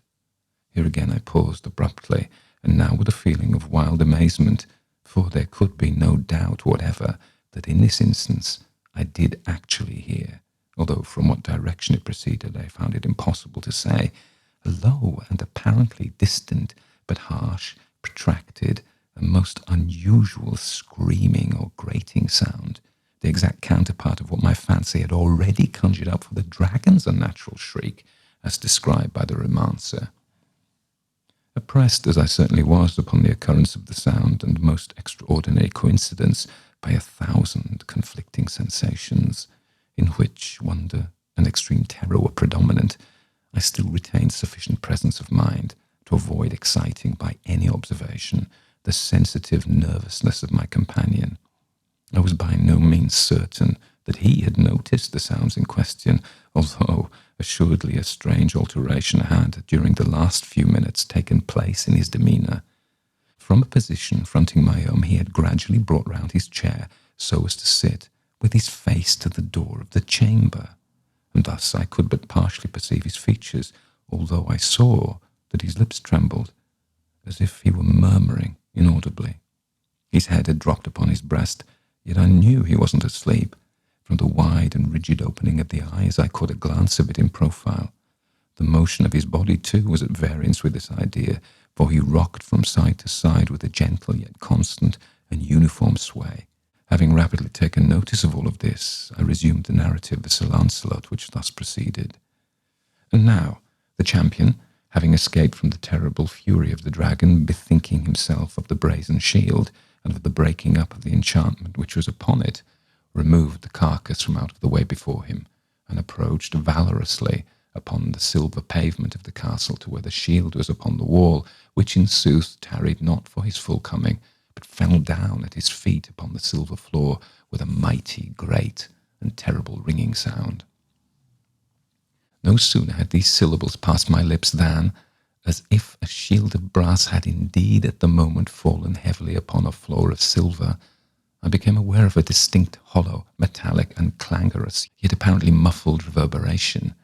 Completely unnerved, I leapt to my feet, but the measured rocking movement of Usher was undisturbed. I rushed to the chair in which he sat. His eyes were bent fixedly before him, and throughout his whole countenance there reigned a stony rigidity, but as I placed my hand upon his shoulder, there came a strong shudder over his whole person. A sickly smile quivered about his lips, and I saw that he spoke in a low, hurried, and gibbering murmur, as if unconscious of my presence. Bending closely over him, I at length drank in the hideous import of his words. Not hear it? Yes, I hear it, and have heard it long, long, long. Many minutes, many hours, many days have I heard it, yet I dared not. Oh, pity me, miserable wretch that I am, I dared not speak. We have put her living in the tomb. Said I not that my senses were acute? I now tell you that I heard her first feeble movements in the hollow coffin. I heard them many, many days ago. Yet I dared not speak. And now, tonight, Ethelred, the breaking of the hermit's door and the death cry of the dragon and the clangor of the shield, say, rather the rending of her coffin and the grating of the iron hinges of her prison, and her struggles within the coppered archway of the vault. Oh, whither shall I fly? Will she not be here anon? Is she not hurrying to upbraid me for my haste? Have I not heard her footstep on the stair? Do I not distinguish that heavy and horrible beating of her heart? Madman! Here he sprang furiously to his feet and shrieked out his syllables as if in the effort he were giving up his soul. Madman, I tell you that she now stands without the door. As if in the superhuman energy of his utterance there had been found the potency of a spell. The huge antique panels to which the speaker pointed threw slowly back. Upon the instant, their ponderous and ebony jaws. It was the work of the rushing gust. But then, without those doors, there did stand the lofty and enshrouded figure of the Lady Madeline of Usher. There was blood upon her white robes, and the evidence of some bitter struggle upon every portion of her emaciated frame. For a moment she remained trembling and reeling to and fro upon the threshold, then, with a low moaning cry, fell heavily inward upon the person of her brother, and in her violent and now final death agonies bore him to the floor, a corpse, and a victim to the terrors he had anticipated. From that chamber and from that mansion I fled aghast. The storm was still abroad in all its wrath. As I found myself crossing the old causeway, suddenly there shot along the path a wild light, and I turned to see whence a gleam so unusual could have issued, for the vast house and its shadows were alone behind me. The radiance was that of the full setting and blood-red moon, which now shone vividly through that once barely discernible fissure of which I had before spoken, as extending from the roof of the building in a zigzag direction to the base. While I gazed, this fissure rapidly widened. There came a fierce breath of the whirlwind. The entire orb of the satellite burst at once upon my sight. My brain reeled as I saw the mighty walls rushing asunder. There was a long, tumultuous shouting sound like the voice of 1,000 waters, and the deep and dank tarn at my feet closed sullenly and silently over the fragments of the house of Usher.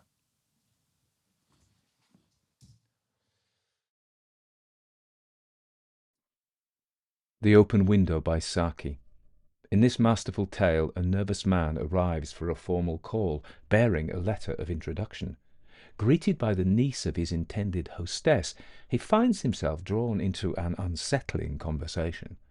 As they await the lady of the house, the young girl recounts a tale of family tragedy, casting a shadow over the pleasant autumn afternoon. Despite his best efforts, the visitor finds his eyes straying to the open window, unable to shake off a growing sense of unease. This short story is accompanied by another short story this week, The Return by R. Murray Gilchrist, a Gothic tale set in the Derbyshire moorland, where some promises are kept and others are broken. Join me, Tony Walker, and the Classic Ghost Stories podcast.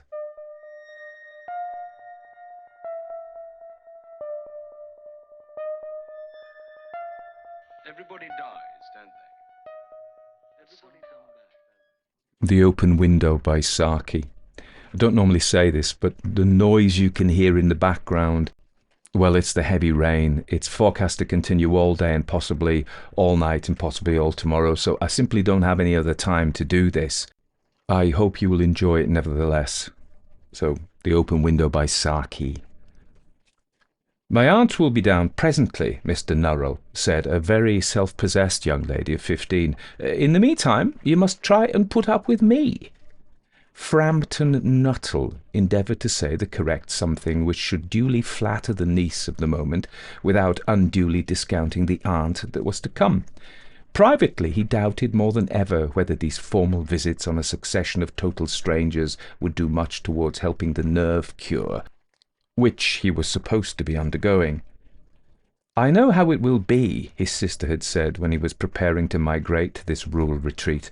"You will bury yourself down there and not speak to a living soul, and your nerves will be worse than ever from moping.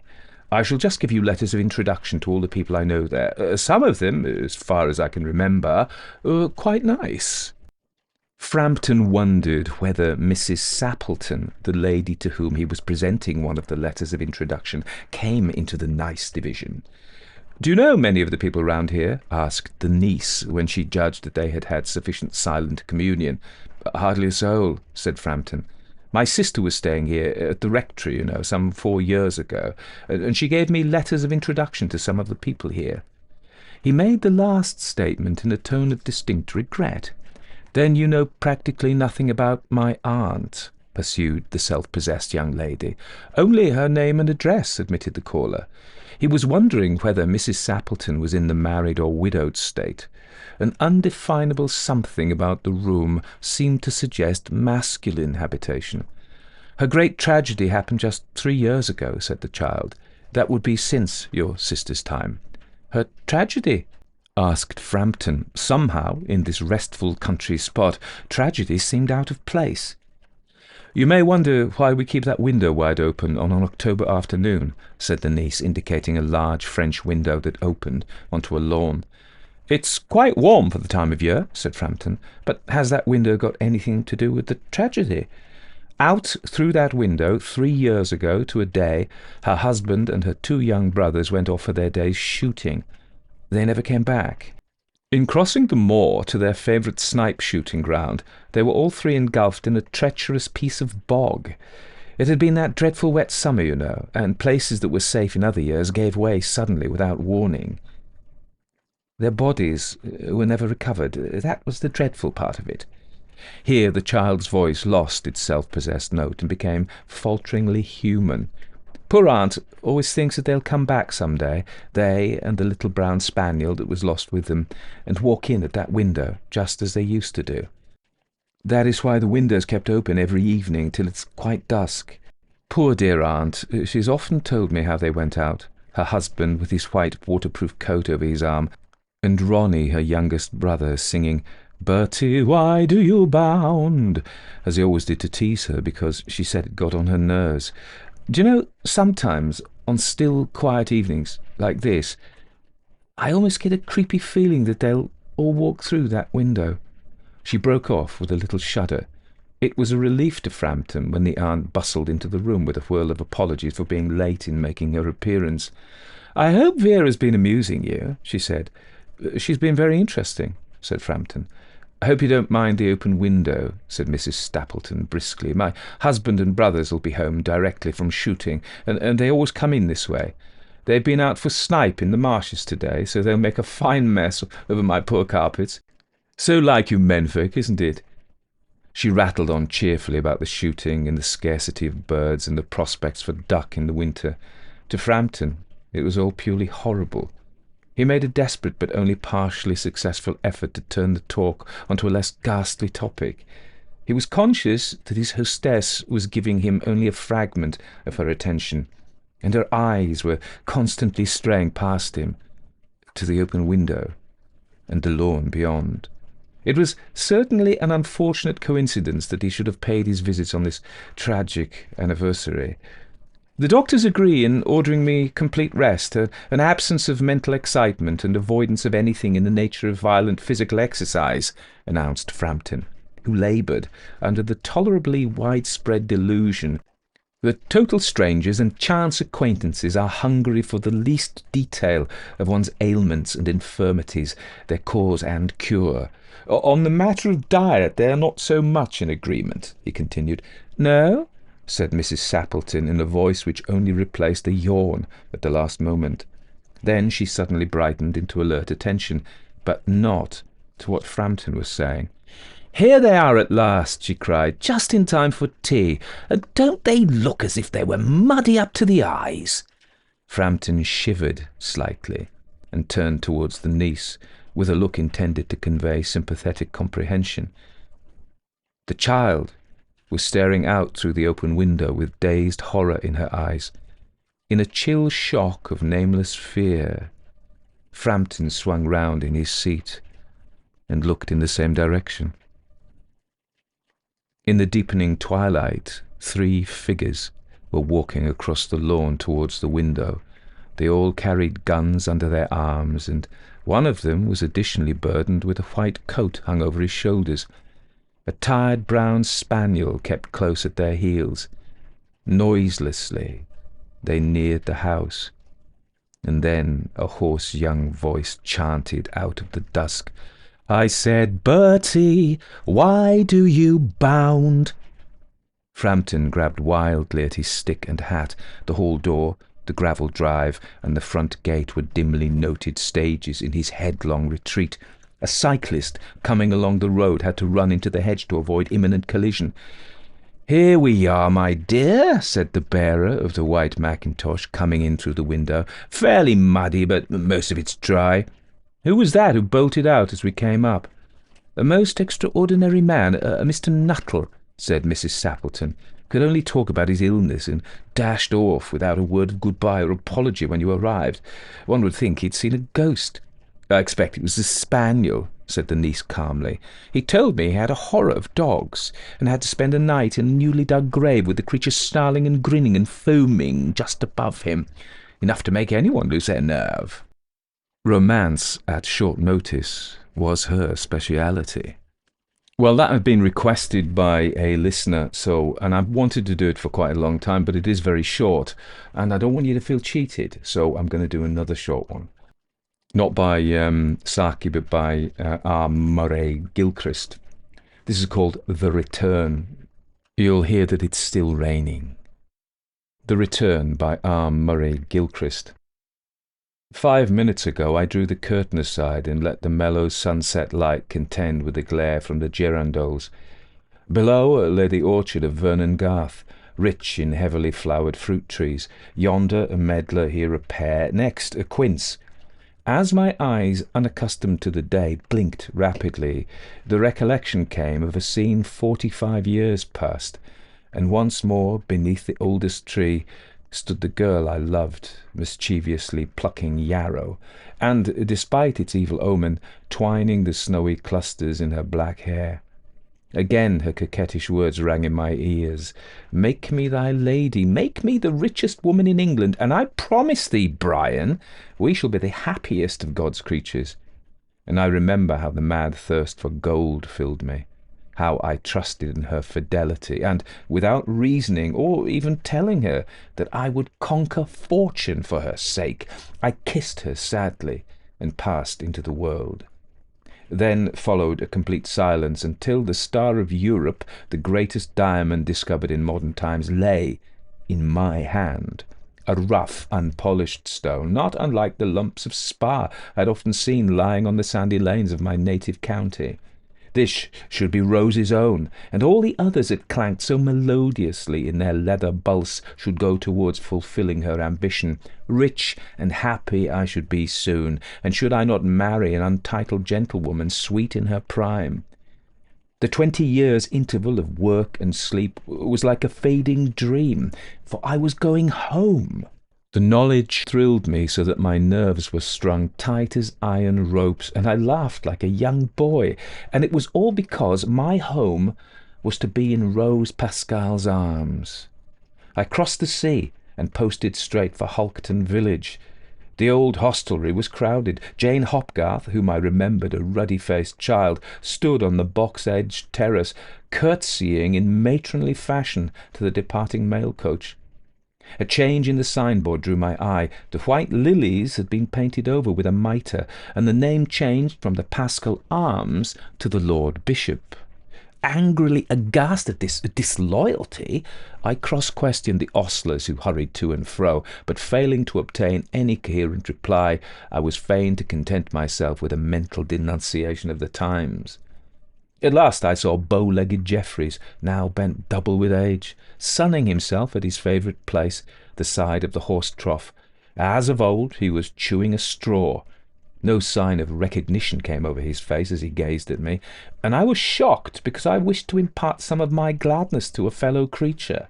I went to him, and after trying in vain to make him speak, held forth a gold coin. He rose instantly, grasped it with palsied fingers, and muttering that the hounds were starting, hurried from my presence. Feeling half sad, I crossed to the churchyard and gazed through the gated window of the Pascal burial chamber at the recumbent and undisturbed effigies of Geoffrey Pascal, gentleman of Bretton Hall, and Margaret Maltrevor, his wife, with their quaint epitaph about a perfect marriage enduring for ever. Then, after noting the rankness of the Dachshund nettles, I crossed the worn stile, and with footsteps surprisingly fleet, passed towards the stretch of moorland at whose further end stands Bretton Hall. Twilight had fallen ere I reached the cottage at the entrance of the park. This was in ruinous condition. Here and there sheaves in the thatched roof had parted and formed crevices through which smoke filtered. Some of the tiny windows had been walled up, and even where the glass remained, snake-like ivy hindered any light from falling into their thick recesses. The door stood open, although the evening was chill. As I approached, the heavy autumnal dew shook down from the firs and fell upon my shoulders. A bat, swooping in an undulation, struck between my eyes and fell to the grass, moaning querulously. I entered. A withered woman sat beside the peat fire. She held a pair of steel knitting needles which she moved without cessation. There was no thread upon them, and when they clicked, her lips twitched as if she had counted. Some time passed before I recognized Rose's foster-mother, Elizabeth Careless. The russet colour of her cheeks had faded and left a sickly grey. Those sunken, dimmed eyes were utterly unlike the bright black orbs that had danced so mirthfully. Her stature, too, had shrunk. I was struck with wonder. Elizabeth could not be more than 56 years old. I had been away 20 years. Rose was 15 when I had left her, and I heard Elizabeth say that she was only 21 at the time of her darling's weaning. But what a change! She had such an air of weary grief that my heart grew sick. Advancing to her side, I touched her arm. She turned, but neither spoke nor seemed aware of my presence. Soon, however, she rose, and helping herself along by grasping the scanty furniture, tottered to a window and peered out. Her right hand crept to her throat. She untied the string of her gown and took from her bosom a pomander set in a battered silver case. I cried out. Rose had loved that toy in her childhood. Thousands of times we had played ball with it. Elizabeth held it to her mouth and mumbled it as if it were a baby's hand. Maddened with impatience, I caught her shoulder and roughly bade her say where I should find Rose. But something awoke in her eyes, and she shrank away to the other side of the house-place. I followed. She cowered on the floor, looking at me with a strange horror. Her lips began to move, but they made no sound. Only when I crossed to the threshold did she rise, and then her head moved wildly from side to side, and her hands pressed close to her breast, as if the pain there were too great to endure.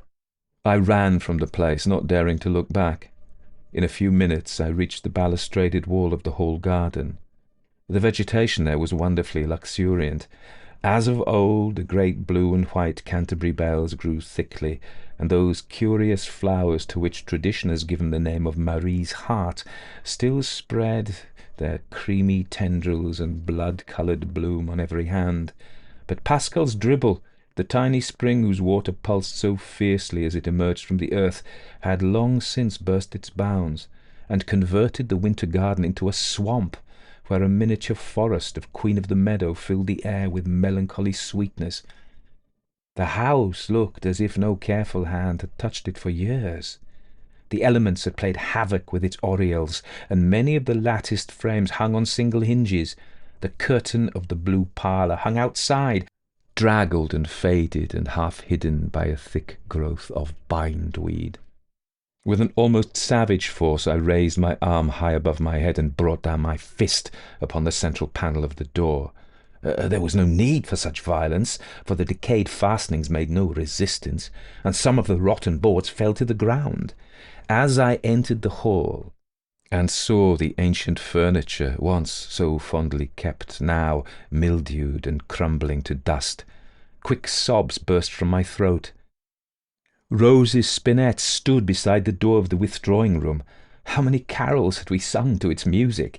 As I passed, my foot struck one of the legs, and the rickety structure groaned as if it were coming to pieces. I thrust out my hand to steady it, but at my touch the velvet covering of the lid came off, and the tiny gilt ornaments rattled downwards. The moon was just rising, and only half her disk was visible over the distant edge of the hell garden. The light in the room was very uncertain, yet I could see that the keys of the instrument were stained brown and bound together with thick cobwebs. Whilst I stood beside it, I felt an overpowering desire to play a country ballad with an overword of willow browbound. The words, in strict accordance with the melody, are merry and sad by turns, at one time filled with light happiness, at another bitter as the voice of one bereaved for ever of joy. So I cleared off the spiders and began to strike the keys with my forefinger. Many were dumb, and when I struck them gave forth no sound save a peculiar sigh, but still the melody rhythmed as distinctly as if a low voice crooned it out of the darkness. Wearied by bitterness, I turned away. By now the full moonlight pierced the window and quivered on the floor. As I gazed on the tremulous pattern, it changed into quaint devices of hearts, daggers, rings, and 1,000 tokens more. All suddenly, another object glided amongst them so quickly that I wondered whether my eyes had been at fault. A tiny satin shoe, stained crimson across the lappets. A revulsion of feeling came to my soul and drove away all my fear. I had seen that self-same shoe, white and unsoiled, 20 years before, when vain Rose danced among her reapers at the harvest home. And my voice cried out in ecstasy, "Rose, heart of mine, delight of all the world's delights!" She stood before me, wondering, amazed. Alas, so changed. The red and yellow silk shawl still covered her shoulders. Her hair still hung in those eldritch curls, but the beautiful face had grown wan and tired, and across the forehead lines were drawn like silver threads. She threw her arms around my neck and, pressing her bosom heavily on mine, sobbed so piteously that I grew afraid for her, and drew back the long masses of hair which had fallen forward, and kissed again and again those lips that were too lovely for simile. Never came a word of chiding from them. "Love," she said, when she had regained her breath, "the past struggle was sharp and torturing. The future struggle will be crueler still. What a great love was yours, to wait and trust for so long. Would that mine had been as powerful. Poor weak heart that could not endure." The tones of a wild fear throbbed through all her speech, strongly, yet with insufficient power to prevent her feeling the tenderness of those moments. Often, timorously raising her head from my shoulder, she looked about, and then turned with a soft, inarticulate, and glad murmur to hide her face on my bosom. I spoke fervently, told of the years spent away from her, how, when working in the diamond fields, she had been ever present in my fancy, how at night her name had fallen from my lips in my only prayer, how I had dreamed of her amongst the greatest in the land, the richest, and I dare swear the loveliest woman in the world. I grew warmer still. All the gladness which had been constrained for so long now burst wildly from my lips, a myriad of rich ideas resolved into words, which, being spoken, wove one long and delicious fit of passion. As we stood together, the moon brightened and filled the chamber with a light like the day's. The ridges of the surrounding moorlands stood out in sharp relief. Rose drank in my declarations thirstily, but soon interrupted me with a heavy sigh. "Come away," she said softly. "I no longer live in this house. You must stay with me tonight. This place is so wretched now, for time that in you and me has only strengthened love, has wrought much ruin here." Half leaning on me, she led me from the precincts of Bretton Hall. We walked in silence over the waste that crowns the valley of the White Lands, and, being near the verge of the rocks, saw the great pine wood sloping downwards, lighted near us by the moon, but soon lost in density. Along the mysterious line where the light changed into gloom, intricate shadows of withered summer bracken struck and receded in a mimic battle. Before us lay the Priest's Cliff. The moon was veiled by a grove of elms, whose ever-swaying branches alternately increased and lessened her brightness. This was a place of notoriety, a veritable Golgotha, a haunt fit only for demons. Murder and theft had been punished here, and to this day fireside stories are told of evil women dancing round that druid circle, carrying hearts plucked from gibbeted bodies. "Rose," I whispered, "why have you brought me here?" She made no reply, but pressed her head more closely to my shoulder. Scarce had my lips closed, ere a sound, like the hiss of a half-strangled snake, vibrated amongst the trees. It grew louder and louder. A monstrous shadow hovered above. Rose from my bosom murmured, "Love is strong as death. Love is strong as death." I locked her in my arms so tightly that she grew breathless. "Hold me," she panted. "You're strong." A cold hand touched our foreheads so that, benumbed, we sank together to the ground, to fall instantly into a dreamless slumber. When I awoke, the clear grey light of early morning had spread over the country. Beyond the Hell Garden, the sun was just bursting through the clouds, and had already spread a long golden haze along the horizon. The babbling of the streamlet that runs down to Holkton was so distinct that it seemed almost at my side. How sweetly the wild thyme smelt! Filled with the tender recollections of the night, without turning, I called Rose Pascal from her sleep. "Sweetheart, sweetheart, waken! Waken, waken! See how glad the world looks! See the omens of a happy future!" No answer came. I sat up, and looking round me, saw that I was alone. A square stone lay near. When the sun was high, I crept to read the inscription carved thereon. "Here, at 4 cross paths, lieth, with a stake through the bosom, the body of Rose Pascal, who in her 16th year wilfully cast away the life God gave." The Judge's House by Bram Stoker. When the time for his examination drew near, Malcolm Malcolmson made up his mind to go somewhere to read by himself. He feared the attractions of the seaside, and also he feared completely rural isolation, for of old he knew its charms, and so he determined to find some unpretentious little town where there would be nothing to distract him. He refrained from asking suggestions from any of his friends, for he argued that each would recommend some place of which he had knowledge, and where he had already acquaintances. As Malcolmson wished to avoid friends, he had no wish to encumber himself with the attention of friends' friends, and so he determined to look out for a place for himself.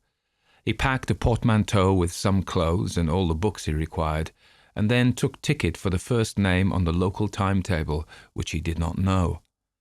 When, at the end of the 3 hours' journey, he alighted at Benchurch, he felt satisfied that he had so far obliterated his tracks as to be sure of having a peaceful opportunity of pursuing his studies. He went straight to the one inn which the sleepy little place contained, and put up for the night. Benchurch was a market town, and once in 3 weeks was crowded to excess, but for the remainder of the 21 days it was as attractive as a desert. Malcolmson looked around the day after his arrival to try to find quarters more isolated than even so quiet an inn as the Good Traveller afforded. There was only one place that took his fancy, and it certainly satisfied his wildest ideas regarding quiet. In fact, quiet was not the proper word to apply to it. Desolation was the only term conveying any suitable idea of its isolation. It was an old, rambling, heavy-built house of the Jacobean style, with heavy gables and windows unusually small, and set higher than was customary in such houses, and was surrounded with a high brick wall massively built. Indeed, on examination, it looked more like a fortified house than an ordinary dwelling. But all these things pleased Malcolmson. Here, he thought, is the very spot I have been looking for, and if I can only get opportunity of using it, I shall be happy. His joy was increased when he realized beyond doubt that it was not at present inhabited. From the post office he got the name of the agent, who was rarely surprised at the application to rent a part of the old house. Mr. Crawford, the local lawyer and agent, was a genial old gentleman, and frankly confessed his delight at anyone being willing to live in the house. "To tell you the truth," said he, "I should be only too happy, on behalf of the owners, to let anyone have the house rent-free for a term of years, if only to accustom the people here to see it inhabited. It has been so long empty that some kind of absurd prejudice has grown up about it, and this can be best put down by its occupation. If only," he added, with a sly glance at Malcolmson, "by a scholar like yourself who wants its quiet for a time." Malcolmson thought it needless to ask the agent about the absurd prejudice. He knew he'd get more information, if he should require it, on that subject, from other quarters. He paid his 3 months' rent, got a receipt, and the name of an old woman who would probably undertake to do for him, and came away with the keys in his pocket. He then went to the landlady of the inn, who was a cheerful and most kindly person, and asked her advice as to such stores and provisions as he would be likely to require. She threw up her hands in amazement when he told her where he was going to settle himself. "Not the judge's house," she said, and grew pale as she spoke. He explained the locality of the house, saying that he didn't know its name. When he had finished, she answered, "Aye, sure enough, the very place. It is the judge's house, sure enough." He asked her to tell him about the place, why so called, and what there was against it.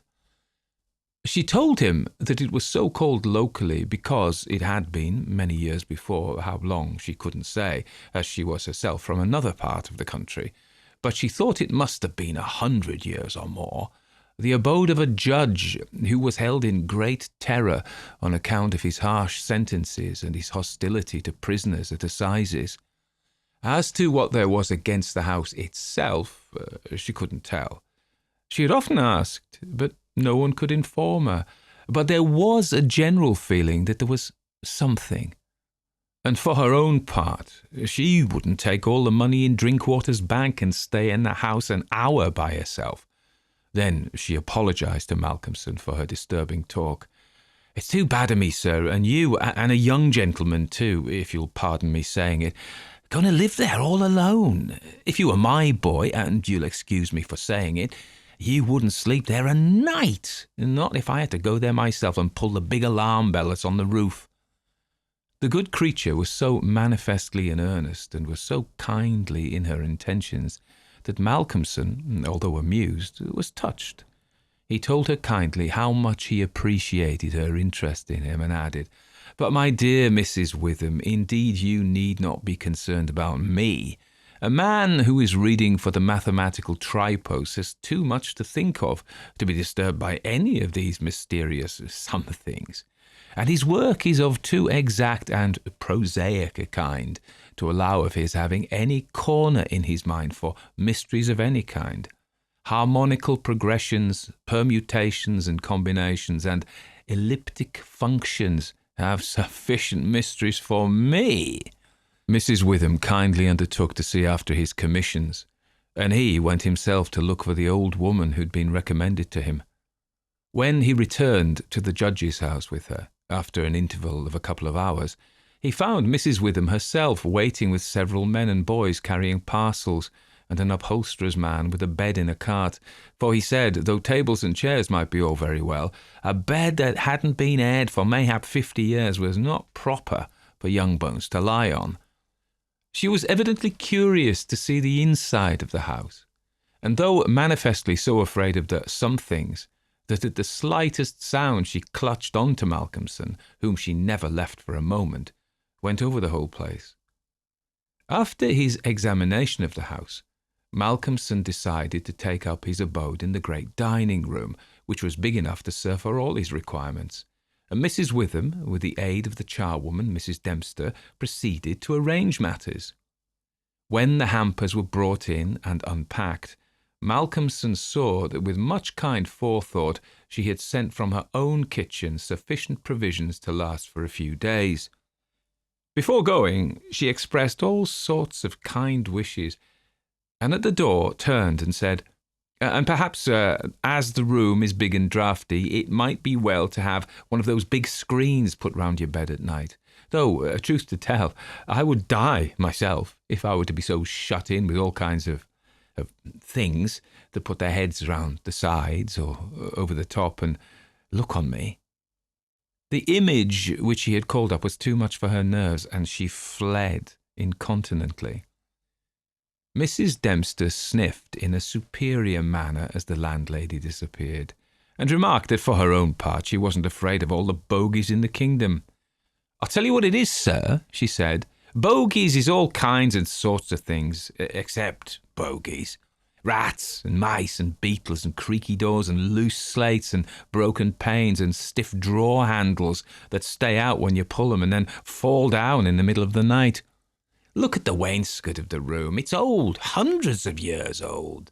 Do you think there's no rats and beetles there? And do you imagine, sir, that you won't see none of them? Rats is bogies, I tell you, and bogies is rats, and don't you get to think anything else. Mrs. Dempster, said Malcolmson gravely, making her a polite bow, you know more than a senior wrangler, and let me say that as a mark of esteem for your indubitable soundness of head and heart, I shall, when I go, give you possession of this house and let you stay here by yourself for the last 2 months of my tenancy, for 4 weeks will serve my purpose. Thank you kindly, sir, she answered, but I couldn't sleep away from home a night. I'm in greenhouse charity, and if I slept away from my rooms, I should lose all I have got to live on. The rules is very strict, and there's too many watching for a vacancy for me to run any risks in the matter. Only for that, sir, I'd gladly come here and attend on you altogether during your stay.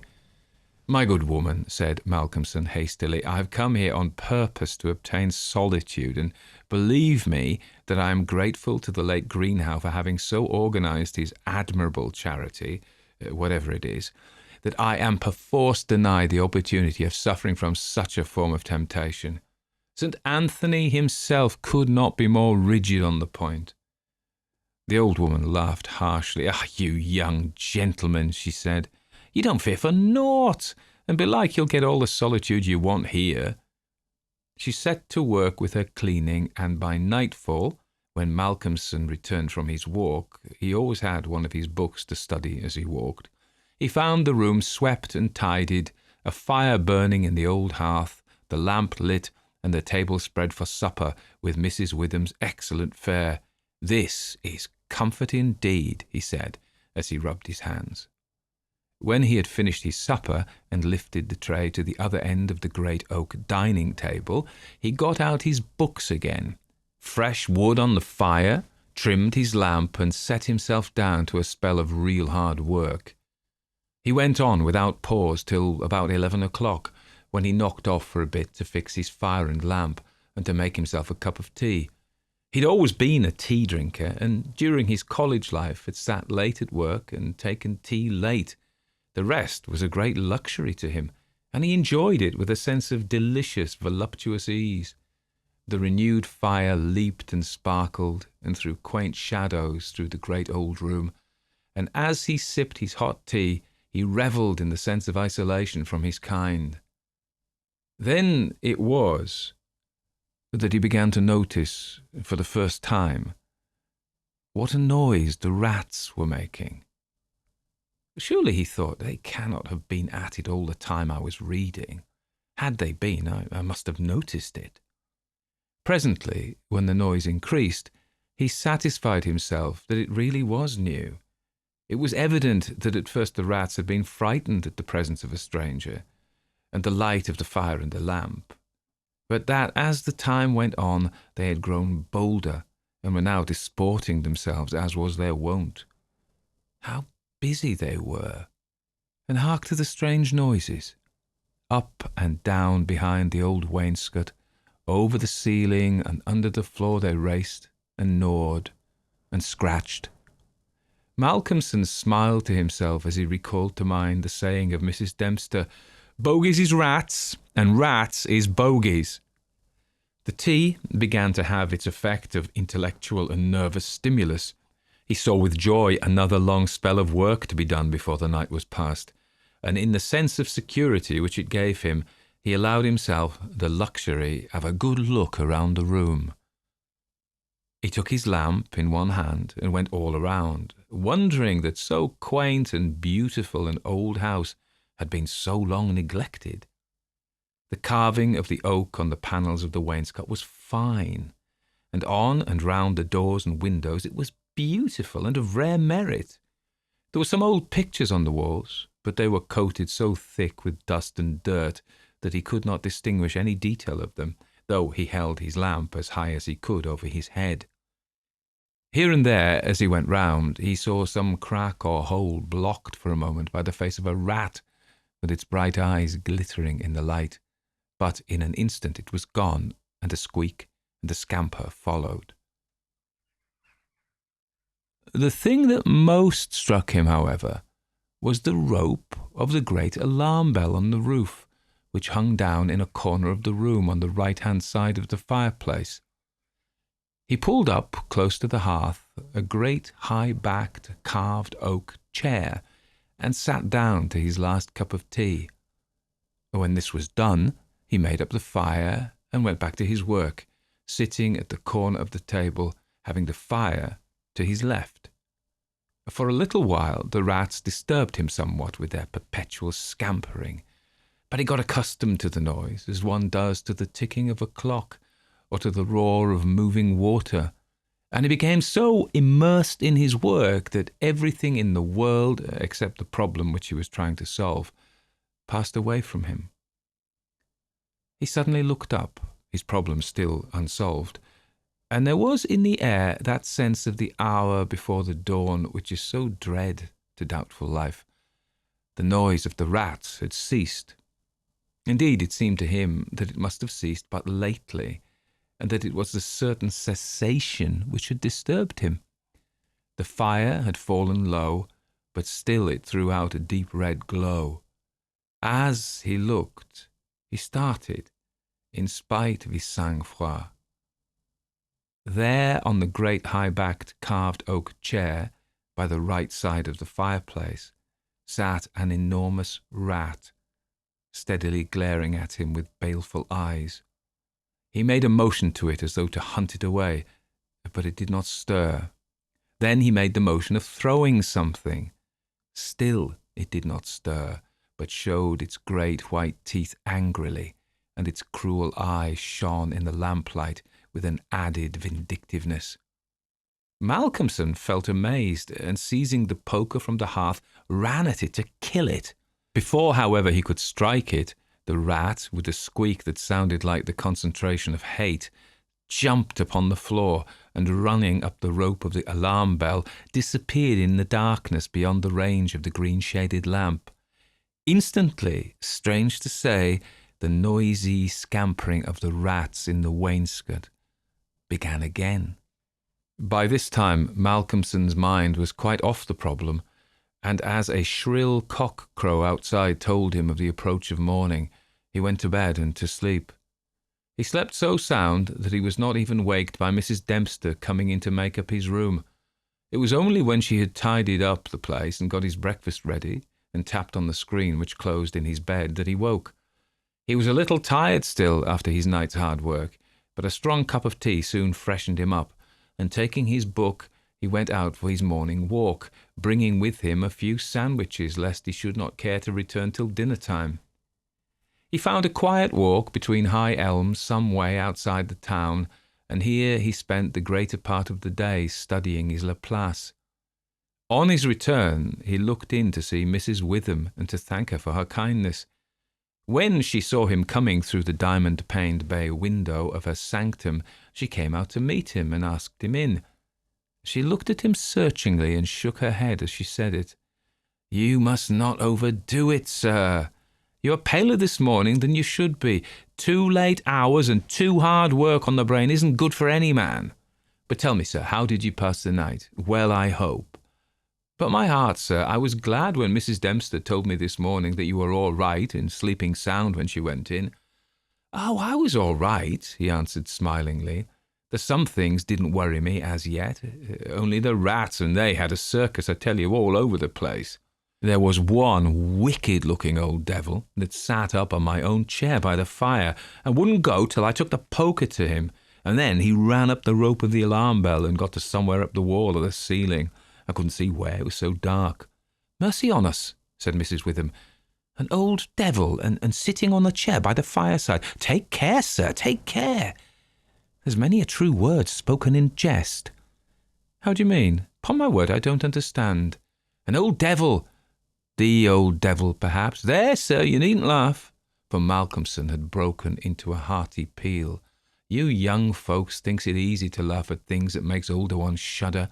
Never mind, sir, never mind. Please God, you'll laugh all the time. It's what I wish you, myself." and the good lady beamed all over in sympathy with his enjoyment, her fears gone for a moment. "Oh, forgive me," said Malcolmson presently. "Don't think me rude, but the idea was too much for me. That the old devil himself was on the chair last night." And at the thought he laughed again. Then he went home to dinner. This evening the scampering of the rats began earlier. Indeed, it had been going on before his arrival, and only ceased whilst his presence by its freshness disturbed them. After dinner he sat by the fire for a while and had a smoke, and then, having cleared his table, began to work as before.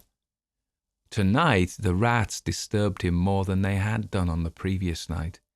How they scampered up and down and under and over, how they squeaked and scratched and gnawed, how they, getting bolder by degrees, came to the mouths of their holes and to the chinks and cracks and crannies in the wainscoting, till their eyes shone like tiny lamps as the firelight rose and fell. But to him, now doubtless accustomed to them, their eyes were not wicked, only their playfulness touched him. Sometimes the boldest of them made sallies out on the floor or along the mouldings of the wainscot. Now and again, as they disturbed him, Malcolmson made a sound to frighten them, smiting the table with his hand or giving a fierce "shh, shh," so that they fled straight away to their holes. And so the early part of the night wore on, and despite the noise, Malcolmson got more and more immersed in his work. All at once he stopped, as on the previous night, being overcome by a sudden sense of silence. There was not the faintest sound of gnaw or scratch or squeak. The silence was as of the grave. He remembered the odd occurrence of the previous night, and instinctively he looked at the chair standing close by the fireside, and then a very odd sensation thrilled through him. There, on the great old high-backed carved oak chair beside the fireplace, sat the same enormous rat, steadily glaring at him with baleful eyes. Instinctively he took the nearest thing to his hand, a book of logarithms, and flung it at it. The book was badly aimed, and the rat did not stir, so again the poker performance of the previous night was repeated, and again the rat, being closely pursued, fled up the rope of the alarm bell. Strangely, too, the departure of this rat was instantly followed by the renewal of the noise made by the general rat community. On this occasion, as on the previous one, Malcolmson could not see at what part of the room the rat disappeared, for the green shade of his lamp left the upper part of the room in darkness, and the fire had burned low. And looking at his watch, he found it was close on midnight, and not sorry for the divertissement, he made up his fire and made himself his nightly pot of tea. He had got through a good spell of work and thought himself entitled to a cigarette, and so he sat on the great carved oak chair before the fire and enjoyed it. Whilst smoking, he began to think that he would like to know where the rat disappeared to, for he had certain ideas for the morrow not entirely disconnected with a rat trap. Accordingly, he lit another lamp and placed it so that it would shine well into the right-hand corner of the wall by the fireplace. Then he got all the books he had with him and placed them handy to throw at the vermin. Finally, he lifted the rope of the alarm bell and placed the end of it on the table, fixing the extreme end under the lamp. As he handled it, he couldn't help noticing how pliable it was, especially for so strong a rope, and one not in use. You could hang a man with it, he thought to himself. When his preparations were made, he looked around and said complacently, "There now, my friend, I think we shall learn something of you at this time." He began his work again, and though, as before, somewhat disturbed at first by the noise of rats, soon lost himself in his propositions and problems. Again he was called to his immediate surroundings suddenly. This time it might not have been the sudden silence only which took his attention. There was a slight movement of the rope, and the lamp moved. Without stirring, he looked to see if his pile of books was within range, and then he cast his eye along the rope. As he looked, he saw the great rat drop from the rope on the oak armchair and sit there, glaring at him. He raised a book in his right hand and, taking careful aim, flung it at the rat. The latter, with a quick movement, sprang aside and dodged the missile. He then took another book and a third and flung them one after another at the rat, but each time unsuccessfully. At last, as he stood with a book poised in his hand to throw, the rat squeaked and seemed afraid. This made Malcolmson more than ever eager to strike, and the book flew and struck the rat a resounding blow. It gave a terrified squeak, and turning on his pursuer a look of terrible malevolence, ran up the chair back and made a great jump to the rope of the alarm bell, and ran up it like lightning. The lamp rocked under the sudden strain, but it was a heavy one and did not topple over. Malcolmson kept his eyes on the rat, and saw it by the light of the second lamp leap to a moulding of the wainscot, and disappear through a hole in one of the great pictures which hung on the wall, obscured and invisible through its coating of dirt and dust. "I shall look up my friend's habitation in the morning," said the student, as he went over to collect his books. "The third picture from the fireplace. I shall not forget." He picked up the books one by one, commenting on them as he lifted them. Conic sections he does not mind, nor cycloidal oscillations, nor the Principia, nor quaternions, nor thermodynamics. Now for the book that fetched him. Malcolmson took it up and looked at it. As he did so, he started, and a sudden pallor overspread his face. He looked round uneasily and shivered slightly as he murmured to himself, "The Bible my mother gave me." He sat down to work again, and the rats in the wainscot renewed their gambols. It did not disturb him, however. Somehow their presence gave him a sense of companionship. But he couldn't attend to his work, for after striving to master the subject on which he was engaged, gave it up in despair, and went to bed as the first streak of dawn stole in through the eastern window. He slept heavily but uneasily, and dreamed much. And when Mrs. Dempster woke him late in the morning, he seemed ill at ease, and for a few minutes did not seem to realize exactly where he was. His first request rather surprised the servant. "Mrs. Dempster, when I'm out today, I wish you would get the steps and dust or wash those pictures, especially that one, the third from the fireplace. I want to see what they are." Late in the afternoon, Malcolmson worked at his books in the shaded walk, and the cheerfulness of the previous day came back to him as the day wore on, and he found that his reading was progressing well.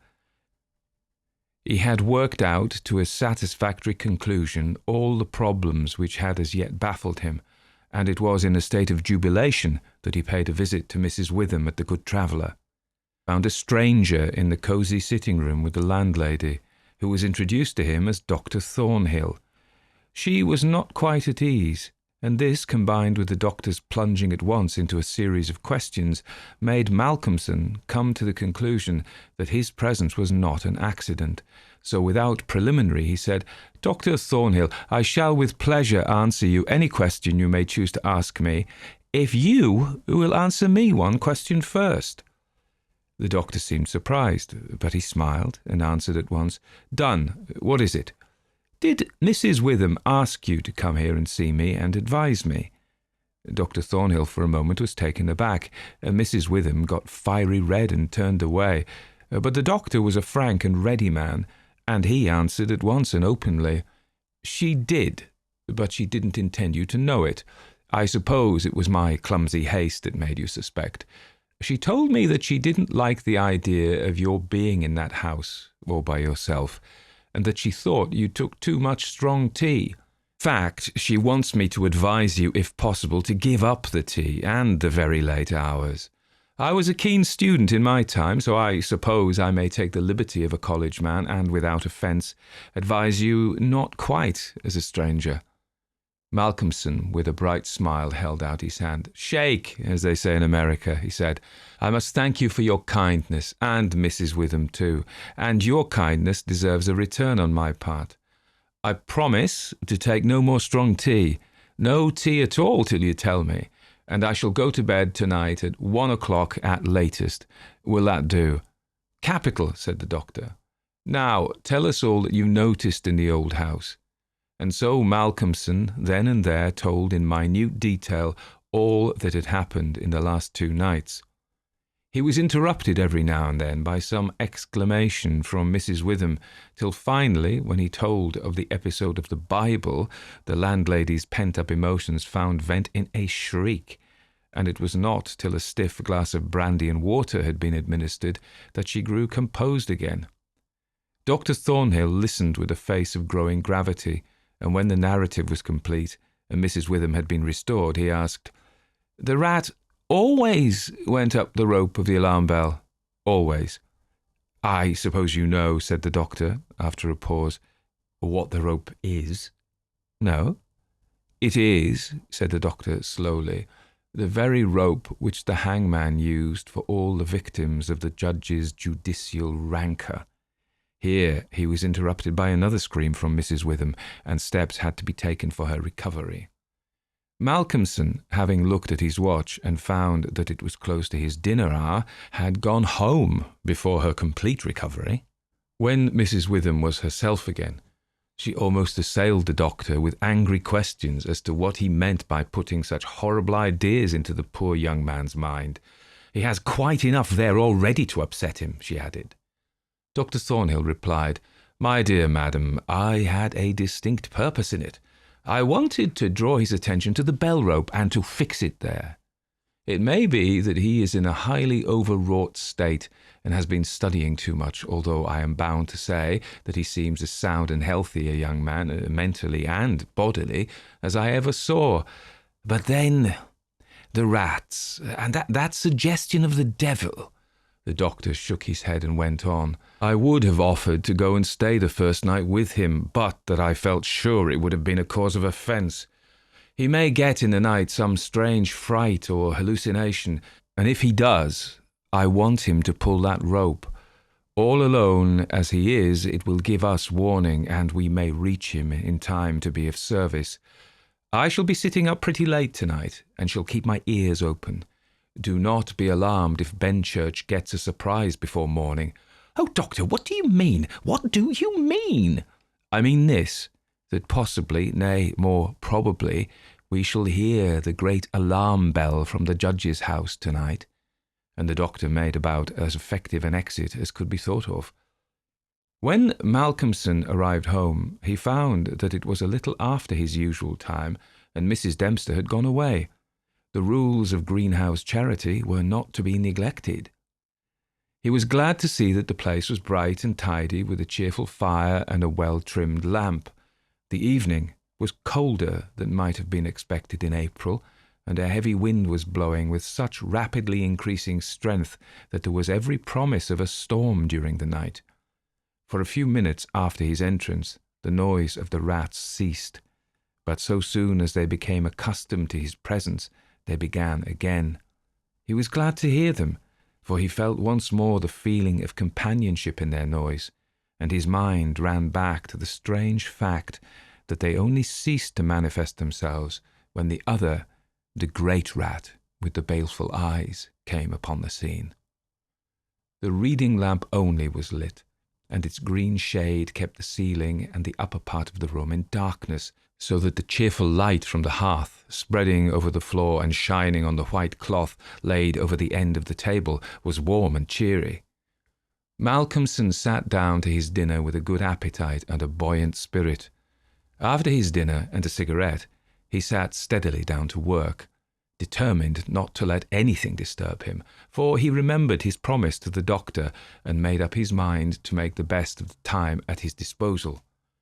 For an hour or so he worked all right, and then his thoughts began to wander from his books.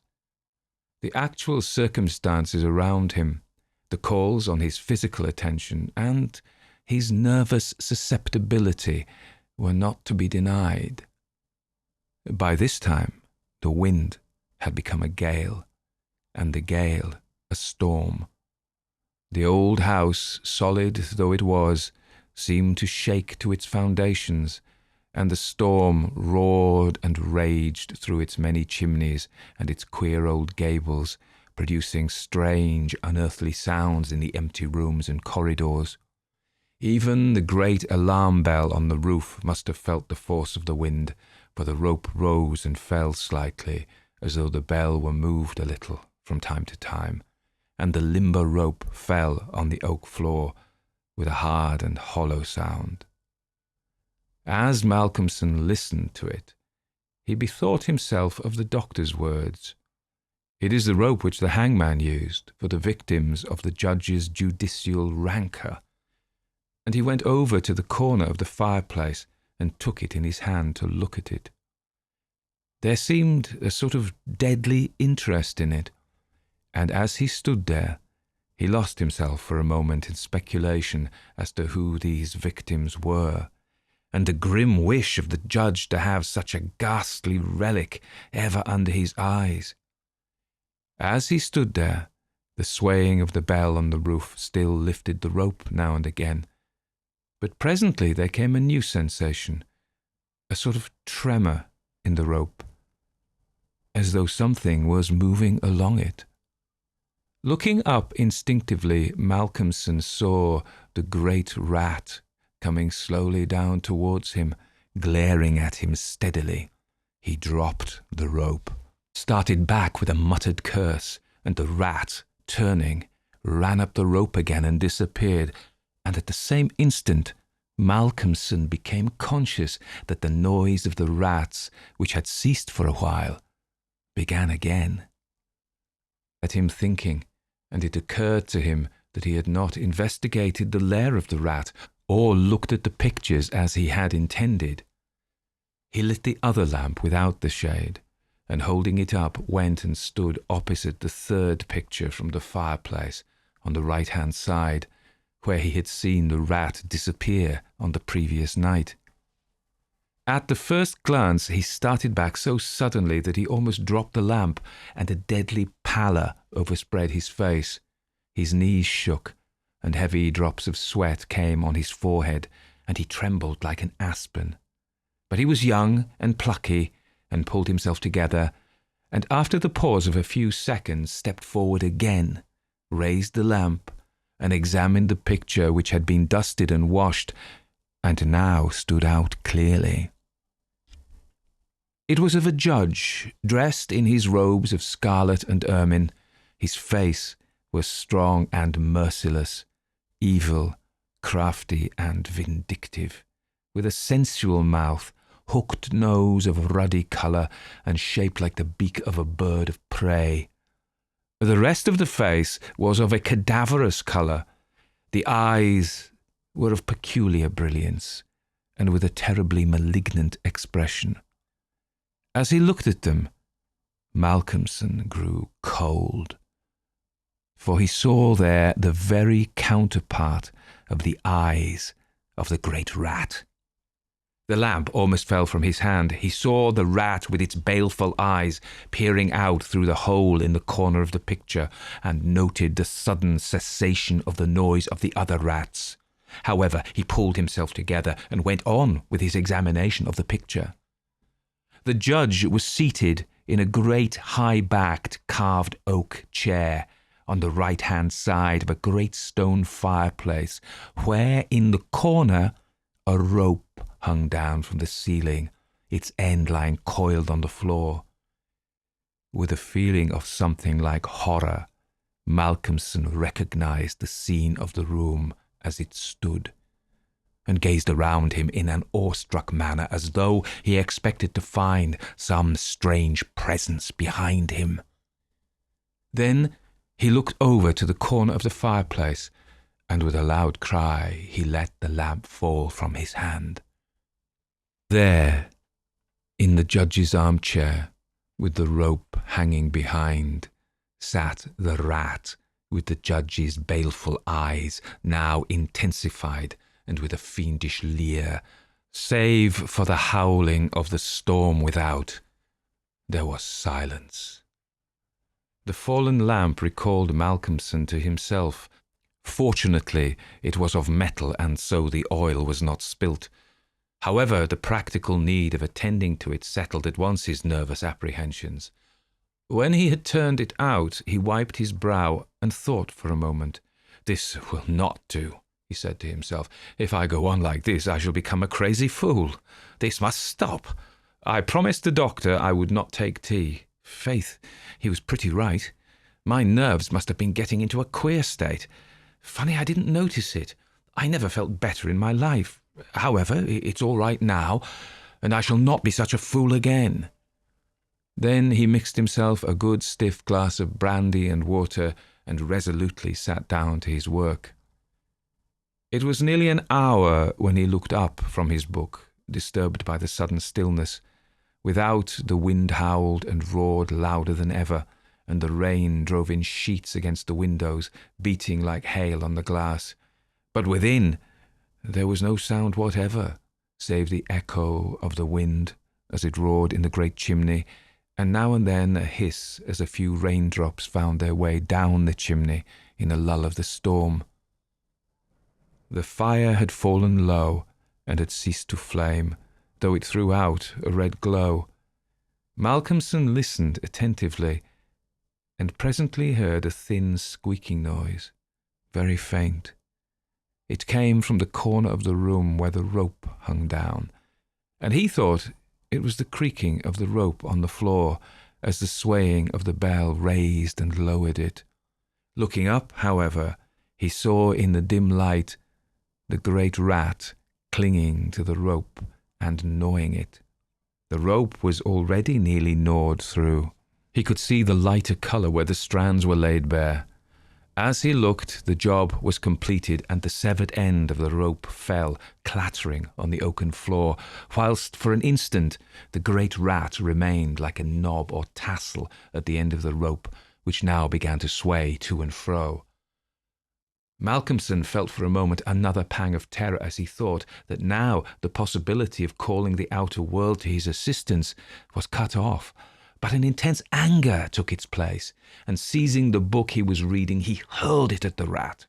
The blow was well aimed, but before the missile could reach him, the rat dropped off and struck the floor with a soft thud. Malcolmson instantly rushed over towards him, but it darted away and disappeared in the darkness of the shadows of the room. Malcolmson felt that his work was over for the night, and determined then and there to vary the monotony of the proceedings by a hunt for the rat, and took off the green shade of the lamp so as to ensure a wider spreading light. As he did so, the gloom of the upper part of the room was relieved, and in the new flood of light, great by comparison with the previous darkness, the pictures on the wall stood out boldly. From where he stood, Malcolmson saw right opposite to him the third picture on the wall from the right of the fireplace. He rubbed his eyes in surprise, and then a great fear began to come upon him.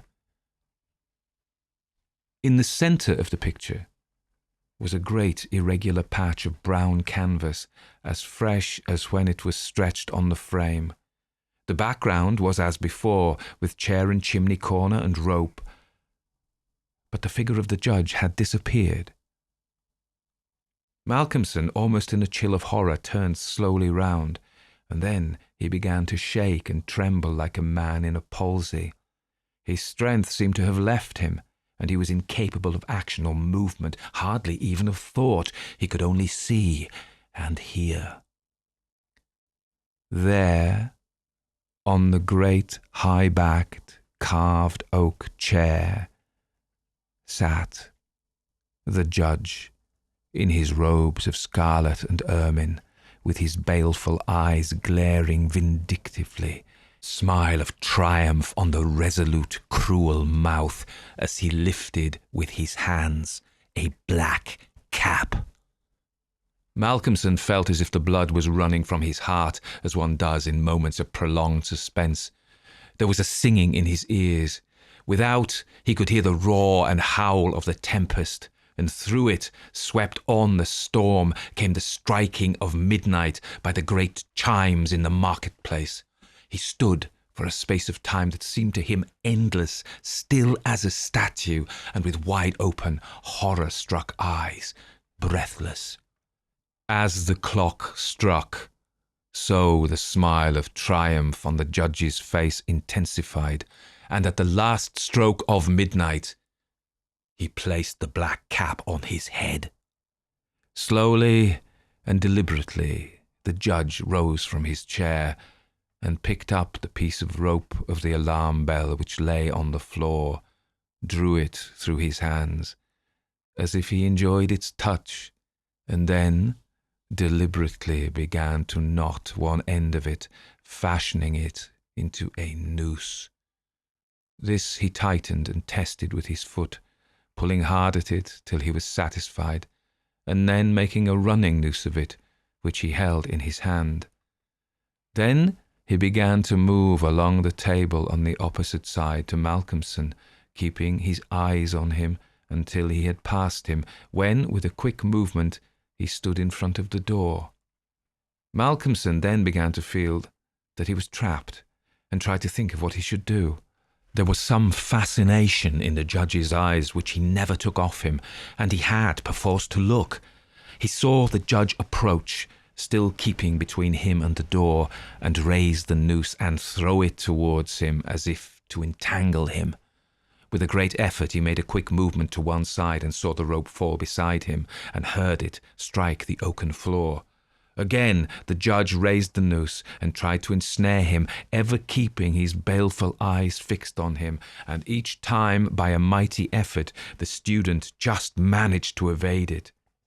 So this went on for many times, the judge seeming never discouraged nor discomposed at failure, but playing as a cat does with a mouse. At last, in despair, which had reached its climax, Malcolmson cast a quick glance round him. The lamp seemed to have blazed up, and there was a fairly good light in the room. At the many rat-holes, and in the chinks and crannies of the wainscot, he saw the rat's eyes, and this aspect, that was purely physical, gave him a gleam of comfort. He looked around and saw that the rope of the great alarm bell was laden with rats. Every inch of it was covered with them, and more were pouring through the small circular hole in the ceiling whence it emerged, so that with their weight the bell was beginning to sway. Hark! It had swayed till the clapper had touched the bell. The sound was a tiny one, but the bell was only beginning to sway, and it would increase. At the sound, the judge, who had been keeping his eyes fixed on Malcolmson, looked up, and a scowl of diabolical anger overspread his face. His eyes fairly glowed like hot coals, and he stamped his foot with a sound that seemed to make the house shake. A dreadful peal of thunder broke overhead as he raised the rope again, whilst the rats kept running up and down the rope as though working against time. Instead of throwing it, he drew close to his victim and held open the noose as he approached. As he came closer, there seemed something paralyzing in his very presence, and Malcolmson stood rigid as a corpse. He felt the judge's icy fingers touch his throat as he adjusted the rope. The noose tightened. Then the judge, taking the rigid form of the student in his arms, carried him over and placed him standing in the oak chair, and stepping up beside him, put his hand up and caught the end of the swaying rope of the alarm bell. As he raised his hand, the rats fled squeaking and disappeared through the hole in the ceiling. Taking the end of the noose which was round Malcolmson's neck, he tied it to the hanging rope bell, and then, descending, pulled away the chair. When the alarm bell of the judge's house began to sound, a crowd soon assembled. Lights and torches of various kinds appeared, and soon a silent crowd was hurrying to the spot. They knocked loudly at the door, but there was no reply. Then they burst in the door and poured into the great dining room, the doctor at the head. There, at the end of the rope of the great alarm bell, hung the body of the student, and on the face of the judge in the picture was a malignant Smile. For the Blood is the Life by F. Marion Crawford. We had dined at sunset on the broad roof of the old tower because it was cooler there during the great heat of summer.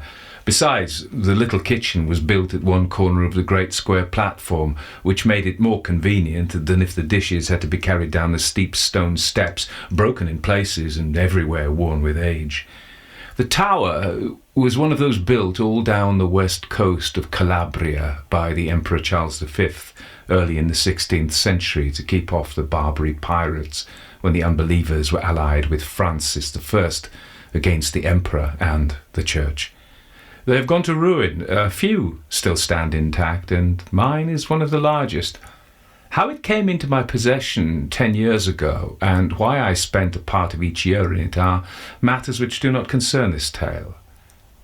The tower stands in one of the loneliest spots in southern Italy, at the extremity of a curving rocky promontory, which forms a small but safe natural harbour at the southern extremity of the Gulf of Policastro, and just north of Cape Scalea, the birthplace of Judas Iscariot, according to the old local legend.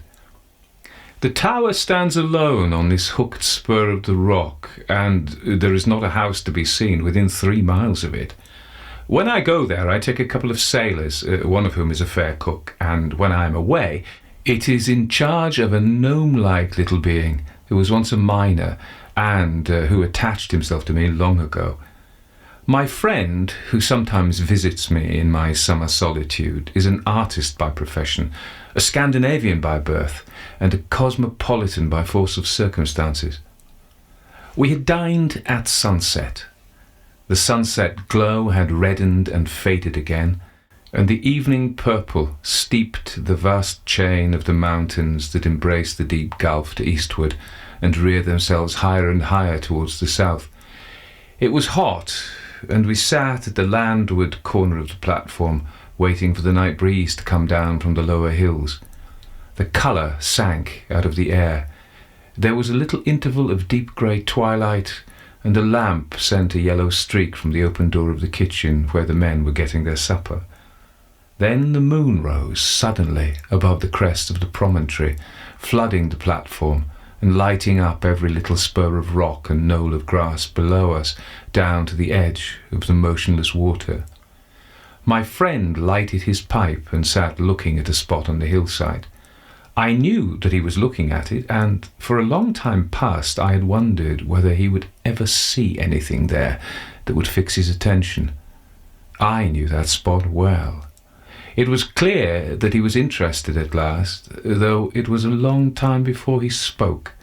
Like most painters, he trusts to his own eyesight, as a lion trusts his strength and a stag his speed, and he's always disturbed when he cannot reconcile what he sees with what he believes that he ought to see. "It's strange," he said. Do you see that little mound just on this side of the boulder?" "Yes," I said, and I guessed what was coming. "It looks like a grave," observed Holger. "Very true, it does look like a grave." "Yes," continued my friend, his eyes still fixed on the spot. "But the strange thing is, I see the body lying on the top of it. Of course," continued Holger, turning his head on one side as artists do, it must be an effect of the light. In the first place, it's not a grave at all. Secondly, if it were, the body would be inside and not outside. Therefore, it's an effect of the moonlight. Don't you see it?" "Perfectly. I always see it on moonlit nights." "Doesn't seem to interest you much." "On the contrary, it does interest me, though I'm used to it." "You're not so far wrong either. The mound is really a grave." "Nonsense," cried Holger incredulously.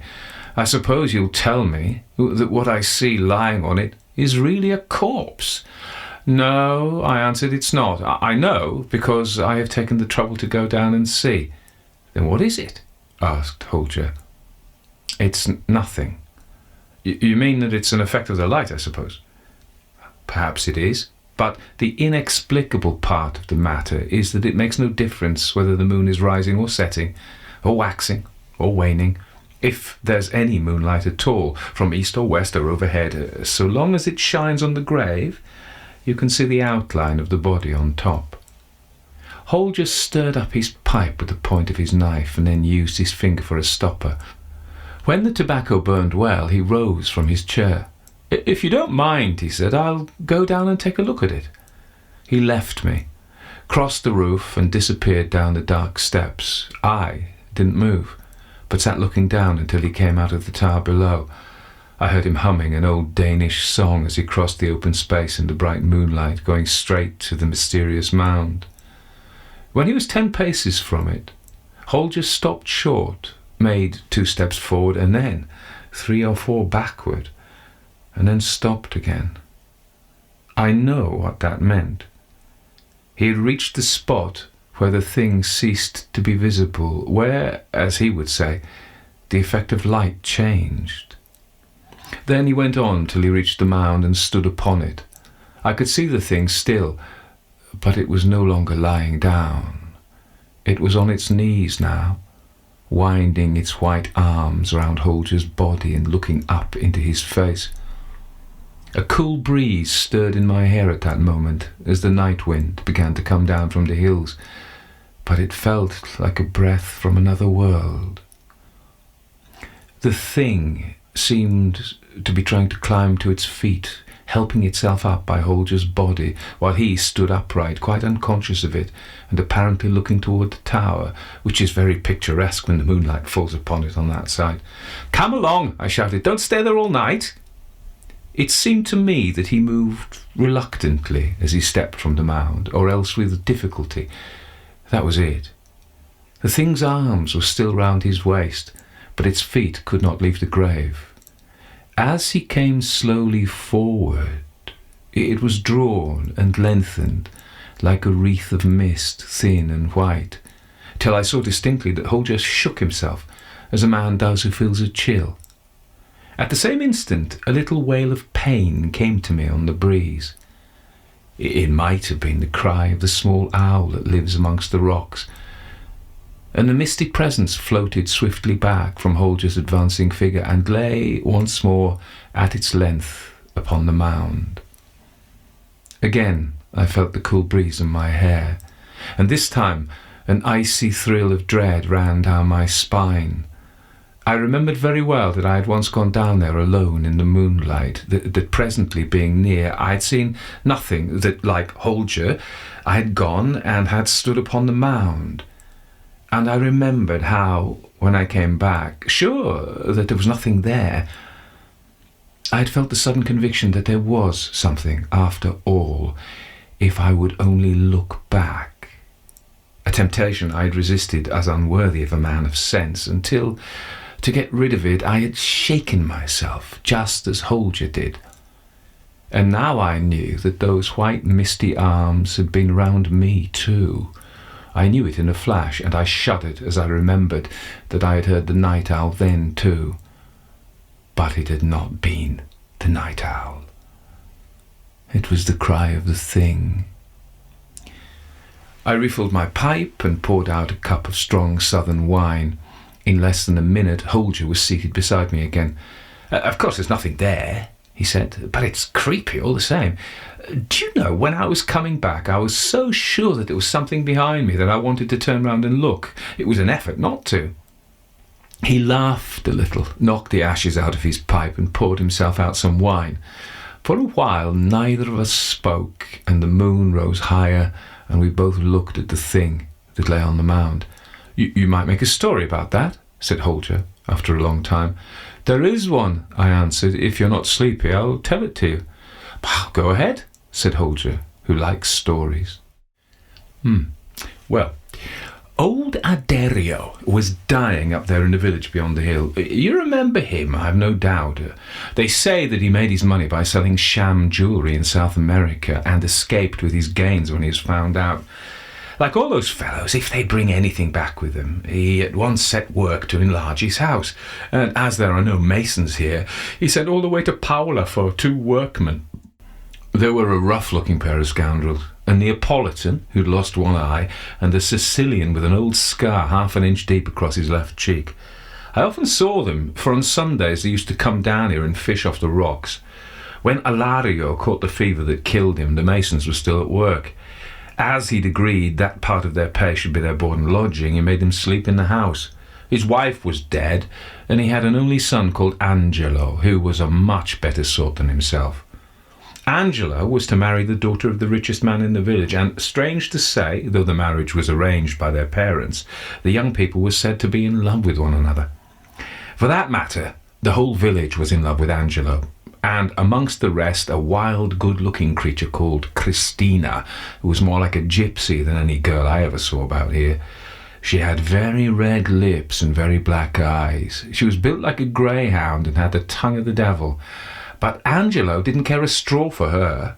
He was rather a simple-minded fellow, quite different from his old scoundrel of a father, and, under what I should call normal circumstances, I really believe that he would never have looked at any girl except a nice, plump little creature with a fat dowry whom his father meant him to marry. But things turned up which were neither normal nor natural. On the other hand, a very handsome young shepherd from the hills above Maratea was in love with Christina, who seems to have been quite indifferent to him. Christina had no regular means of subsistence, but she was a good girl and willing to do any work or go on errands to any distance for the sake of a loaf of bread or a mess of beans and permission to sleep under cover. She was especially glad when she could get something to do about the house of Angelo's father. There's no doctor in the village, and when the neighbours saw that old Alario was dying, they sent Christina to Scalea to fetch one.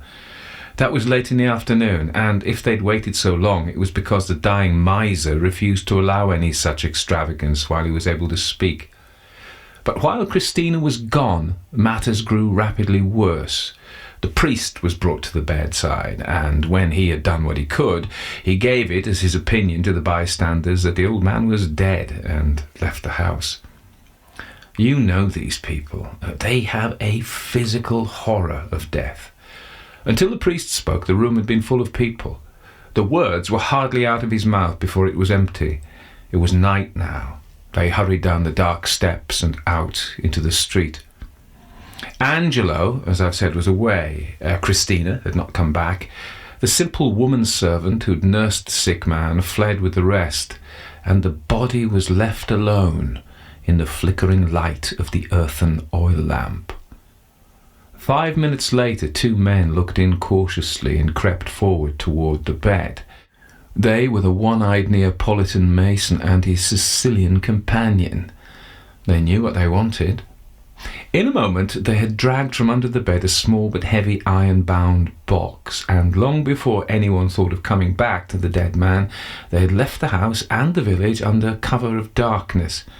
It was easy enough, for Alario's house is the last towards the gorge which leads down here, and the thieves merely went out by the back door, got over the stone wall, and had nothing to risk after that except the possibility of meeting some belated countryman, which was very small indeed, since few of the people used that path. They had a mattock and shovel, and they made their way without accident. I'm telling you this story as it must have happened, for of course there were no witnesses to this part of it. The men brought the box down by the gorge, intending to bury it on the beach in the wet sand, where it would have been much safer. But the paper would have rotted if they'd been obliged to leave it there long, so they dug their hole down there, close to that boulder. Yes, just where the mound is now. Christina did not find the doctor in Scalea, for he had been sent for from a place up the valley, halfway to San Domenico. If she had found him, he would have come on his mule by the upper road, which is smoother but much longer. But Christina took the short-cut by the rocks, which passes about 50 feet above the mound, and goes round that corner. The men were digging when she passed, and she heard them at work. It would not have been like her to go by without finding out what that noise was, for she was never afraid of anything in her life, and besides, the fishermen sometimes come ashore here at night to get a stone for an anchor or to gather sticks to make a little fire. The night was dark, and Christina probably came close to the 2 men before she could see what they were doing. She knew them, of course, and they knew her, and understood instantly that they were in her power. There was only one thing to be done for their safety, and they did it. They knocked her on the head. They dug the hole deep, and they buried her quickly with the iron-bound chest. They must have understood that their only chance of escaping suspicion lay in getting back to the village before their absence was noticed, for they returned immediately and were found, half an hour later, gossiping quietly with the man who was making Ilario's coffin. He was a crony of theirs, and had been working at the repairs in the old man's house. So far as I've been able to make out, the only persons who were supposed to know where Ilario kept his treasure were Angelo and the one woman servant I've mentioned. Angelo was away. It was the woman who discovered the theft. It was easy enough to understand why no one else knew where the money was. The old man kept his door locked and the key in his pocket when he was out, and didn't let the woman enter to clean the place unless he was there himself. The whole village knew that he had money somewhere, however, and the masons had probably discovered the whereabouts of the chest by climbing in at the window in his absence. If the old man had not been delirious until he lost consciousness, he would have been in frightful agony of mind for his riches. The faithful woman-servant forgot their existence only for a few moments when she fled with the rest, overcome by the horror of death. 20 minutes had not passed before she returned with the two hideous old hags who were always called in to prepare the dead for burial. Even then she had not at first the courage to go near the bed with them, but she made a pretence of dropping something, went down on her knees as if to find it, and looked under the bedstead. The walls of the room were newly whitewashed down to the floor, and she saw at a glance that the chest was gone. It had been there in the afternoon. It had therefore been stolen in the short interval since she had left the room. There are no carabineers stationed in the village. There is not so much as a municipal watchman, for there is no municipality. There never was such a place, I believe. Scalea is supposed to look after it in some mysterious way, and it takes a couple of hours to get anybody from there. As the old woman had lived in the village all her life, it did not even occur to her to apply to any civil authority for help. She simply set up a howl and ran through the village in the dark, screaming out that her dead master's house had been robbed. Many of the people looked out, but at first no one seemed inclined to help her. Most of them, judging her by themselves, whispered to each other that she had probably stolen the money herself.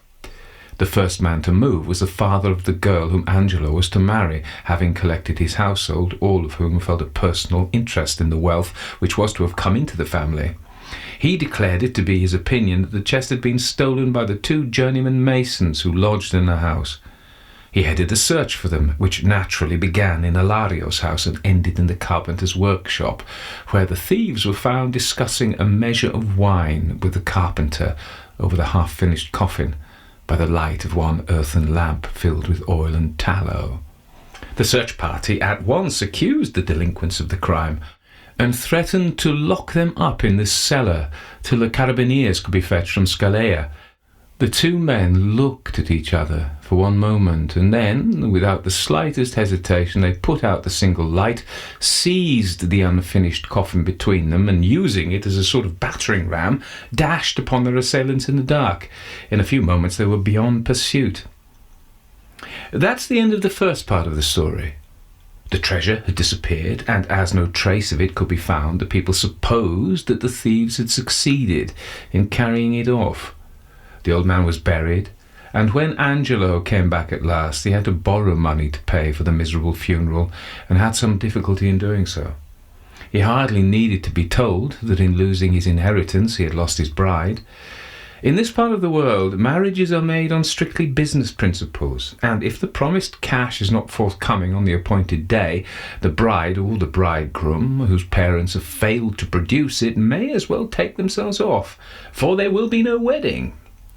Poor Angelo knew that well enough.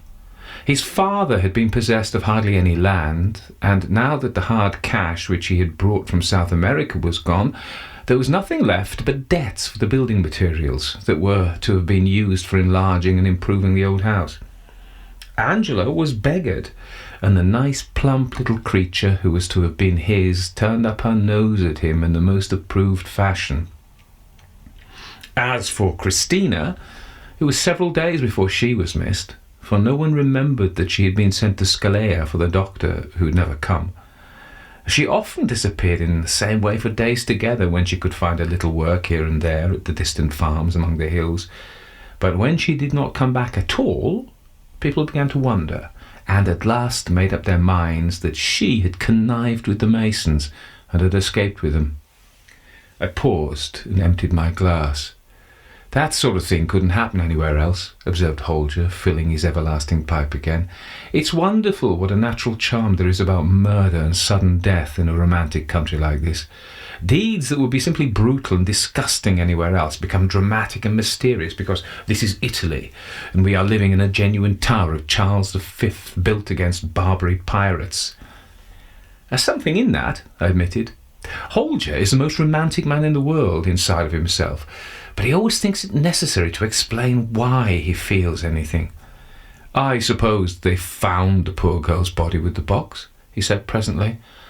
"As it seems to interest you," I answered, "I'll tell you the rest of the story." The moon had risen by this time.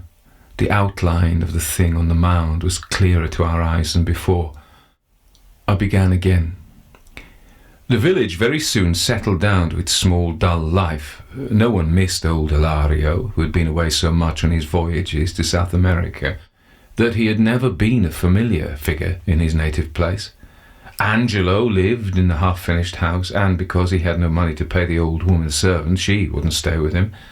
But once in a long time she would come down and wash a shirt for him for old acquaintance's sake. Beside the house, he had inherited a small patch of ground at some distance from the village. He tried to cultivate it, but he had no heart for the work, for he knew he could never pay the taxes on it, and on the house, which would certainly be confiscated by the government, or seized for the debt of the building material which the man who supplied it refused to take back. Angelo was very unhappy. So long as his father had been alive and rich, every girl in the village had been in love with him. But that was all changed now. It had been pleasant to be admired and courted and invited to drink wine by fathers who had girls to marry. It was hard to be stared at coldly and sometimes laughed at because he had been robbed of his inheritance. He cooked his miserable meals for himself, and from being sad became melancholy and morose. At twilight, when the day's work was done, instead of hanging about in the open space before the church with young fellows of his own age, he took to wandering in lonely places on the outskirts of the village till it was quite dark. Then he slunk home and went to bed to save the expense of a light. But in those lonely twilight hours, he began to have strange waking dreams.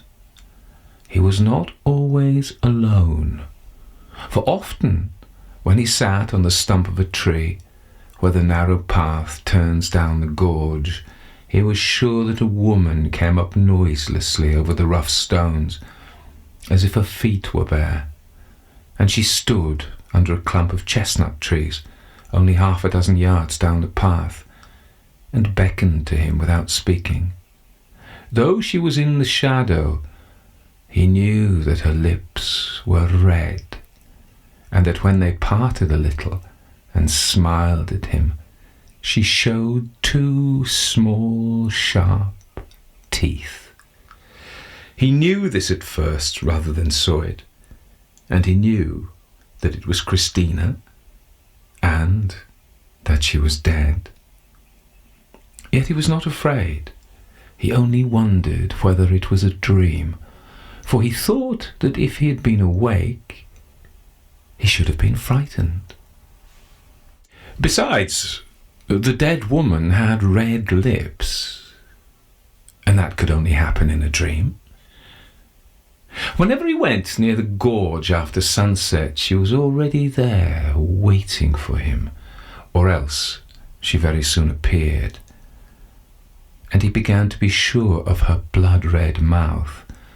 But now each feature grew distinct, and the pale face looked at him with deep and hungry eyes.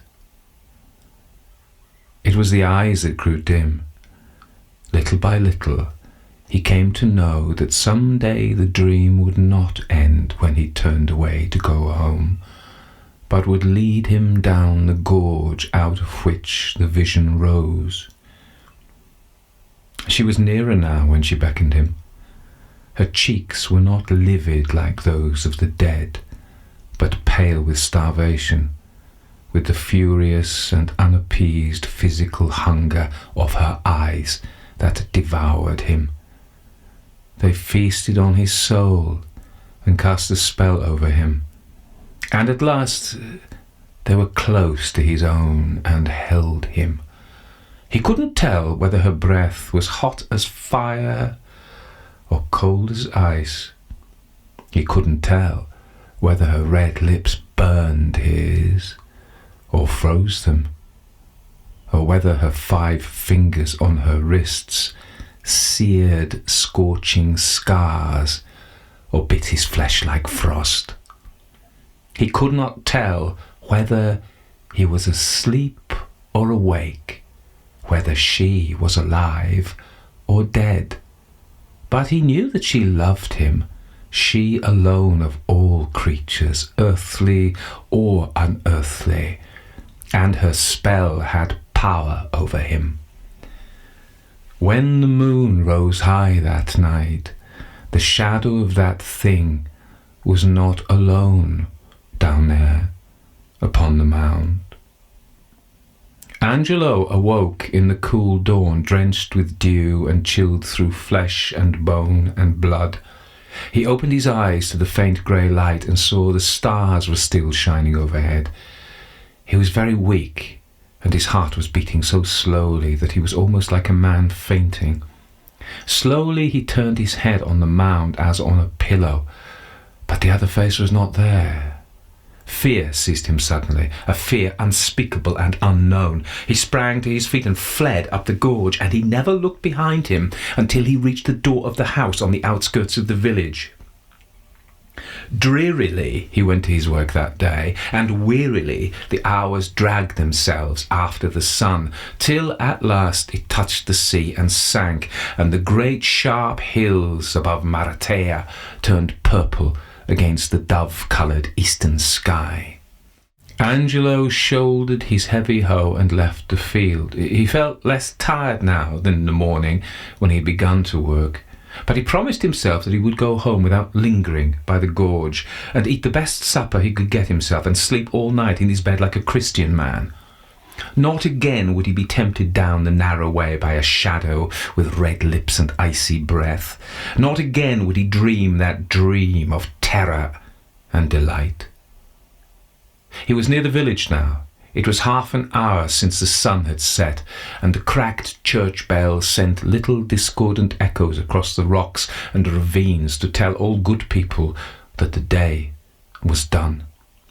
Angelo stood still a moment where the path forked, where it led toward the village on the left and down to the gorge on the right, where a clump of chestnut trees overhung the narrow way. He stood still a minute, lifting his battered hat from his head and gazing at the fast-fading sea westward, and his lips moved as he silently repeated the familiar evening prayer. His lips moved, but the words that followed them in his brain lost their meaning and turned into others, and ended in a name that he spoke aloud. Christina. With the name, the tension of his will relaxed suddenly. Reality went out, and the dream took him again, and bore him swiftly and surely like a man walking in his sleep, down, down, by the steep path in the gathering darkness. And as she glided beside him, Christina whispered strange, sweet things in his ear, which somehow, if he had been awake, he knew that he would not quite have understood. But now they were the most wonderful words he had ever heard in his life, and she kissed him also, but not upon his mouth. He felt her sharp kisses upon his white throat, and he knew that her lips were red.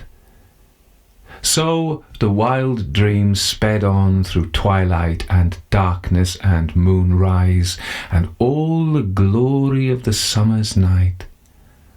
But in the chilly dawn he lay as one half dead upon the mound, down there, recalling and not recalling, drained of his blood, yet strangely longing to give those red lips more. Then came the fear, the awful, nameless panic, the mortal horror that guards the confines of the world we see not, neither know of us as we know of other things, but which we feel when its icy chill freezes our bones and stirs our hair with the touch of a ghostly hand. Once more Angelo sprang from the mound and fled up the gorge in the breaking day, but his step was less sure this time, and he panted for breath as he ran, and when he came to the bright spring of water that rises halfway up the hillside, he dropped upon his knees and hands and plunged his whole face in and drank as he had never drunk before, for it was the thirst of the wounded man who has lain bleeding all night upon the battlefield. She had him fast now, and he could not escape her, but would come to her every evening at dusk until she had drained him of his last drop of blood. It was in vain that when the day was done he tried to take another turning and to go home by a path that did not lead near the gorge. It was in vain that he made promises to himself each morning at dawn when he climbed the lonely way up from the shore to the village. It was all in vain, for when the sun sank burning into the sea, and the coolness of the evening stole out as from a hiding place to delight the weary world, his feet turned toward the old way, and she was waiting for him in the shadow under the chestnut trees. And then all happened as before, and she fell to kissing his white throat, even as she flitted lightly down the way, winding one arm about him. And as his blood failed, she grew more hungry and more thirsty every day, and every day when he awoke in the early dawn it was harder to rouse himself to the effort of climbing the steep path to the village, and when he went to his work his feet dragged painfully, and there was hardly strength in his arms to wield the heavy hoe. He scarcely spoke to anyone now, but the people said he was consuming himself for the love of the girl he was to have married when he lost his inheritance, and they laughed heartily at the thought, for this is not a very romantic country. At this time, Antonio, the man who stays here to look after the tower, returned from a visit to his people who live near Salerno. He had been away all the time since before Ilario's death and knew nothing of what had happened. He has told me that he came back late in the afternoon and shut himself up in the tower to eat and sleep, for he was very tired. It was past midnight when he awoke, and when he looked out toward the mound and saw something, and he did not sleep again that night. When he went out again in the morning it was broad daylight, and there was nothing to be seen on the mound but loose stones and driven sand. Yet he did not go very near it. He went straight up the path to the village and directly to the house of the old priest. "I have seen an evil thing this night," he said. "I have seen how the dead drink the blood of the living, and the blood is the life." "Tell me what you've seen," said the priest in reply. Antonio told him everything he had seen. "You must bring your book and your holy water tonight," he added. "I'll be there before sunset to go down with you, and if it pleases your reverence to sup with me while we wait, I will make ready." "I will come," the priest answered, "for I have read it in old books of these strange beings, which are neither quick nor dead, and which lie ever fresh in their graves, stealing out in the dusk to taste life and blood." Antonio cannot read, but he was glad to see that the priest understood the business, for, of course, the books must have been instructed him as to the best means of quieting the half-living thing forever. So Antonio went away to his work, which consists largely in sitting in the shady side of the tower when he is not perched upon a rock with a fishing line catching nothing. But on that day he went twice to look at the mound in the bright sunlight, and he searched round and round it for some hole through which the being might get in and out, but he found none. When the sun began to sink and the air was cooler in the shadows, he went up to fetch the old priest, carrying a little wicker basket with him, and in this they placed a bottle of holy water, and the basin and sprinkler, and the stole which the priest would need. And they came down and waited in the door of the tower till it should be dark. But while the light still lingered, very grey and faint, they saw something moving, just there. 2 figures, a man's that walked, and a woman's that flitted beside him. And while her head lay on his shoulder, she kissed his throat. The priest has told me that too, and that his teeth chattered, and he grasped Antonio's arm. The vision passed and disappeared into the shadow. Then Antonio got the leathern flask of strong liquor, which he kept for great occasions, and poured such a draught as made the old man feel almost young again, and gave the priest his stole to put on and the holy water to carry, and they went out together towards the spot where the work was to be done.